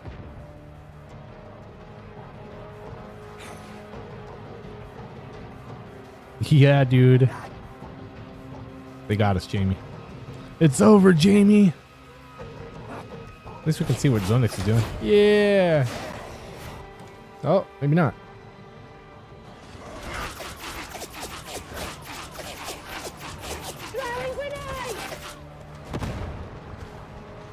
Bro. He's running it. I'm gonna go run the bathroom. I'll be right back.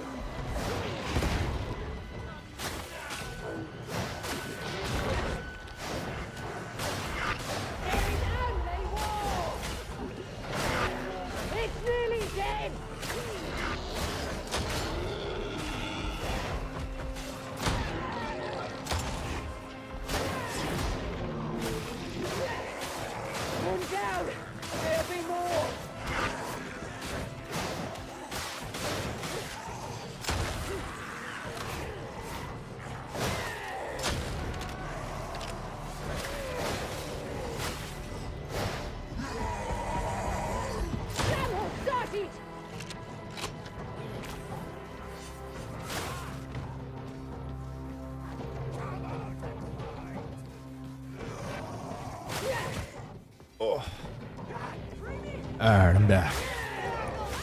Damn, dude. I'm sure glad he's on our side.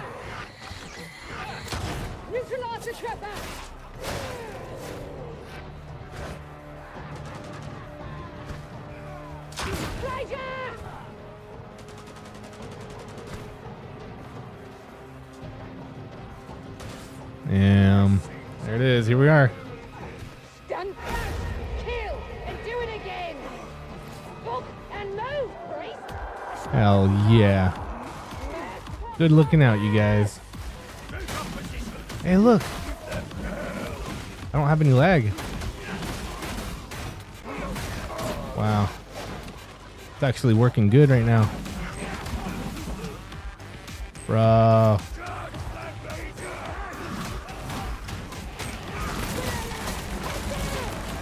Hell yeah. Oh yeah. We're back in, you guys. Kill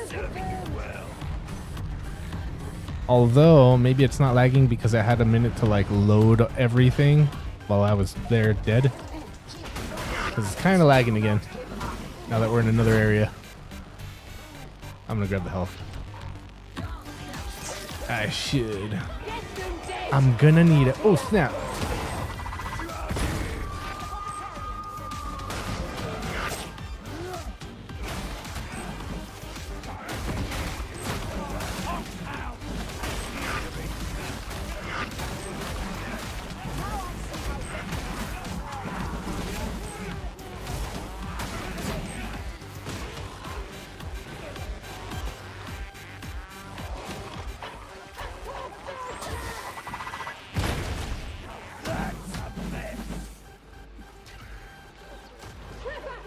Huh? Bro.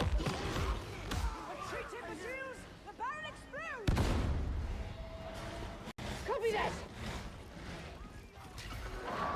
Traitor! Kill.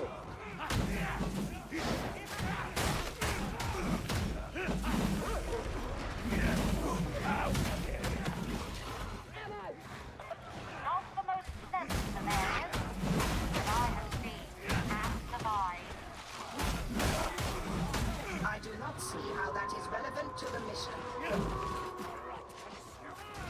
Firehound. Trepidate.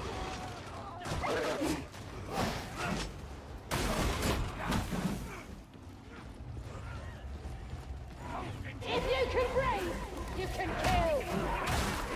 Get with the unit. Neutralize the Ranger.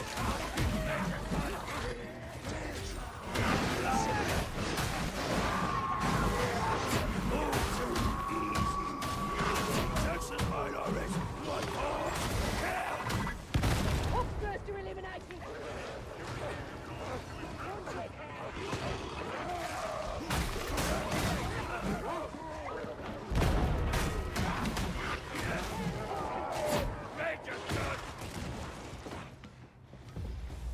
Hey. Target the slowhound. Get in there. Make them scream. Waypoint Yeah, dude, the internet's working a lot better now. I mean, it still has its lag, but I'm not like getting stuck, skipping around, strafing back and forth like crazy. enemy reinforcements are inbound. I advise finding a way to keep them out. Group up and you will fare better. Ship has fallen into anarchy. It must be purged. Purged, burned, leveled, and burned again. No half measures. You choose your words with care. Very wise. I just know when to shut up. It's not the same thing.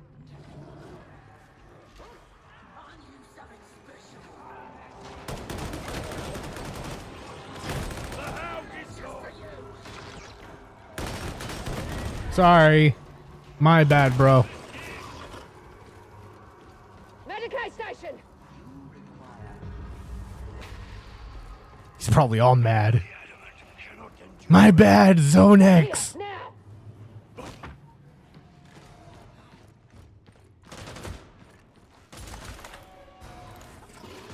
Yes, that is what you are looking for. Don't go. All specs readings show enemy capacity on your reticulum. I concur. Find the root controls. I have issued launch clearance for your support team.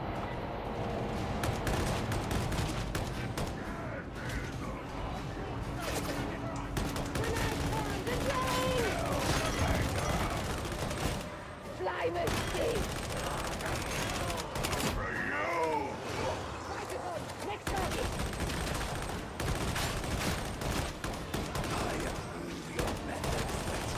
No mercy.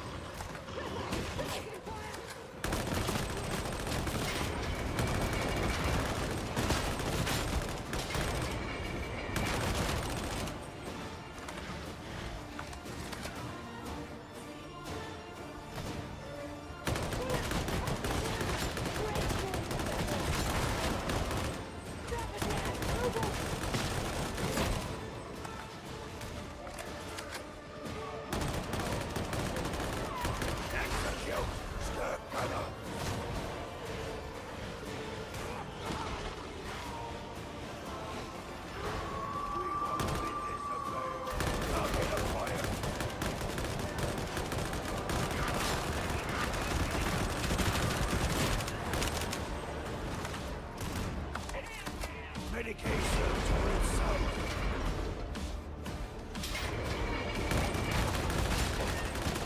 Hell yeah.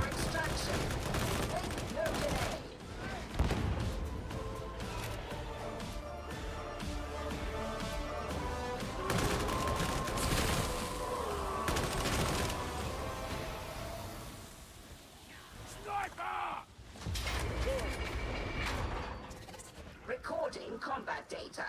It will be used to train your peers. Assuming they don't die.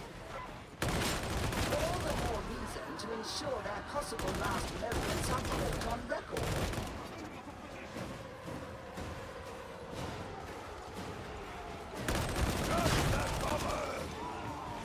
Enemy are dug in! Flank them!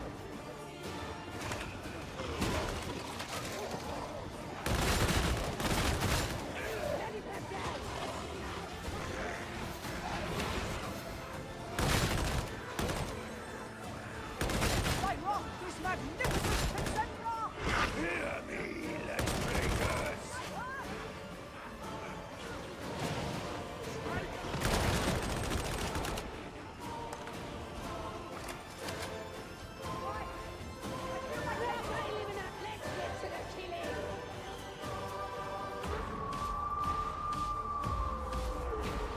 Entering final iterative phase. Census Major is 1-5.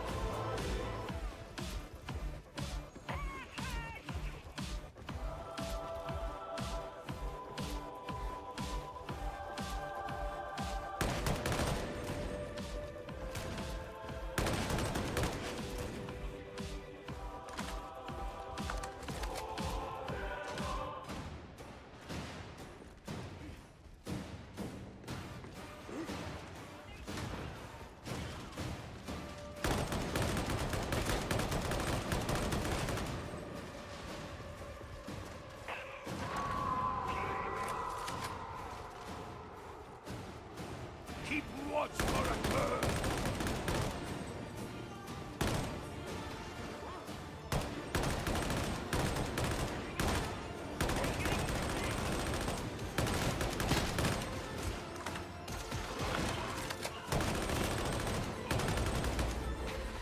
Your mission is concluded.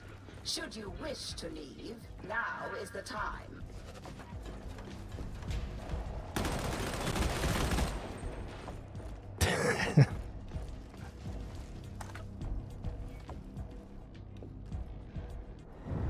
Yeah, fellas. Oh, man. Well, there was.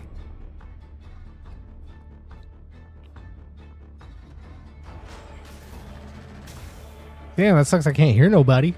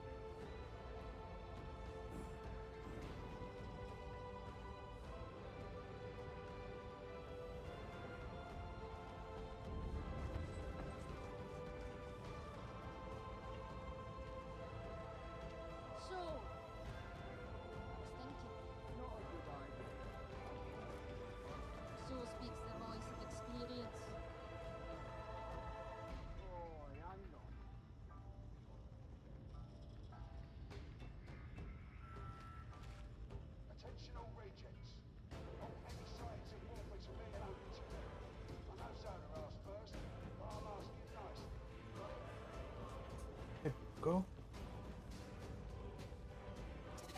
Explicator Zola, we have matters to discuss. Understood.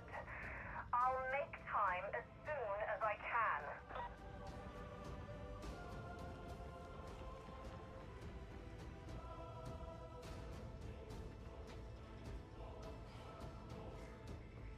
Going. Open up there.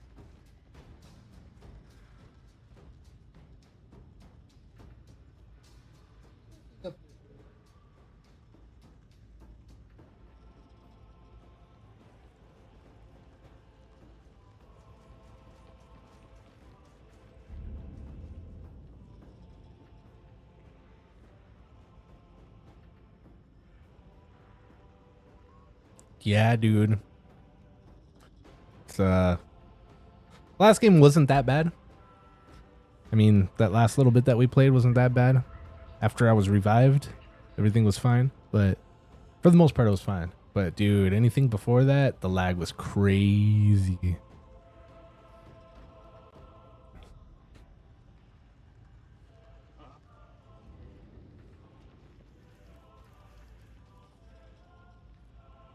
But I'm down to try like one more.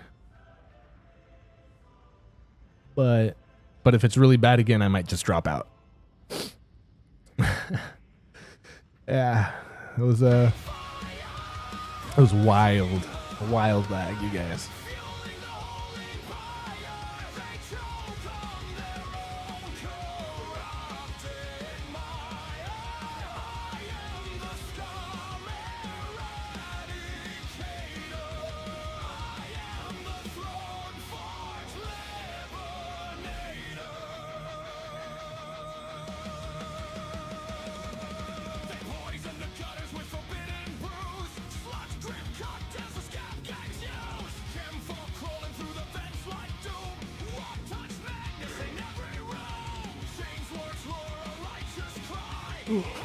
Yeah, boy.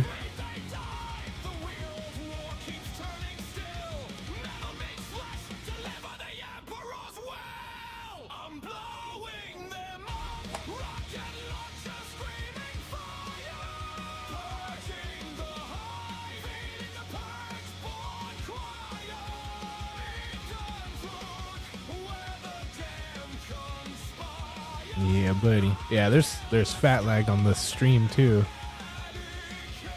Fat lag on the stream.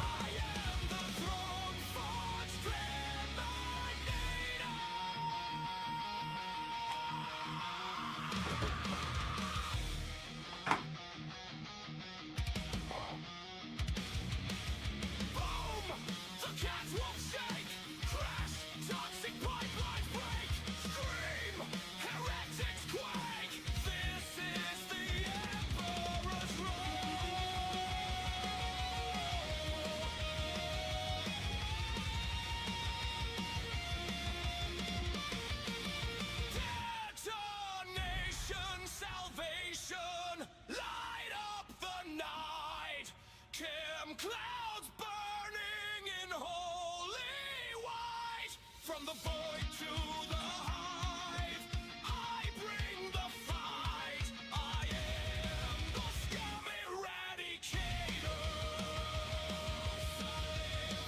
Terrorize, annihilator.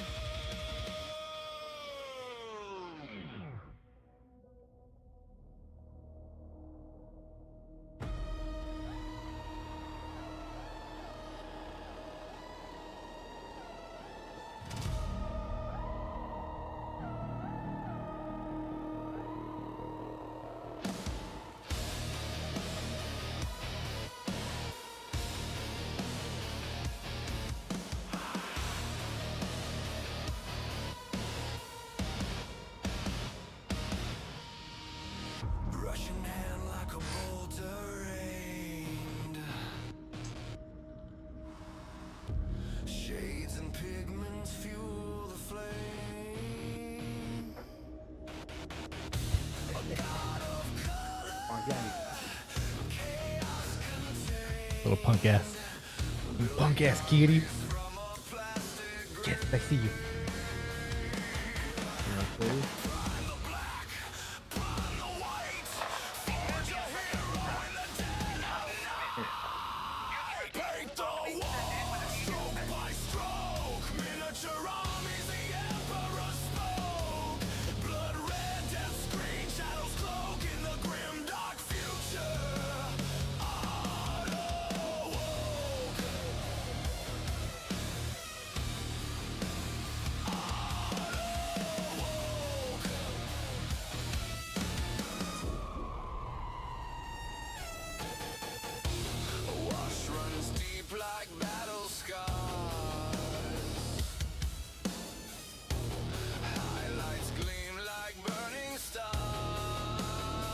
Yeah, and it's crazy that like I can't hear anybody now.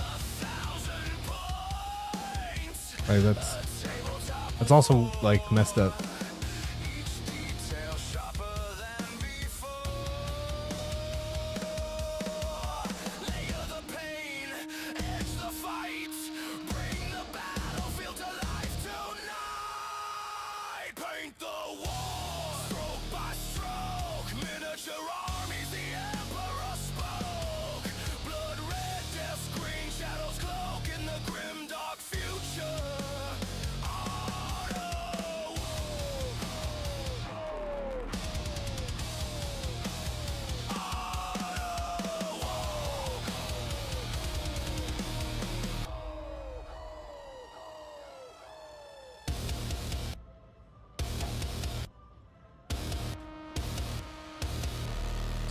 Dude, I don't know, you guys. It's a mystery, bro.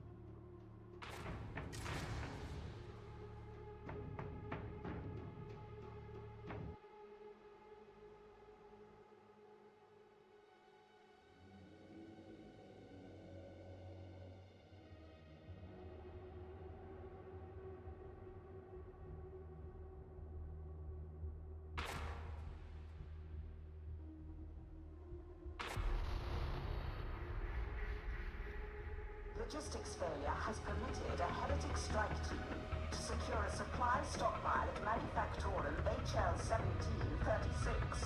Retrieving these purloined goods would redress our suboptimal resource projections. Your holy task is to enter Manufactorum HL1736 and secure Consignment Yard Sigma 57. Reinforcements will arrive thereafter.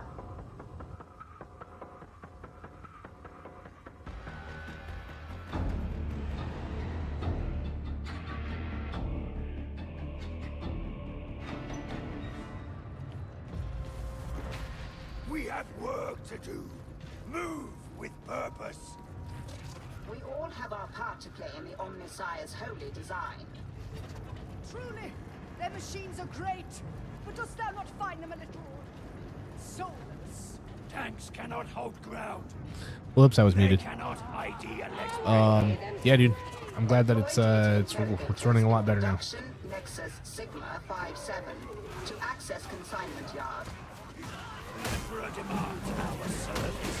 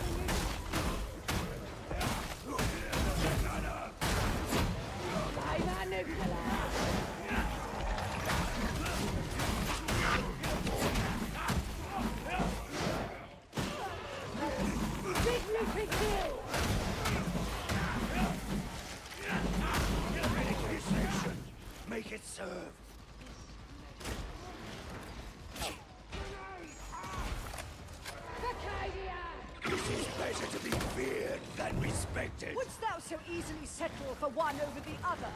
That is what I just said. Then at least thy choice is what should be done.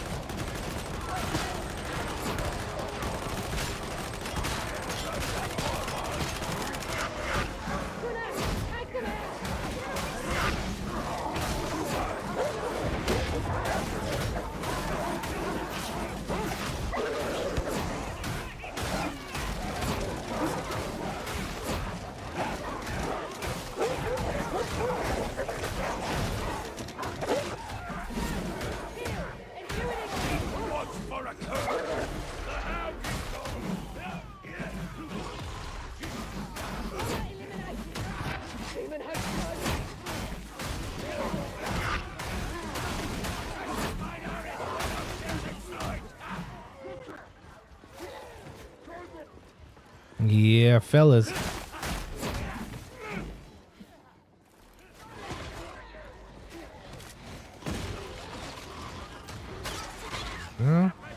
Taking it.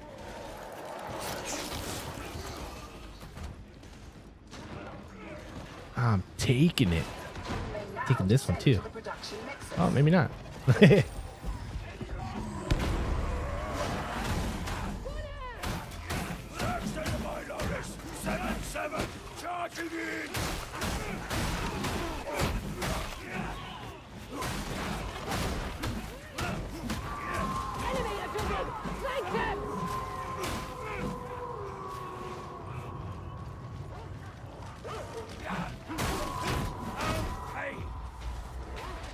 Coolant control is sealed off. Deploy your data interrogators.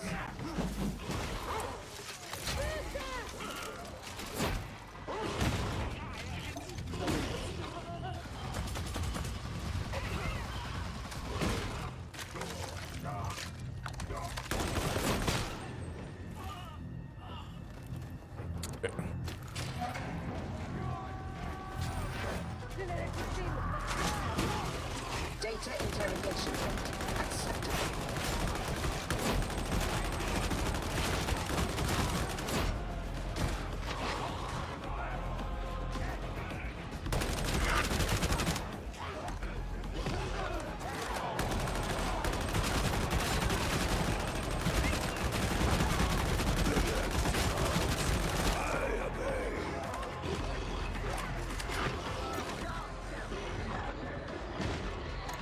Now that's how it's done, Provost!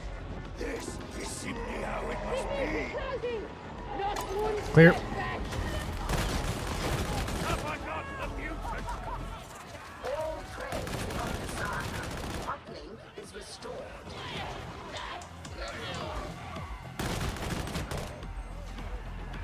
Assault inbound!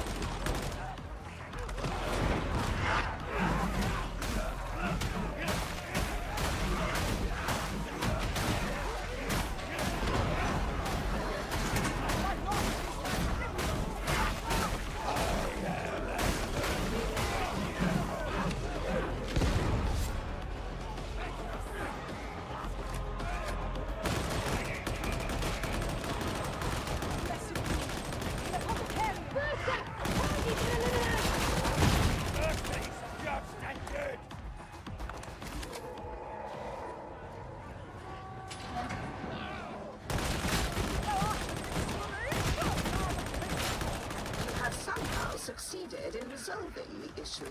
Yeah, dude, we're doing all right, you guys. I'm not as laggy as I was, so I'm doing okay.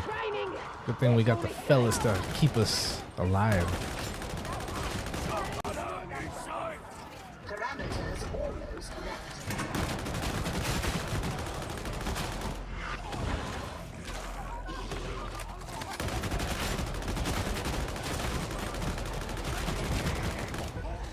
Infiltration ended.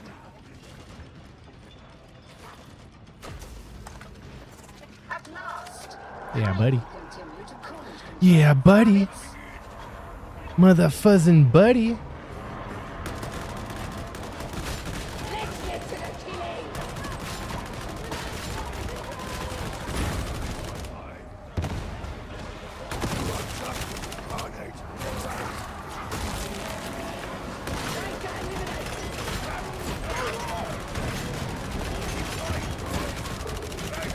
Oh yeah. Oh yeah.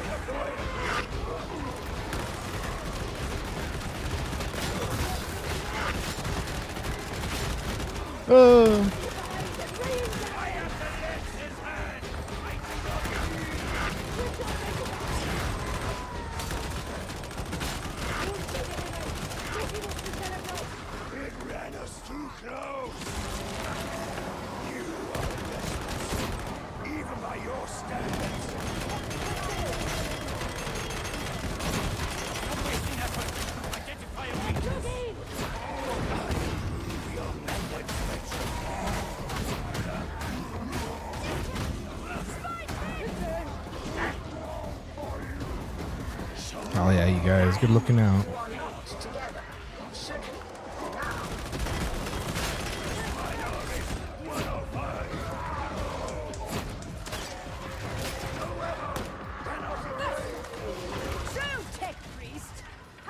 Hell yeah, you guys.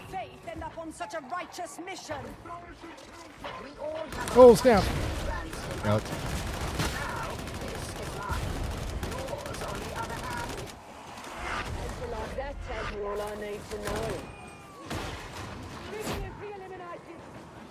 Yeah, my bad.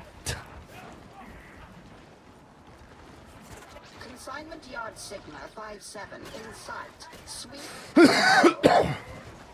Excuse me, sorry.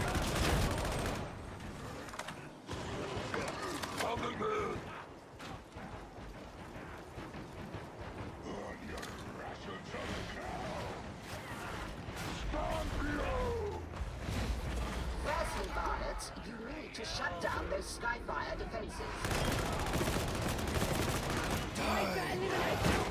And you die in failure.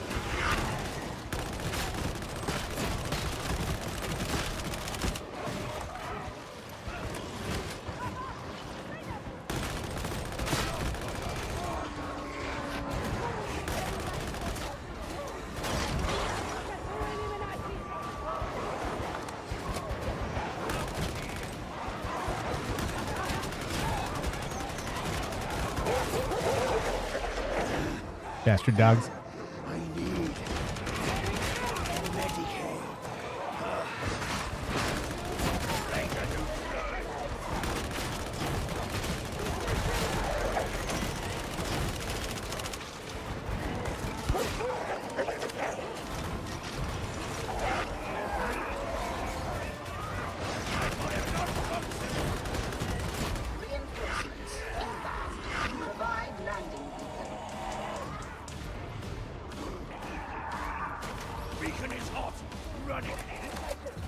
Objectives complete. New priority. Survival against overwhelming odds.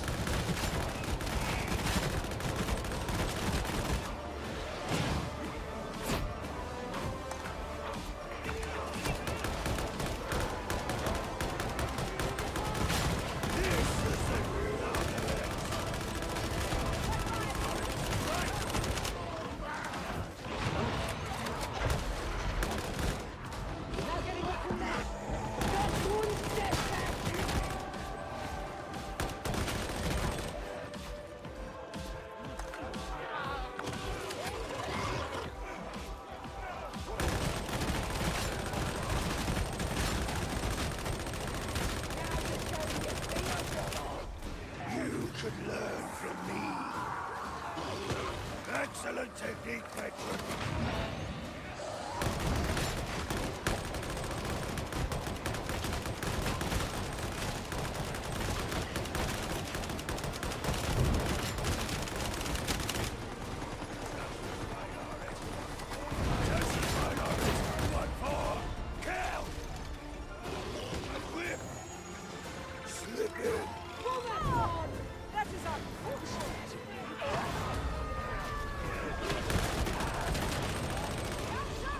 What? How did you? What? Save us all this trouble. Purge nearing completion. At last.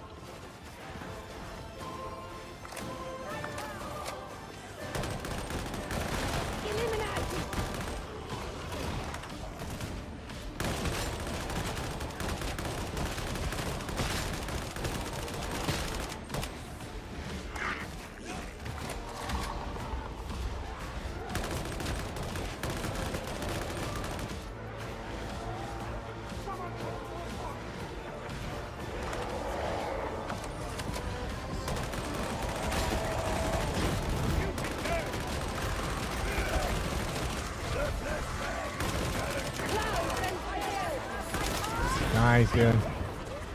Where? The support team will take over from here. Gotcha.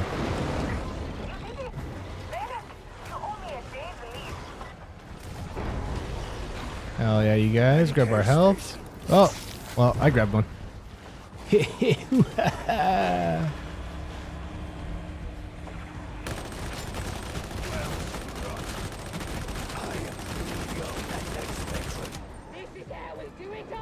Yeah, buddy.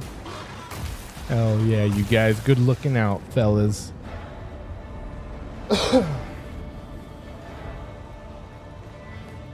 Kick ass, kick ass, kick ass.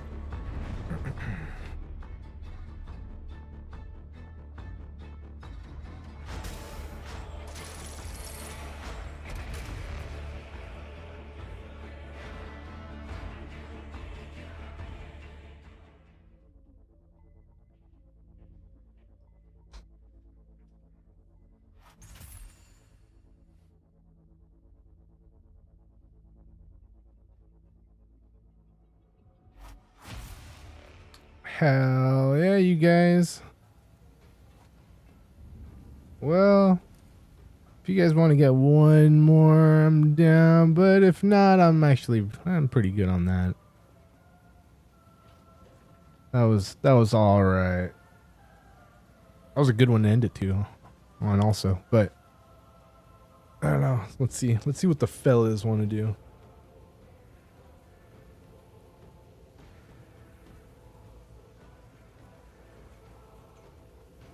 Oh yeah, I can type in the thing.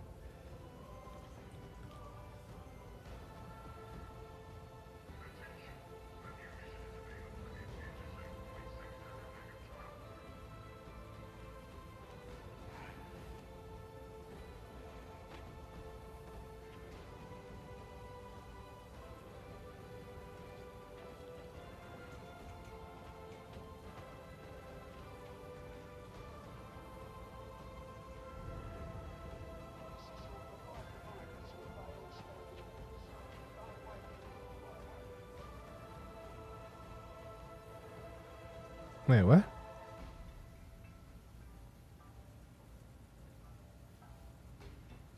How come it's not sending my message?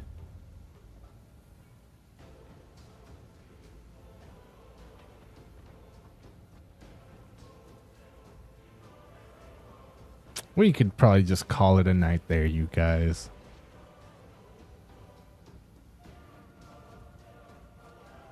Oh, yeah. See? 51's already bounced.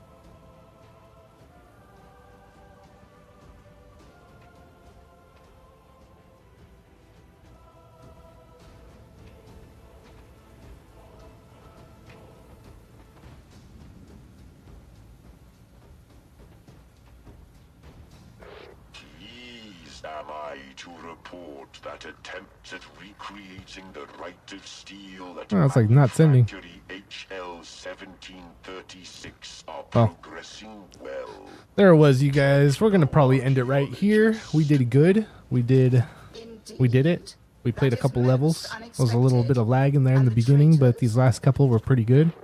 Nice to see it in at a quicker pace. Thank you guys for hanging out, for chilling. We got some painting in. We checked out our soldering iron. Pretty dope, pretty dope. We'll get on that here probably in the next few days. No, well, by next week, we'll probably try something out with the soldering iron. But yeah, dude, that was it, you guys. Thanks to my teammates for holding it down. I'm gonna leave the strike team that way in case they want to keep playing. They want to keep going and don't have to wait for me. There it was, you guys. So we'll be back tomorrow for some Stargate. We got the Stargate watch party. We got 3 episodes plus some special features. Stargate Universe. Actually, we only got 2 episodes because it's season 1 finale. So we got 2 episodes left. I think it's a 2-parter for the season finale. So we'll catch that tomorrow and special features. Wednesday, we'll play some more games. We got Crimson Desert. We got Minecraft. We got Darktide. Maybe Darktide, depending on how the connection is. Yeah, fellas. So that's pretty much it for the next couple days. Friday, we got the watch party, movie watch party, something on Amazon or Netflix or YouTube.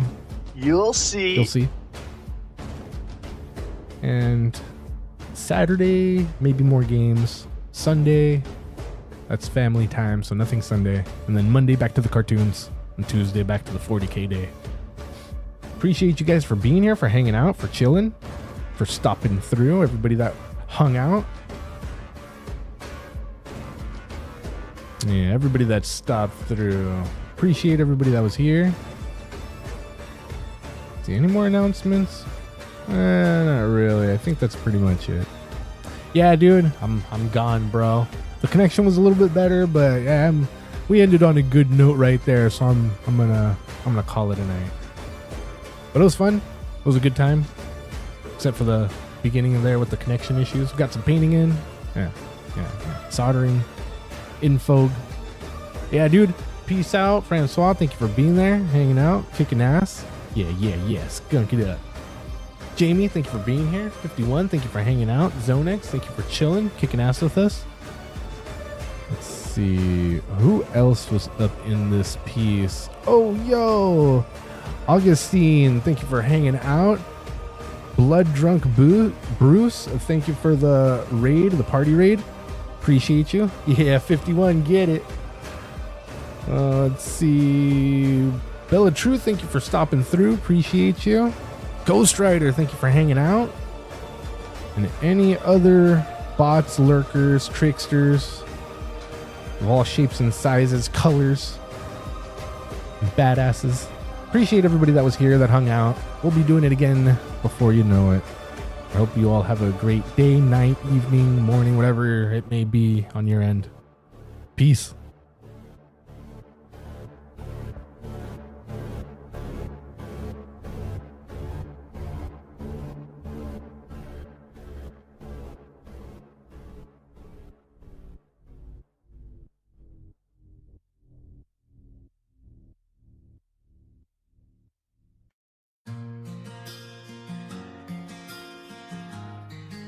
Steel screams in the Underhive, where the rust-born shadows crawl.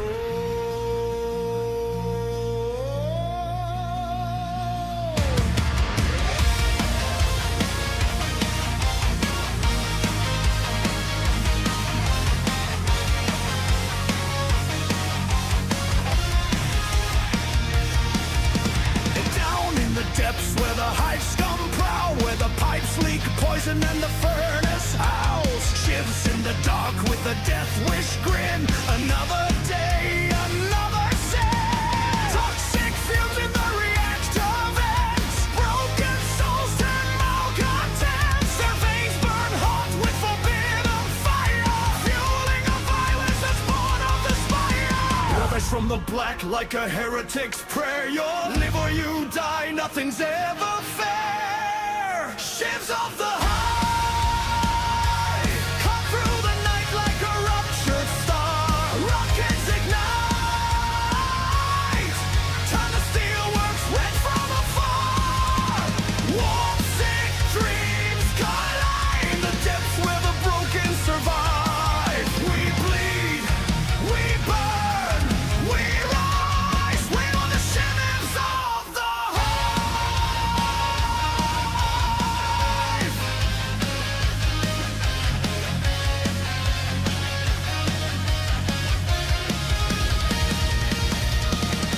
cobble streets where the outcast tread, where every wrong step leaves another dead. Scum with scars like scripture carved, living hard in a world that's dark. Chemical haze on a dying breath, no choice left but to dance with death. The underhive roars like a starving beast, fresh rockets storm the midnight feast. Feel the vox crackle with a war-born Christ and tall hive scum. Tonight we defy ships of the hive, carving our fate in a world of rust. Rockets ignite, turn the ash-choked sky into dust. Warm sick dreams collide, where the damned and the fearless strive. We fight, we burn, we rise. We are the shivers of the hive.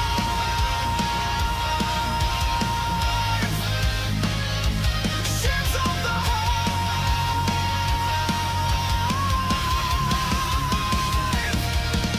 Metal on metal, the underhive screams, lost in the dark with machine-born dreams. No mercy left in this rust-crowned grave, only the fallen and the ones who stay brave.